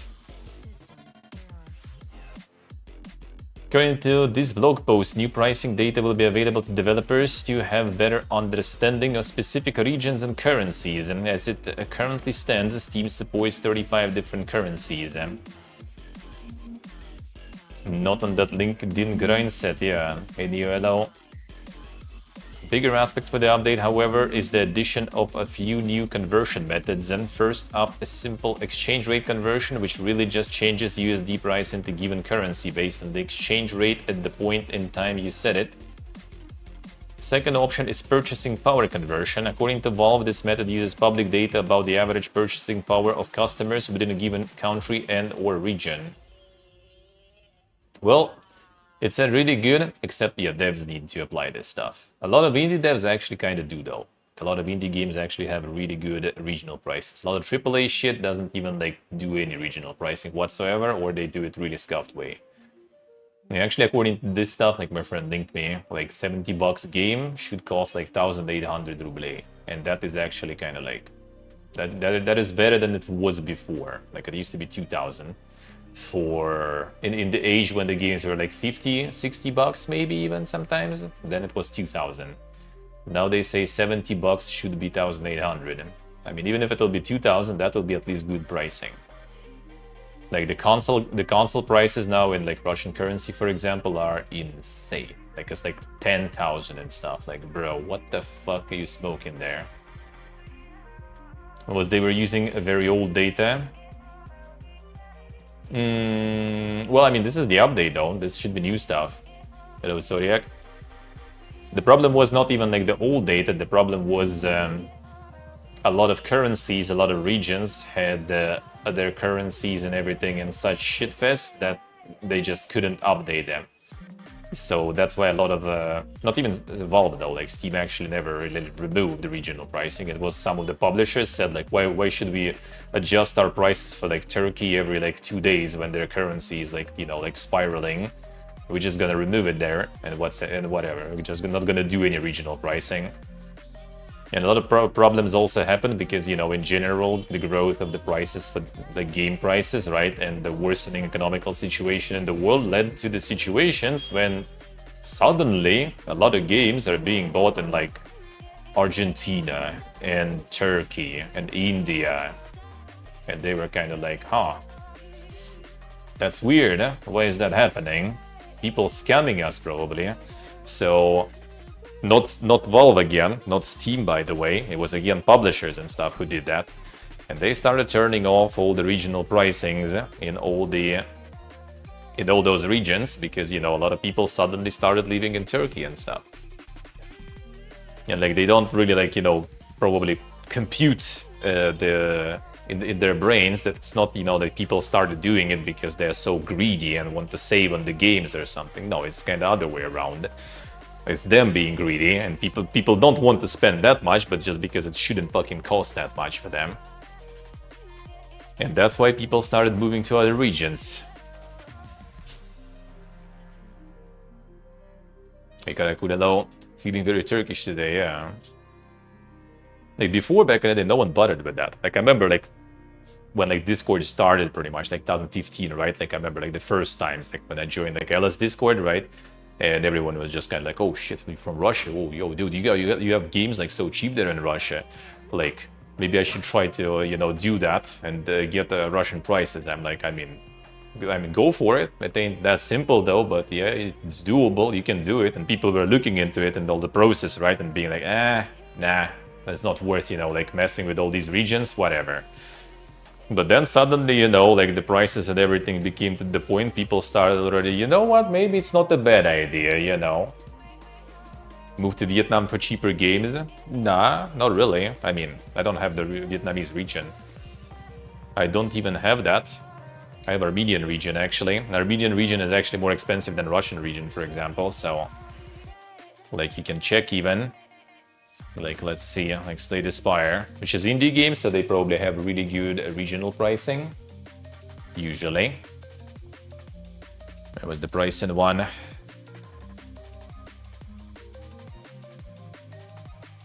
Oh, the price in one. Oh, price history. Pega. Yeah, the Dongarino, well, actually, Dong for Slay the Spire, Dong is actually pretty good though. Rupees are cheaper. Like my friend is Indian now, for example, on PlayStation. Hryvnia also. Yeah, this is the CIS US dollar, which is Armenian. Actually kind of cheaper for Slay the Spire. Damn, Slay the Spire did set pretty decent price there in Russia, I say.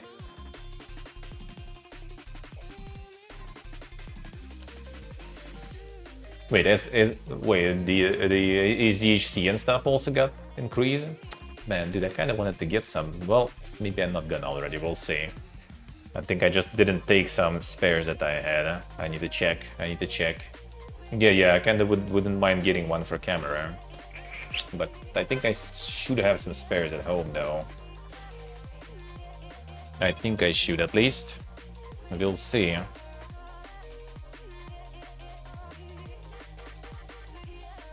But yeah, you can change the regions. The problem is like you can change the region to like Ukraine or India, for example. The problem is how will you actually like pay then? Because like as I said, it just sounds that it's simple, but most of the times how to change the region, since I did change once, right, when I moved to Armenia, and why I haven't changed ever since, is basically you need to be in that region, which I guess you can fix with VPN sort of, right? And then you need to have the local payment method that's gonna be connected to the region you are in. So you can't just take your like, I don't know, like, you know, like German bank card and like say like, oh yeah, I'm in India right now with this card. Steam gonna tell you to fuck off with that shit. So you need to have the local payment method. So Bank card. Can you get the bank card in India? That simple. Even if it's doable and you did it, then you need also some way to send the money from your card to the Indian card, which depends on the bank. Sometimes there's like, like the MasterCard Money Send, Visa. I forgot how their shit is called, right? You can send that way, but not all the banks support that stuff, for example. So like there's a lot of nuances with that. And the fact that a lot of people from especially kind of like rich countries started suddenly, doing all that shit and using, you obviously can use some people who arrange that, There's plenty of services like that can arrange that for you. They're gonna like change your region. They're gonna top up your balance for a little interest like this. And the fact that people are bothering with that, it just means that, I guess prices got to the point that people are not ready to pay that shit. So they're ready to go through all of this just to change the region and pay less for the game. Sony stopped selling SD cards entirely. Okay, yes, man, I need to check the prices here. Maybe I can drink some.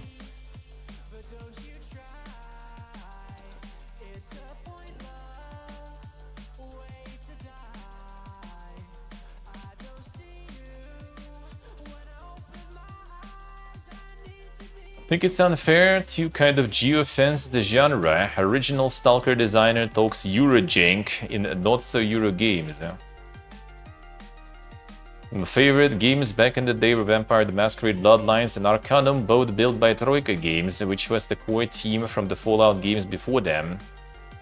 Those games are janky as hell, but they had the same soul that was in games described as Eurojank, which is why I think it's unfair to kind of geofence the genre. I mean, is it really like that much geofenced? Did you really need the genre? Like Eurojank, just jank, dude. Like, I don't think you specifically need Eurojank as a name. I don't think so.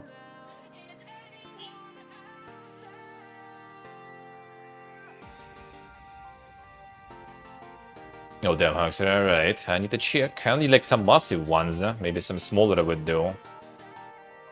The Lidl games, yeah. Alright, what was shown in Xbox Partner Preview? We watched it together, so I'm not gonna be going through all of them, but just the names, right? The Alien Dead Storm, that's from, the Itemfall devs. That one potentially might be good. That one potentially might be nice. Yeah, portable, I don't think so. Artificial Detective looked a little weird, kind of interesting premise, but I don't know, stylistically, I didn't vibe with that. Ascend to Zero. Which one was that one? Freezing Ended. Yeah, that probably wasn't exactly that pog, so I don't remember that even from the name of Blue. Happy snaps, I guess, for the enjoyers of the cartoon. Yeah, Dispatch on consoles. Eternal Life of Goldman. That looks like really nice artistically, but yeah, I'm not exactly into platforming that much, but it does look really good. Like, the art is beautiful. Expanse, Society Study Reborn looks nice. Man, I need to catch up with it. I need to watch the show then, I guess, or something, because that seems like a good RPG to play. Gothic or Risen as Eurojank? I mean, it is. That's the prime main Eurojank, actually. Forever Ago. Oh yeah, that's the boomer tear jerking one. Yeah, I think so. Frog Squad, that one was alright. Grave Seasons. Oh yeah, that's the farming sim with a twist. That looked kinda nice. Hades 2 on consoles now. Hunter the Reckoning, yeah, that's basically the Vampire the Masquerade universe from the Robocop developers. The Robocop, that might be kinda interesting actually. Musa Dirty Fate. Oh yeah, the Feudal Korea one. Wasn't really impressed. It kinda looked like some sort of like little Neo in a way even. Serious Sam Shadowverse, oh yeah, that one. The co-op Serious Sam, the Friend Slope Serious Sam, I guess. I don't know, man, how this will go. We recently had Painkiller, right? Doing that, forcing the co-op basically so you can play single player, and that didn't go well. So I don't know how it's gonna go for these guys. They're either gonna hit it good, or they're gonna get a bunch of enjoyers of OG games just like molding that you can't really enjoy it single player, unless they implemented good the single player. Stalker 2 DLC, that looks kinda alright, we'll see. Can't say I just want to return to that, but might be good. Stranger Than Heaven. Well, I mean, Yakuza Dev's another game, kinda looks the same to me, sorta. So, Super Meat Boy looked alright. Wanted is interesting. There's also who didn't know where it's published, so I probably will check it out. But we'll see. No, Wuthering Waves, kick. Fucking gotcha stuff. Saudi Games acquires Mobile Legends developer Moonton for $6 billion. The Saudi oil body going for this one now too. The deal will reportedly be finalized in the near future. The oil princess buying the mobile MOBA from TikTok owners, basically. Insane crossovers there.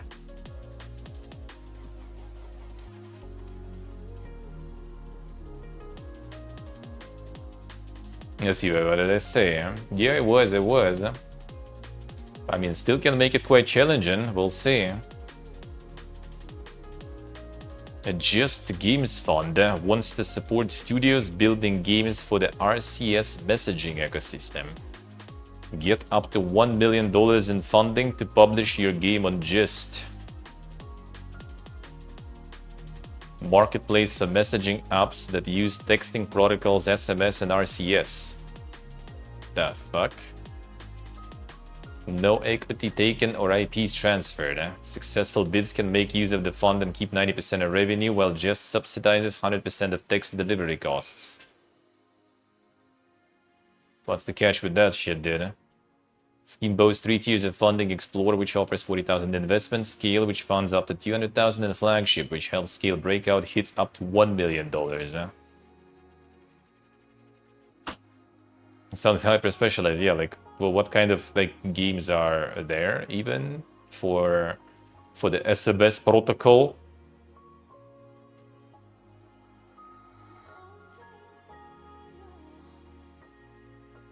Games you play on ICQ, yeah, that's like the fuck. What the fuck? Inaugural cohort will close on April 15th, so I guess we'll get to see what kind of like games get up to 1 million fucking bucks to play on SMS, I guess. That sure would work really good back home nowadays, that they turn in the mobile internet off. You can actually play that.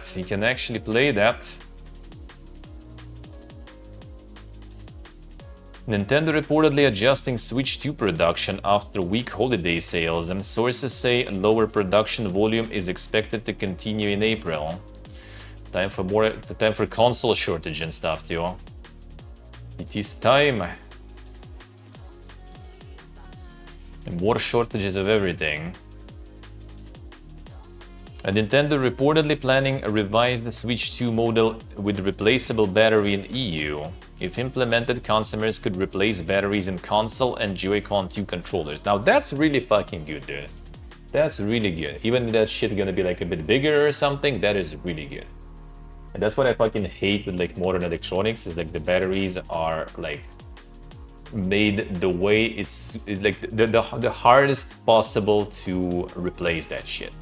So like, you know, you have like pretty functional, decent, you know, piece of like hardware still, but it either goes like to waste completely because battery just fucking died over time, or you need to go through like a whole bunch of pain trying to find some batteries, most likely somewhere on AliExpress, kind of replica batteries, if you're lucky and that device is popular, right? So they're most likely gonna have that stuff. You can buy that, and then you can actually replace that. Like, I hate this shit. Like, even my laptop, for example, doesn't have the battery that is easily replaceable. You can probably dismantle that stuff, get it, and most likely find a compatible one on some AliExpress or something else and replace it. It's probably not exactly that hard.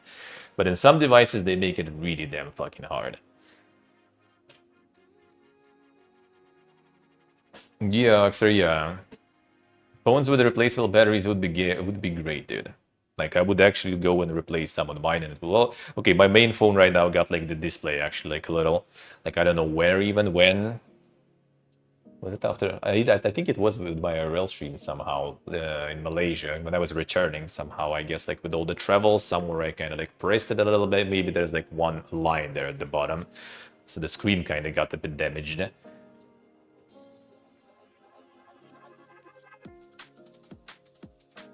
And rather easy with 100 repair shops. There are some still. 3.5 jack back too.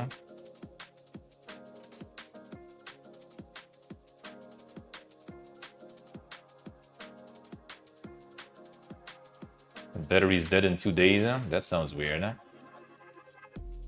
That sounds weird. And say goodbye to any water resistance on phones. That is something that you need to address. Well, first of all, not really. Not really. Like if it's done well, not exactly. Like it's doable to make it still like first of all, phones are not like giga resistant to water, right? Now this shit without case, for example, right? Case is kind of more extra security just in case. But yeah, this thing is down to 20 meters, no problems. And you want to replace some batteries. Should be this one, right? You want to replace some batteries. No problemos, dude. You just unlock this. You just go pick this fucking tail here. Mr. Tail. I picked you. Get out. And there you go. There's your battery. And then it goes back. And then you close this like this and it works. And it's not exactly super big or anything. So, you know, proper seals will be enough to maintain what the modern phones kind of have. They have like IPX that's gonna protect you if there's like some splashes on it probably. Like if you drop it in the water real quick maybe. But this shit with proper seals actually handles 20 fucking meters. You don't gonna need 20 meters on the phone. And if you want, you can find them. And most likely, actually, if you want, like, if you get the phone that's supposed to go like super deep and stuff, right? Super resistant, that shit, most likely actually potentially gonna have replaceable battery because they built like a fucking tank and they supposed to last. I actually kind of liked those phones before at some point. Like those, like, you know, massive unkillable shit. Like I had Siemens M65 back in the day that like literally had like the metal fucking frame on top of that shit. Like I love those, but then at some point it became already annoying to walk with that, like, you know, massive like brick in your pocket. So I kind of stopped, I guess.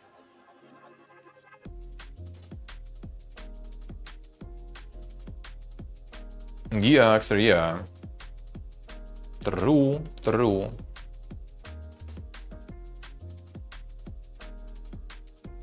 Like you can actually even like seal completely. Whatever. Like you're not replacing batteries that often, right? Fine, seal it completely. Just make it easy to access. Because like I don't have that phone with me. Like my first smartphone I had, I replaced the battery myself, no problems. Like you just kind of like catch the bottom, the back plate. Sometimes need like fan it a little to warm up the glue, right? You just replace that and there's the battery. You just unplug, you know, the connector, remove the battery, put the new one back, plug the connector, glue the back, basically. Done. Nowadays, dude, you go like, you basically kind of like, you know, you do dentistry through your anus, you know. You just need to go all the way when the screen is and everything, replace all of that, and there's the battery in the back, you know, like laying there. And you get there like all the way this. And that is not simple. You're gonna make separate phones for the EU market? They can. They have some separate versions for Singapore and Hong Kong, I think, with 2 SIM cards. That's what my friend wanted to actually find and viewing, and he actually got one, but apparently it wasn't 2 SIM cards. So either he got scammed in the local store, or there is also some sub versions or something, because he got one like Singaporean or something, but that one only with 1 SIM card still. So they do actually do some changes in the construction when it's required. Like when it's actually required, they will fucking do that. Trust me. Like they're not losing the market. They don't want to, because the thing is like if it will be something super unique, right? There is no competition. Sure, they can be like, no, we're not gonna do shit. You don't want our stuff. You're gonna just buy it from another country, and people would. But now you're like, don't want our shit, and there is already like, you know, like dozens of all those like manufacturers of the phones with their own models, and people will be like, well, shit, I'm just gonna buy this then. 2 eSIM? No, it's actual physical SIM cards. That's why he wanted to go specific for those with 2 physical SIM cards. They have those. There's only like a couple of country models. They have special kind of like serial number thing, letters there, that have actually 2 SIM card slots, physical ones. They do them. They do them.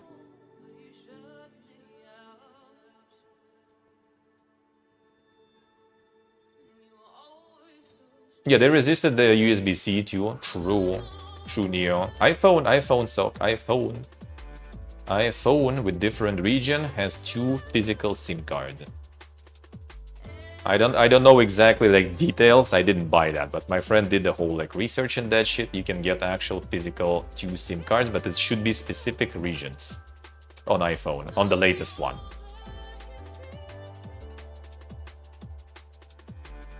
True, Neo, true. Huh? So yeah, they would do that no problems. It's not exactly like rocket science, really. If anything, I think making the phone with like, first of all, it's an excuse, I guess, to make it more like bulky and stuff, right? They can like say like, well, you want replaceable battery, so here you go. It's like thicker now or something. They can do that, I guess. But it's actually easier to make a replaceable battery and stuff. To be honest, it's actually easier for everyone involved. They just don't want to, because yeah, it's easier. It's not easier to make it irreplaceable, but it's easier to farm that way. I see, Neo, I see.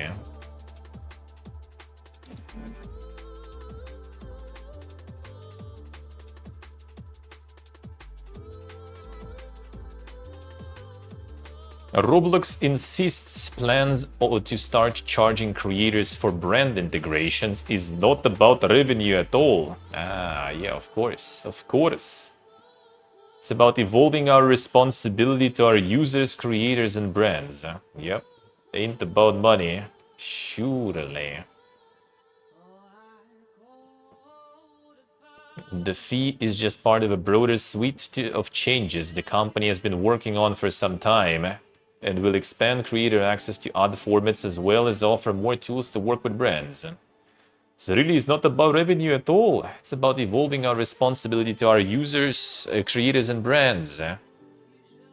Brands are really part of everyday life on Roblox. This is a strategic response to the increased commercial intent that we're seeing every day on the platform.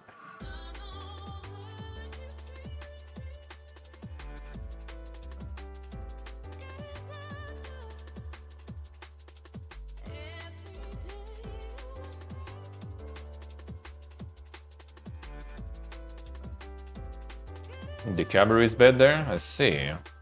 Interesting. Yeah, I thought they were supposed to get some giga photos there. Dead by Daylight maker Behavior has bought the studio behind 7 Days to Die to create a portfolio of horror IP. And they finally decided to get some studio that can make anything that is, you know, not Dead by Daylight successful.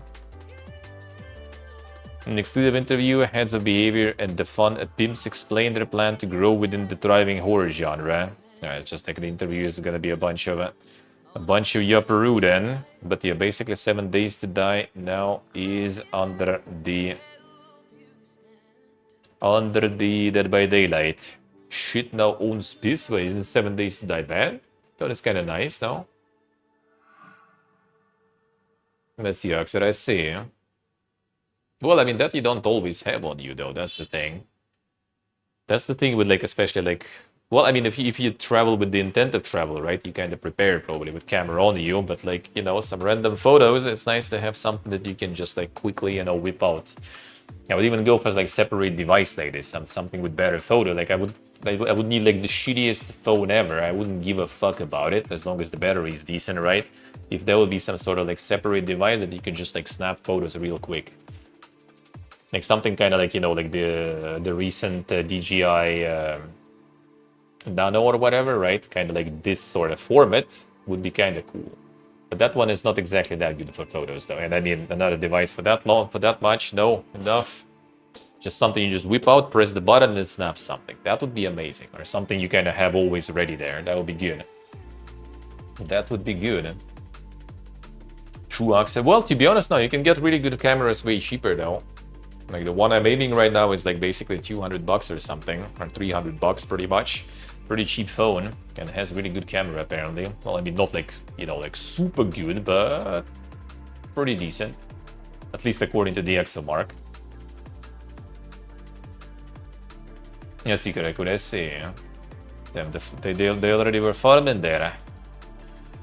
Starbreeze's payday-focused future starts with a co-developed VR game. It's a huge responsibility to have an IP of this magnitude and have millions of fans around the world ready to engage with the series when it turns up in the right places.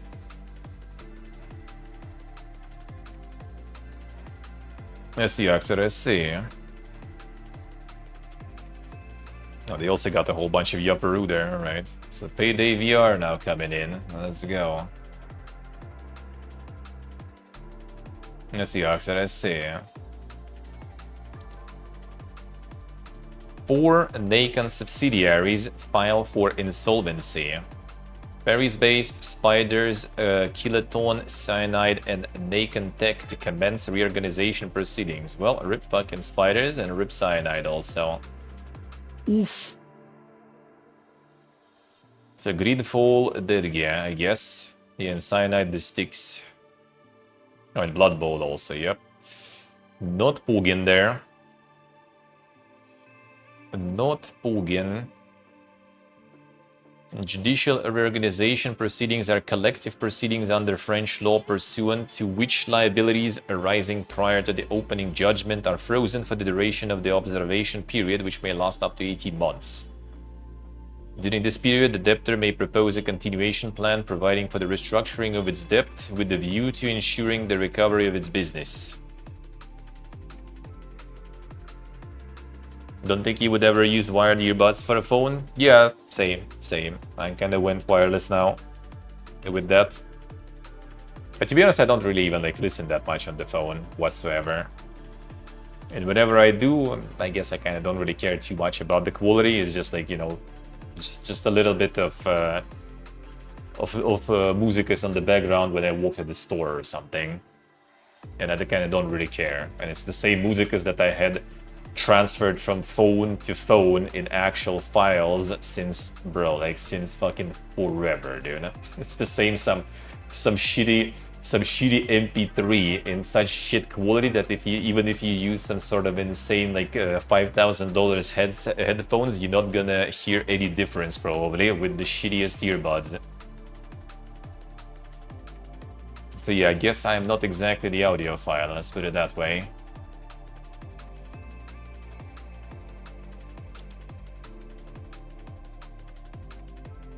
Heavyweights ruined the industry. Now we live on the indies. Nordic Game embraces smaller devs and games with soul. As program for this year's conference is revealed, program director Jacob Rees reflects on the rise of indie gaming as a reaction to what the games industry has become. There it is. The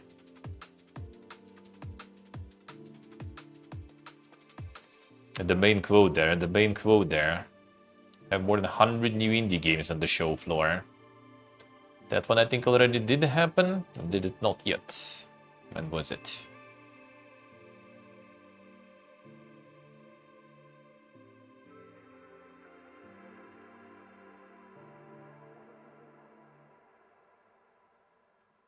The rise of 33% in our ticket sales at this point. Ticket sales right now better than it's been since COVID. What's the prices actually? They announced like TwitchCon prices, like 125 euro if you buy early, then 135 if you buy past April or something. Like, bro, what the fuck for 2 fucking days, man? Like, there's nothing to do there, I'm pretty sure still. Don't think they changed ever that. Like, I would go, only reason I would go if I could, it would be just to meet with peeps. That's it. That's it. There is nothing else really to do. Do you wanna know what I desire? Do you wanna know what I desire? It's for you to take me higher all through the 30% of attendees actually from Nordic countries. So they got some good some a good convention there, looks like. That's more for developers, I guess, too, not just for about developers, not just, you know, playing the video games, really. More business side, I guess. Marathon sells 1.2 billion copies across Steam, PS5 and Xbox. 70%, roughly 800,000 copies were sold for PC. Pretty sure like Sony's already like, you know, preparing their layoff, you know, guillotine there or something. Because I'm pretty sure 1.2 billion for like Sony is like, you know, fucking nothing.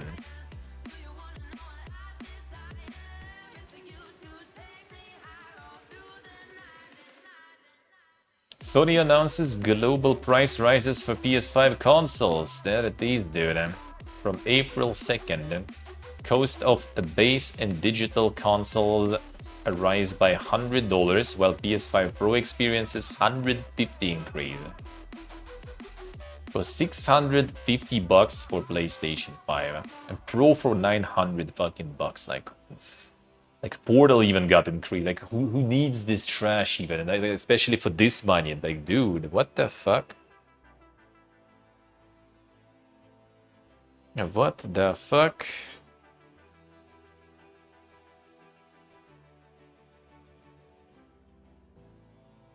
Yeah, 100 euro in Europe even. 900 fucking euro for PlayStation. Yeah, I would skip console gaming whatsoever then with those prices, dude.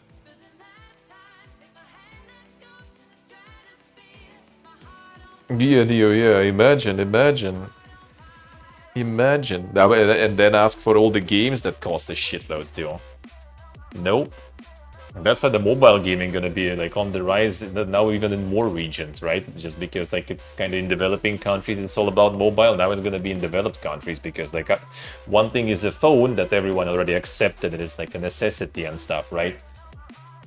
And then you have, you know, like consoles for this price and games also for them. Buy $1,000 GPU. True, that is also fucked up. I do agree with you. Like I basically kind of like bought the GPU for the price of PS5 Pro. True. I do agree with you. It at least kind of like lasts a little longer though, I have to say. The GPUs usually last more generations for me at least, you know. But yeah, it's still also fucked. I do agree with you.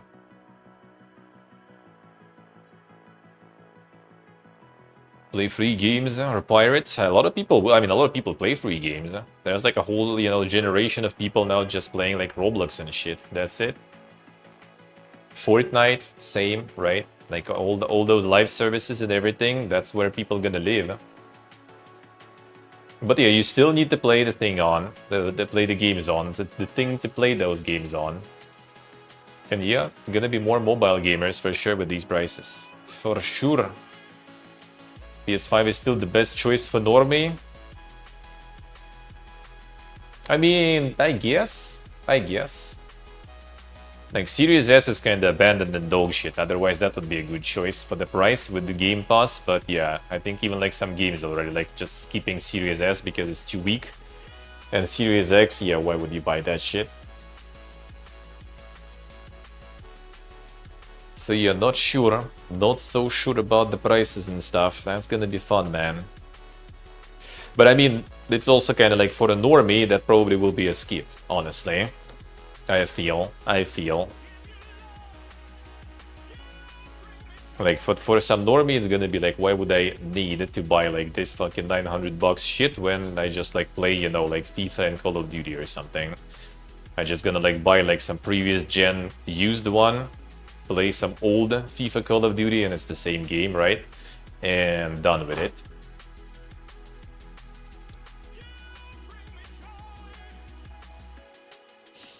And I mean, you still have also options to get like in some countries a lot of like really discounted, you know, like budget PCs and everything. So If you get yourself like some kind of somewhat semi-decent PC, then you basically have access to, yeah, like the live services, you have access to MMOs, you have access to fucking epic free games, you have Game Pass, you know, you have giga sales on Steam, and you're probably gonna have enough shit to play until till the day you fucking die. Yeah, and especially with the next gen on the horizon. True. Like, imagine if for next gen they will increase the prices. That will be fun. Crimson Desert Studio Pearl Abyss's share prices stabilize as sales top 3 millions. South Korean developer shares have fully recovered from a 27.4% drop last week. There they go. Game Pass is going to become more expensive though. Well, I mean, but it's still a good offer. That's it. But it's still a good offer. That's the thing, everything is becoming more expensive, dude. That's how it goes, dude. Everything becoming more expensive. Like, that's the fucked up part about it. That's the fucked up part about it. Everything.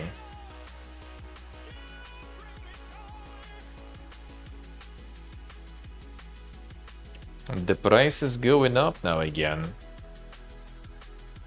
Dividing the critics. That was all insider trading, man. Tinfoil hat on.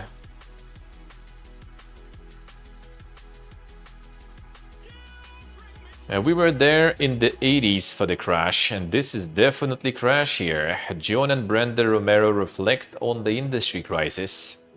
The pair had to dramatically downsize their studio since the money dried up, but they are determined to keep on coding to the bitter end. Damn, son. Running subscriptions. Yeah, none, I think. Well, I mean, I do have the server that I use for streaming, basically. That's the only thing I have. That's it. I guess like sometimes I get like Fallout 76 sub just to have some comfy farm, but that one is over and I'm not extending that. I'm just playing subscription-less now. Oh yeah, I guess Spotify. I guess Spotify I do. And the only reason is basically so I have music on stream. That's it. Otherwise I wouldn't be using it. Nope.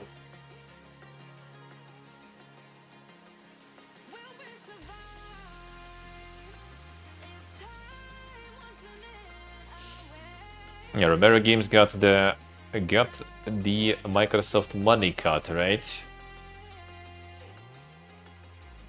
The industry is in a really horrible place. We were there in 80s for the crash, and this is definitely crash here. And there are also so few people that have not been affected, or their partners affected, or they're worried about being affected. And it's a really difficult time right now.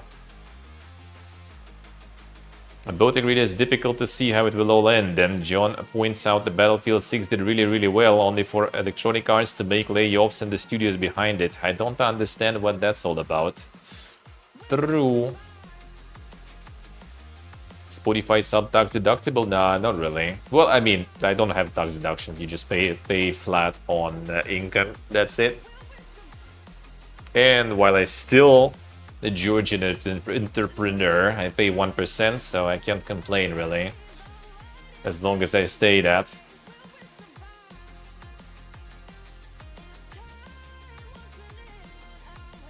Seahawks, what I say?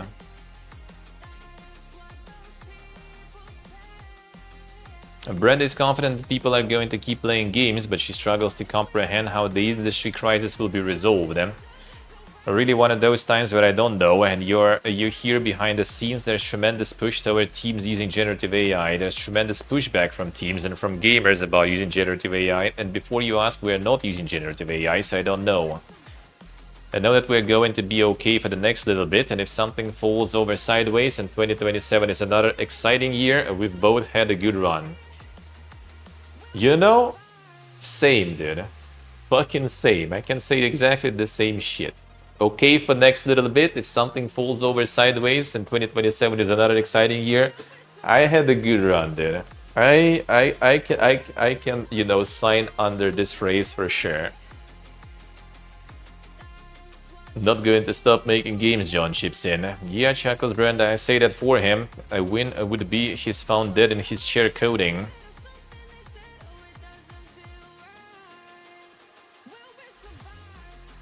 Huge impact John has already had in the industry. It would be understandable if he wanted to simply rest on his laurels and reflect on past glories, given the headwinds both Romero games and the industry more widely are facing, but he's determined to keep going.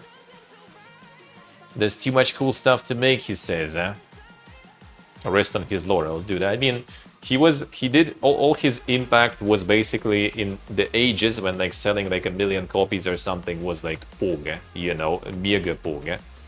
So like I'm pretty sure whatever they made back then with like Doom and everything was lost already 10 times over. So I don't think he can afford resting on laurels, honestly. Has he made anything else? Not really. I mean, there was Daikatana, right? That fucking failed horribly, and pretty much probably everything that was made extra on all those id Software games was basically down there, most likely. He did make other stuff, but I don't think there was anything successful much, though.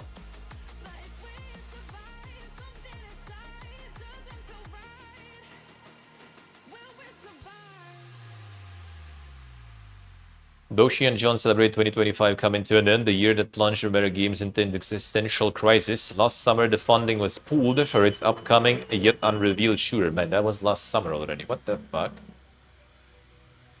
Brenda won't, or more likely can't, name names. How do I want to say it? We were working on the game with a major publisher, and along with a number of other studios and internal projects, we lost our funding.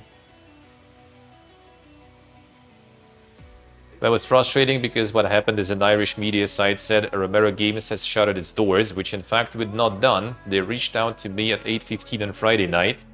I was in the ferry, and then within 20-30 minutes they had already published it, so a lot of US outlets picked it up. Anyway, that publication since apologized for jumping the gun, but no, we never closed, and it was obviously a super turbulent time. But we talked to a ton of different places, and the company survived and the game survived. Not without casualties, however. Brenda says that around 110 people were working on the studio last summer. That number is now down to 9. Damn, that's a lot of people they had, actually. Shit, I thought Romero Games was quite small, like, with the projects they were making. Holy. Now it's 9. Now that sounds like something I imagined Romero Games was. She says she has a feeling of survivor's guilt after going through the lengthy redundancy process. It was really hard because a lot of us had been working together for 10 years, and I mean, it was obviously hardest on the people who were ultimately made redundant, but yeah, it sucked. It's the worst, there's nothing worse than that. John adds that the redundancy process was especially difficult because you can't really communicate with everybody the way you normally communicate, and we are a team. We hung out with each other all the time, and we like talking to each other. Both are pressing ahead with a new game, but naturally the scope has had to be reduced now the funding has disappeared. The size of the game is dictated by the size of the team and the amount of time. We don't want to take forever to get the game done, but we have a pretty big game to work with. And knows that many of the assets have already been made, so it's bigger than you would expect. True, so true. It's a huge game, confirms Brenda, adding that it uses co-op throughout. Ooh. Co-op everywhere means it's an expensive game. We were just before alpha, so there is still a lot left to do. Well, that's how they can do it with 9 people, because it's already alpha, but like co-op throughout, ooh, that might be kind of like big hit or miss there, dude. It's either gonna be some sort of like, you know, the next big, you know, streamer thing, or it's just gonna be next fucking Highguard or something. Necessarily, the project has now departed from original grand vision. It will not be what it was going to be, but we are going forward. I think John and I both try to be positive people. And so if something doesn't happen, something else will happen and we'll just go forward. Had pretty bad things happen, then something incredibly great happened right after it. We feel that way about the game as well. I'm pretty happy with the direction that we're going.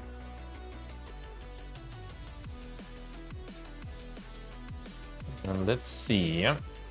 John acknowledges micro teams are where it's at right now. I mean, we got to a micro team, not the way we would have opted to get to a micro team, but we got there. The game is anything but micro, however. Huge amount of content. And John remains upbeat, noting that the process of learning Unreal Engine 5 is now behind them. After the previous title, Empire of Sin, shipped on Unity. The Empire of Sin was something I would love, but yeah, wasn't there. It wasn't there. I tried to tackle 2 things at the same time and kind of failed at both. Even though, like, gangster management game, like actually focus on that part, I would love it. But they tried also to get some sort of like, you know, tactical turn-based slapped on top of that, and ended up basically with like scuffed XCOM and the scuffed management game. People who work with it are not under this illusion of like, you know, let's make the thing that will take out Battlefield. It's just let's make the best game we can make that we're capable of making right now with this design. Let's just focus on it and forget the hype train, and let's have fun doing it with people we really love working with them. Despite all the hardships John and Brenda faced, one thing is abundantly clear from our conversation, just how passionate they are about games and about each other. Brenda admits the hardcore Balatro obsession that is currently seeing her chase the elusive completionist ++ achievement. I already got a gold at every deck, so this is the only thing I have left. And I say to Joan, I don't know what I'm going to do with my life when it's over. Guess I'll just delete it and start again. Damn, the Balatro enjoyers, eh?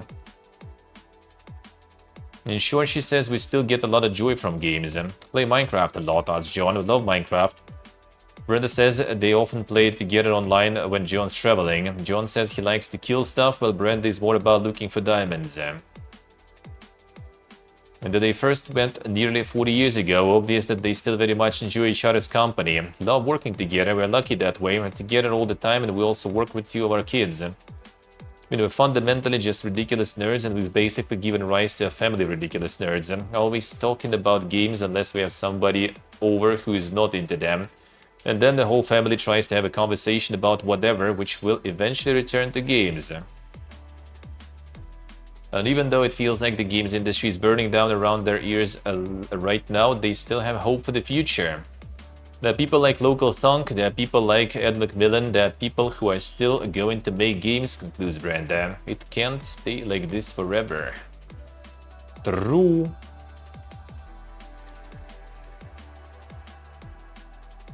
The Corpus Law speak, but Romero, I believe it. I mean, yeah, it kind of does seem like it, at least. Kind of does seem like it.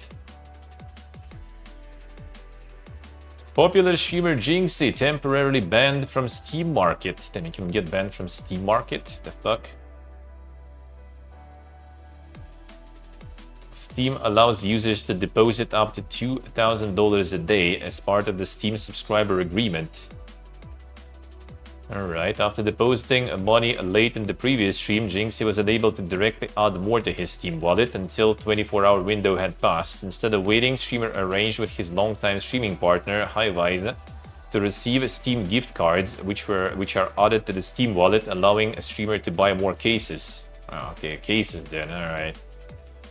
Following the acceptance of $200 Steam gift cards, Jinxie's account was banned from the marketplace with the message stating, "Market is unavailable for the following reasons. You have recently accepted a digital gift card from a friend. If nothing further occurs to restrict your access, you'll be able to use Community Market on 26th of March. Steam gift card redemptions triggered a 3-day market ban on the streamer account. Rules surrounding this type of ban are not explicit, but are thought to be a fraud prevention measure that flags certain gift card redemptions." How could this happen? Yeah. All that just to buy and open more cases, dude. Insane. Insane. Streamer later made a last-ditch attempt to get the ban lifted with a dramatized apology on stream in which he called himself addicted, stating that he was so close to a Gamma Doppler or M9 bayonet, 2 of the most expensive types of knives in the game. What a time to be alive, dude. What a time to be alive. Splitgate devs making movement shooter like Titanfall. Damn, time to make shooters great again. I guess. Creator Splitgate making movement shooter inspired by Titanfall and Black Ops 3. So they did the Splitgate 2, then they like pulled it back and made it like again released, and that none of that actually did go good. So now they're making another one. They relaunched and kind of failed again. True.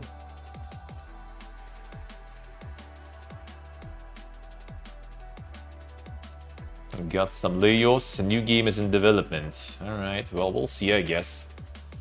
I guess we'll see. AAA game development costs are now $300 million or more, says Insider. That's Jason Schreier. You don't call Jason Schreier Insider. You say the name of the person, so you know that it's probably true. Because when you say Insider, there's like too much, you know, of just Pipirga yuppers posting some random clickbait on Twitter nowadays.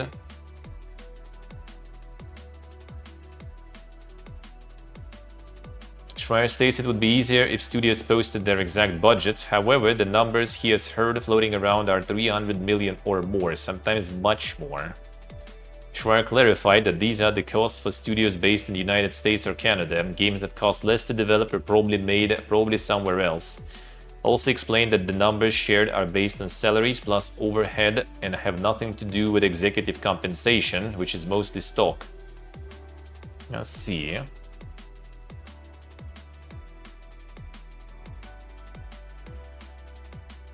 $300 million, dude, eh? Analysts predicted the CDPR could spend close to $800 million on development and marketing on The Witcher 4. Brother, what is this shit? What are these numbers, dude? And then of course we have like some crazy prices for those games, and then like insane layoffs because like, you know, you gotta inflate the numbers so hard that you also crash so hard. Kingdom Come Deliverance 2 director speaks in support of NVIDIA DLSS 5. Alright, where's the one? Where's the one? Stated that no way haters will stop NVIDIA DLSS 5. Can imagine developers trading this technology or particular art style or specific people's faces, and it might replace expensive ray tracing, etc. Uncanny beginning, no way haters will stop this. Way more than a soap opera effect every TV has when you turn motion smoothing on.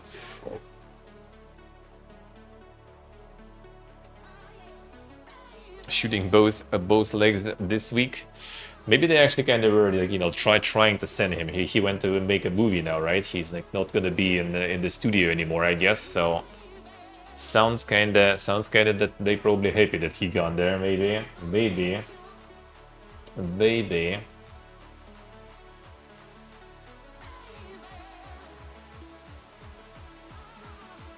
Yeah, I don't think it's the right way to do it, that one. I don't think so. Like some AI upscalers and stuff, sure, fine. But why are you making this like fucking beautification shit? Like no one needs that, dude. Like why? Like I don't like we have like, you know, plenty of games that succeed now that don't even like look photorealistic and shit. Like will you actually put the fucking DLSS 5 on like Minecraft just like a meme pictures or something? Like why? Like upscaling, sure, fine. That's how it's supposed to work, basically, right? Okay, keep going, just improve that tech. Now make some like separate tech that is optional that can like apply some sort of filters, right? Like you want some filters on your on the game you're playing, sure. Run some sort of like, you know, NVIDIA software or some option in the menu, just kind of like some games do with shaders, right? Like you play some like retro game, it's gonna have like, oh yeah, do you want CRT effect? Check mark. You want some VHS effect? Check mark. You know, you want some like pixelation? Slider, how much pixelation you want. Make it optional like that? Sure. Someone wants to play like some like, you know, like yassified Instagram models, like sure, just press the check mark, boom, there you go. You playing, you know, like with all those insane Slay Queen person. Done. But someone doesn't want, why?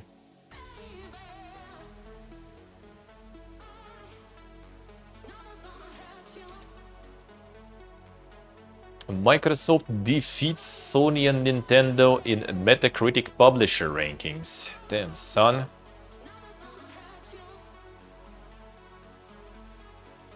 Why though? Of 17 products across 13 titles published in 2025, only 53% boasted good ratings per Metacritic. The top-rated Sony-published game of 2025 was ironically a PC game, with Last of Us Part 2 Remastered landing a Metascore of 90 after being ported. Microsoft fared much better. Last year, Attack Titan was in 9th place, but 2025 yielded the 5th place finish with 305 points. 81% of Microsoft published games ended up with good rating, but the catalog was much deeper. 43 products published across 21 titles, and Forza Horizon, even more ironically a PS5 release, scored 92 to be the pick of the bunch.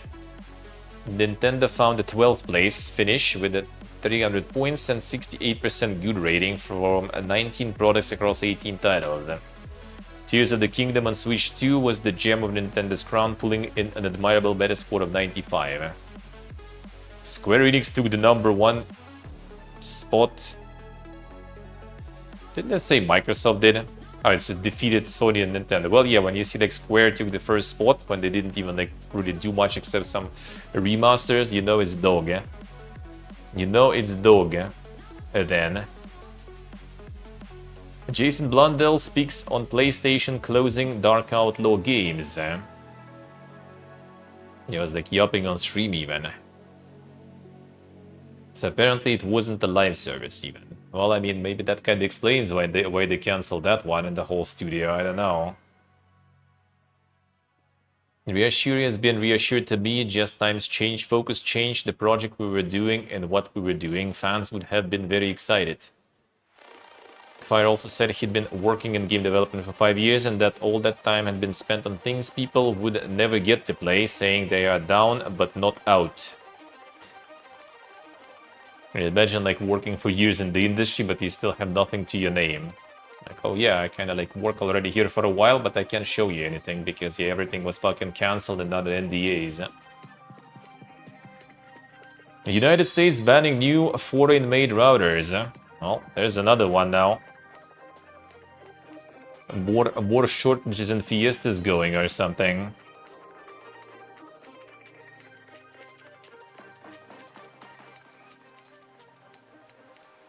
There it is. Blocks import and sale of routers that haven't been approved by United States government. Speaking of approval, FCC says that companies can apply for conditional approval to sell their devices in the country. There it is, man. At this point, like, you soon need to get like all your all electronics you have, everything you have, you will need to build yourself, solder it, install fucking open source stuff that's been like, you know, maintained by like hundreds of thousands of people after like some scanning and everything, compile everything yourself, then you're good, man.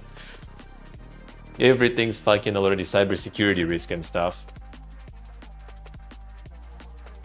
True, Oxer, true. Effectively ban every router that exists.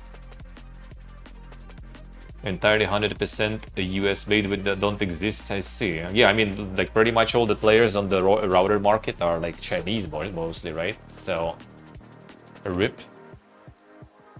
A rip. Crimson Desert main development team moves to next title. They done. Announced 3 new titles in 2019. Development process taken time because they have been working on both the game and the engine simultaneously. Both games being developed using the same engine called Black Space, with Crimson Desert being the first title to utilize this new technology. Okay. The main development team for Crimson Desert can focus on Doki V, which will help speed things up. CEO also revealed that the estimate will take about 2 to 3 years from the current timeline to completion and polishing. Dead game now? I guess there's like DLC farming now and stuff. So some sort of like Team B now working to keep content flowing. Meta lays off another 700 employees as pivot to AI continues. Another one. Latest round of job cuts spans various divisions within the company, including Reality Labs, also come just a day after announcing a new stock program for top executives that increases their potential pay by up to $921 million over the next 5 years. Alright, they deserve it. They deserve it, dude. Teams across Meta regularly restructure or implement changes to ensure they're in the best position to achieve their goals. Where possible, we are finding other opportunities for employees whose positions may be impacted.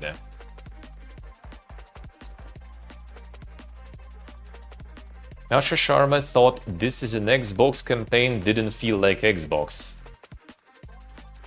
The only thing about like all this, like this is an Xbox campaign, I remember, was just like one of the Microsoft like devs or executives being in funerals next to the coffin or something, and one of the, actually I think one of the guy, the what was his name, the one of the God of War devs who said like this is an Xbox basically to the funeral. That's the only thing. That's the only thing I remember. All the drama after that. Although I guess kind of like not a bad joke, and in bad taste, of course. You know, bad time. You know, but I mean, funny.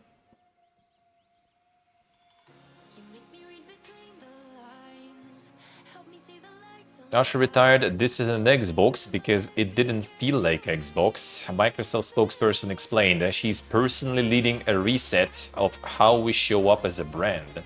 Yeah, son.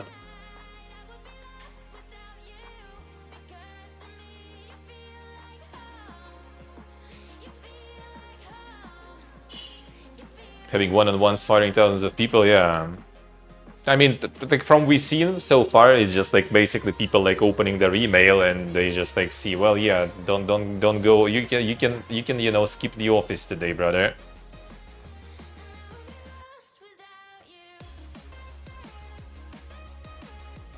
So anything, very vocal. All right, nothing really. Actually, she said, just some yupping. Konami raising a base salary for employees. Damn. Finally, something good to hear over today, you know. There it is. Now, raising employees' base salaries for the 5th consecutive fiscal year. Increased the base salary for new employees by 70,000 yen compared to 3 years ago. Company stated that this increase enables it to offer competitive compensation to new recruits and foster an environment where talented employees can thrive and find satisfaction in their work. Hey, Jordi, hello. By consistently investing in human capital, including the raise of base salary this time, we will aim to improve employee engagement and continue to create better products and services. Looking 5 to 10 years ahead in the future, Konami Group is committed to achieving sustainable growth by securing diverse and talented human resources, maximizing abilities of our employees, and creating both a comfortable and satisfying working environment. Something new to hear today. Feels good. Something good to hear today. Well, new. Good is kind of new, I guess. Ubisoft's cost-cutting crisis could put its biggest games at risk. Yeah, they got like the layoffs in Red Storm last week. 105 people. Less than 24 hours later, teams were scrambling to remedy the fallout from this careful review to keep what Ubisoft has deemed some of its critical game releases on track. One such release is the next mainline Ghost Recon game, codenamed OBR, set to take the franchise back to its roots as first-person tactical shooter with single-player and multiplayer component. According to sources familiar with Ubisoft's plans, OBR is currently considered a crucial release for Ubisoft's upcoming fiscal year, alongside the slated summer release of yet-to-be-announced Assassin's Creed Black Flag Remake. Yet, despite the game being internally marked as critical for Ubisoft's success, OBR has already been scaled back considerably from its original plans. What even was the last Far Cry? A couple of years back, wasn't it? Or more even already. Been some time. It's been some time. Yeah, thousands of people on Red Storm are working on the project, and the void that they will leave will be difficult to fill with the right people. Those affected by last week's layoffs at Red Storm currently protected under the Worker Adjustment and Retraining Notification Act, which requires employers to give employees 60 days notice of planned closings and mass layoffs of more than 100 employees. Even though their final day is set for May 18th, sources say affected employees had their access to Ubisoft systems revoked immediately after the announcement. It was 2021 actually, Far Cry? What the fuck? Really? I thought it was like not that long ago, at least. I mean, everything past 2022 was just a blur, so I guess.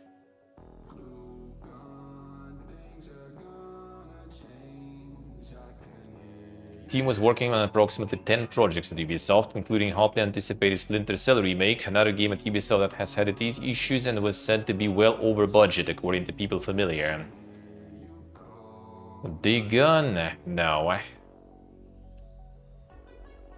Studio targeted closures and layoffs are doing more harm than good for Ubisoft and its games. As much as layoffs suck, those I spoke to argue that the layoffs don't feel targeted. Instead, Ubisoft seemed to look at the studio it cost and then pull the trigger without any foresight into how it could affect projects in its pipeline. Well, I mean, that's what you get with like all this like, you know, insane corporate structure that is detached. Though the spoke to argue that Ubisoft still needs to start from top down, aiming to assign the right people to the right jobs. And unfortunately, all of this seems like a lose-lose situation for Ubisoft. Need to save money but refuse to look at the root cause.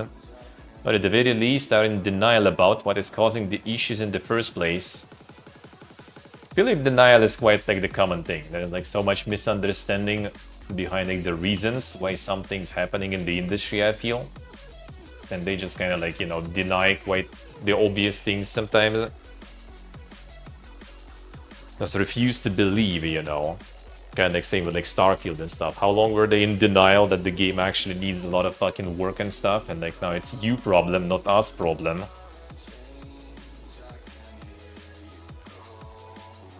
I mean, Siege doing alright, yeah. Siege doing alright.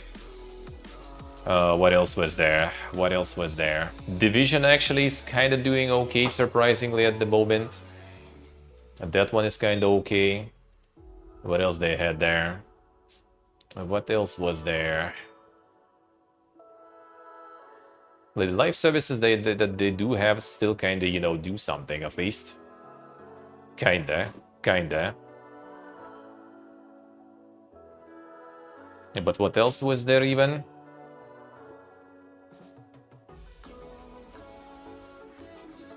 Could be Axer, could be that too. Skull and Bones, of course.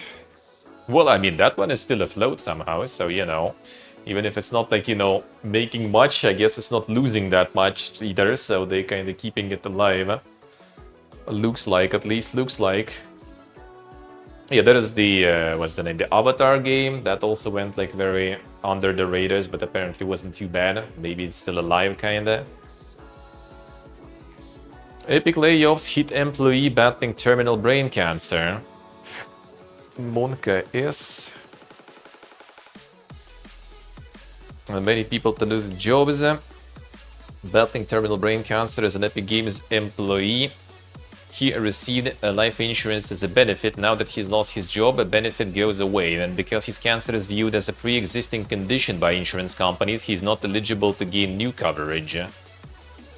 Important to note that employees who lost their jobs retain company-provided health insurance for 6 months. A life insurance, on the other hand, appears to be ending immediately. The fuck?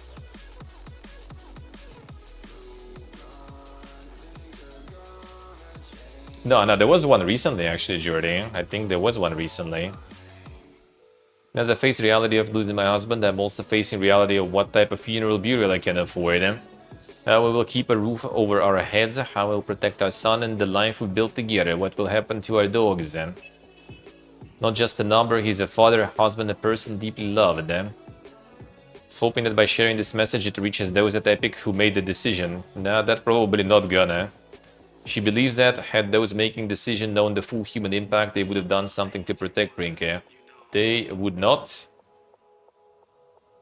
They're running out of time, and I'm trying everything I can to protect family, where I still have him here with us, she said, pleading for the message to be shared. Oof. Should I within six months? No, six like the insurance already gone. Like 6 months for other benefits, insurance instantly done. She underestimates the ruthlessness. I think also like in all those in the big corp, you kind of lose this like accountability in a way, right? Because it's like it's not like someone specifically did it. It's like a whole department basically, And in the end, like no one cares because everyone just kind of like points fingers, like he did it, she did it, I didn't, done. And no one is actually feeling that they're accountable. Like it also like I don't know, maybe like some person who actually like personally was looking at the like like at the data and like all right, this guy like marked as like layoff. Maybe they will feel something. Maybe.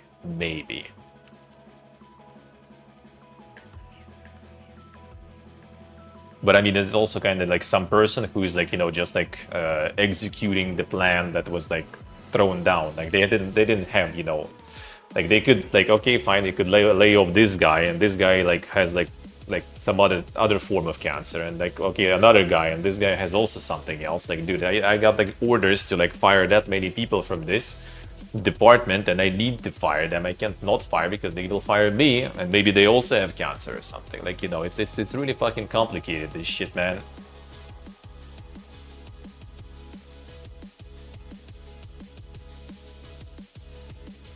Big companies care less about the money though? Ooh, nah, I don't think so. Like small businesses get affected by that shit for sure more. Absolutely. They get affected by that more, but I don't think that the big companies care less though. Especially when it's like, like those layoffs and stuff of like, hundreds of people and all those like, packages that they need to provide. They kind of already like go for the 100 people, in some big fucking numbers, dude.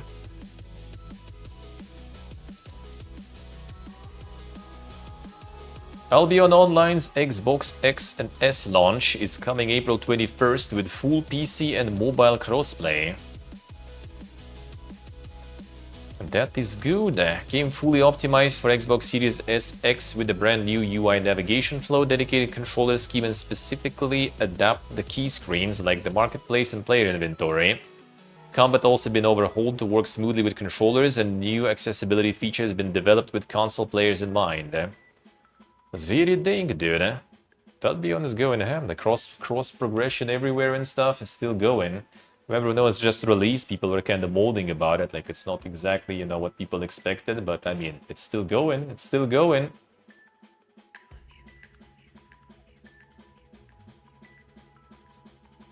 Yeah, Jordy, yeah, that is understandable. That is understandable. They can afford it, but they won't. That's the difference. That's the difference. And that's why Electronic Arts like laid off a bunch of people from the Battlefield team, right? Who made actually them a lot of fucking money and stuff, but they don't give a fuck. They could afford having them and developing something else, but they could also fire them, and they did. Even though they were actually working and actually bringing money and stuff. You at least have a reason. You at least have a reason. Former New World world designer dishes on Amazon's abandoned 10-year plan for Eternum. Developers had a 10-year plan for the game and knew what every unrevealed part of the map was going to be. Future Zone themes would have included Southeast Asia, Japan, and Vikings. Next weapon after daggers would have been lightning gauntlets. As we previously speculated, next zone would have been the Jungle of Sound, a region hinted at in Nighthaven. Thanks to improvements in the team's workflow, Mackenzie believes it could have been released as soon as 6 months after Nighthaven. Nighthaven's largely unused northeastern portions were originally planned to host a free-for-all PvP area with the Vampires vs. Werewolves team.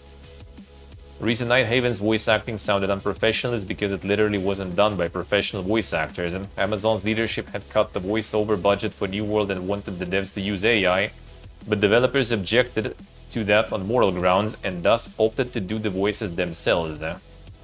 Well, probably also was like one more reason why they got all, closed and stuff, because yeah, they objected to use AI. Farming and sailing were both systems the developers wanted to add at some point. Ooh man, sailing would be so good. The developers had their suspicions the end was near. They weren't officially made aware of the transition to maintenance mode. and ensuing layoffs until the public announcement was made. Some found out by seeing news posted on Reddit. While Mackenzie has no insider information about any potential efforts to revive the game, he rates the odds of it being bought out by another developer as abysmal. He would definitely return to working on it if given the chance, though. And I wish to thank you.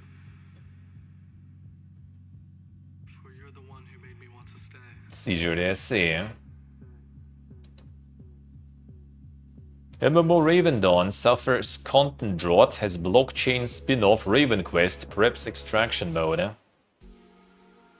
And that was to no one's surprise there. Raven Dawn is not shutting down. There were updates ahead. Got the Raven Dawn out, tested, you know, the concept, worked pretty good. And boom, there's the blockchain version released. And now the blockchain version gets all the content and stuff. And the actual Raven Dawn is fucking dying.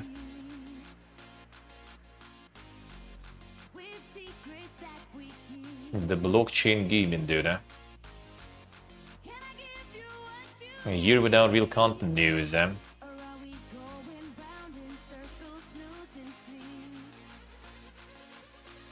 mode serves as a growth engine for the broader Raven Quest world,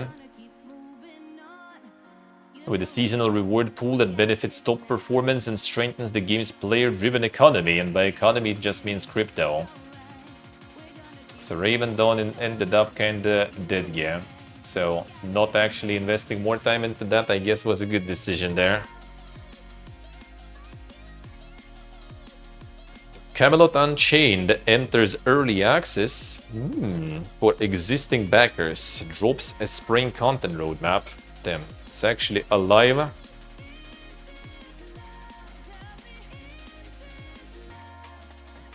Early access launches for existing backers will be directly offered by Unchained Entertainment and not via Steam. That said, it also states that it will enter Steam Early Access in the future, and promises to reopen the store again very soon for those who wish to buy into this current Early Access. What's on offer in this release? There's over 60 square kilometers of map space designed specifically for large-scale RVR battles, an engine built for massive fights, improvements to visuals and lighting, and some new systems like Royal Quest that let players contribute to their realm's war effort, crafting and gathering, and a comprehensive overhaul of stats. Yeah, it's massive a realm versus realm, but who's gonna be fucking actually fighting there, dude? Plans for updates through the spring season. When's the Steam Early Access? We need only that. We need that plan. And that plan we need. That shit I'm waiting already since forever. Since forever, dude. Good thing I didn't kickstart this stuff, even though I would get access to the early access then. Value. Multiplayer ARPG Darkhaven raised $500,000 on Kickstarter in spite of a gamer's pledge antics. Currently counts around 521,000 raised, over 5,000 backers. Looks like barely did it. Entire campaign run only crossing finish line on Saturday just ahead of the deadline. And developed by some of the minds behind Diablo, Diablo 2, Torchlight 2 and Hellgate London. Yeah, it had a demo, I think, right, also. That was kind of successful, but yeah, they did struggle with Kickstarter. I'm surprised, actually, like, ARPG, the demo people liked, with kind of like big names behind, and yeah, Kickstarter didn't really do that well. Kickstarter's closure was somewhat clouded by apparent backer antics. It has come to our attention that one of our backers may have pledged several times at high levels with the intent of reaching the funding goal, but without intending to follow through. The company posted Saturday, notifying Kickstarter and will work with them to resolve this situation and determine our options. So maybe they didn't even reach that. Nice enough, nice, enjoy. See ya, man, see ya. We're almost done. We're almost done already. Whatever the outcome, we are going to keep pushing forward to make Darkhaven the game of a reality. Everyone that pushed so hard to make this campaign a success, thank you from the bottom of our hearts for your support. There they are making the game with the 500,000 there, with a bunch of like OGs from Diablo and everything. Total is gonna be probably a bunch from someone's pocket there, or something else going on, because that is not a lot of money for a project of that scale, I guess. Alright, one moment, I'm gonna check what you guys posted there. Don't miss anything for the week. Let me see. So this one, oh, right, then I think we good. Yeah, this we had. This we had. And this, I guess, we kinda didn't. Actually, no, wait. That was last week, right? We did. Yeah, I remember yapping about it. So, I guess, yeah, the Minecraft dungeons too. We did see last week. No date though, no date, but we'll see. Those were good times, dude. Playing with the boys back then and releasing the first one. That was fun. That was fun. And yeah, the rest we already see. Okay, good then. Good then. Good then. All the gaming hardware for a while, but I'm actually like really happy that I got the GPU upgraded now too. I feel kinda alrighty. With that. It was expensive, but I feel like there will be no better time probably to do that, so feels good. Feels good. Alrighty then. Alright, a little early. Not live 3 is also not, I see. Alright, so yeah, let's just call it a day then. So yeah, I'm gonna be calling it a bit earlier, as I mentioned, because we're gonna be drinking some birgi with my friend and figuring out what to do, because one of our final flights, actually one final flights from Sharjah to Yerevan got fucking cancelled now already, so we will need to figure out the options, what to do about that shit, because I don't know if they're gonna refund both flights, or will we end up in Emirates and then just stranded there, and how much we will need to fucking spend on that shit. It's gonna be fun, man. Fun fucking times. Amazing times. To top off all the weekly firings and other things, we also have like some more fun IRL already towards us too. Very poga. Life keeps on giving. So yeah, that is going to be all for us today. Thank you guys for watching. Thank you for hanging out. Thank you for all the support, subs, resubs, followers, donos, postcards bought. Appreciate it all a lot. That sure will be used. That sure will be used and sure will be useful. Thank you guys. Appreciate it a lot. And yeah, I will see you all tomorrow, 9 AM CET. It's gonna be a little IRL, grabbing some food gear too, some different food gear. And then playing some Fallout New PP, I guess. That's gonna be the plan for tomorrow.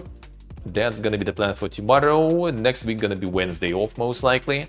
Sunday we're already traveling. I will hope to stream on Sunday from the Giga Bus. So gonna show the Giga Bus, and maybe actually we'll try to get the gaming news recap from the bus. I hope it will be possible. We'll see. No promises, but I will try. At least a little bit for sure I will try. So yeah, thank you guys once again. Enjoy the rest of your evening. See you all tomorrow, 9 AM CEST now. The summertime, the daylight savings, by the way. So yeah, enjoy the rest of the evening. Love you all. Bye-bye.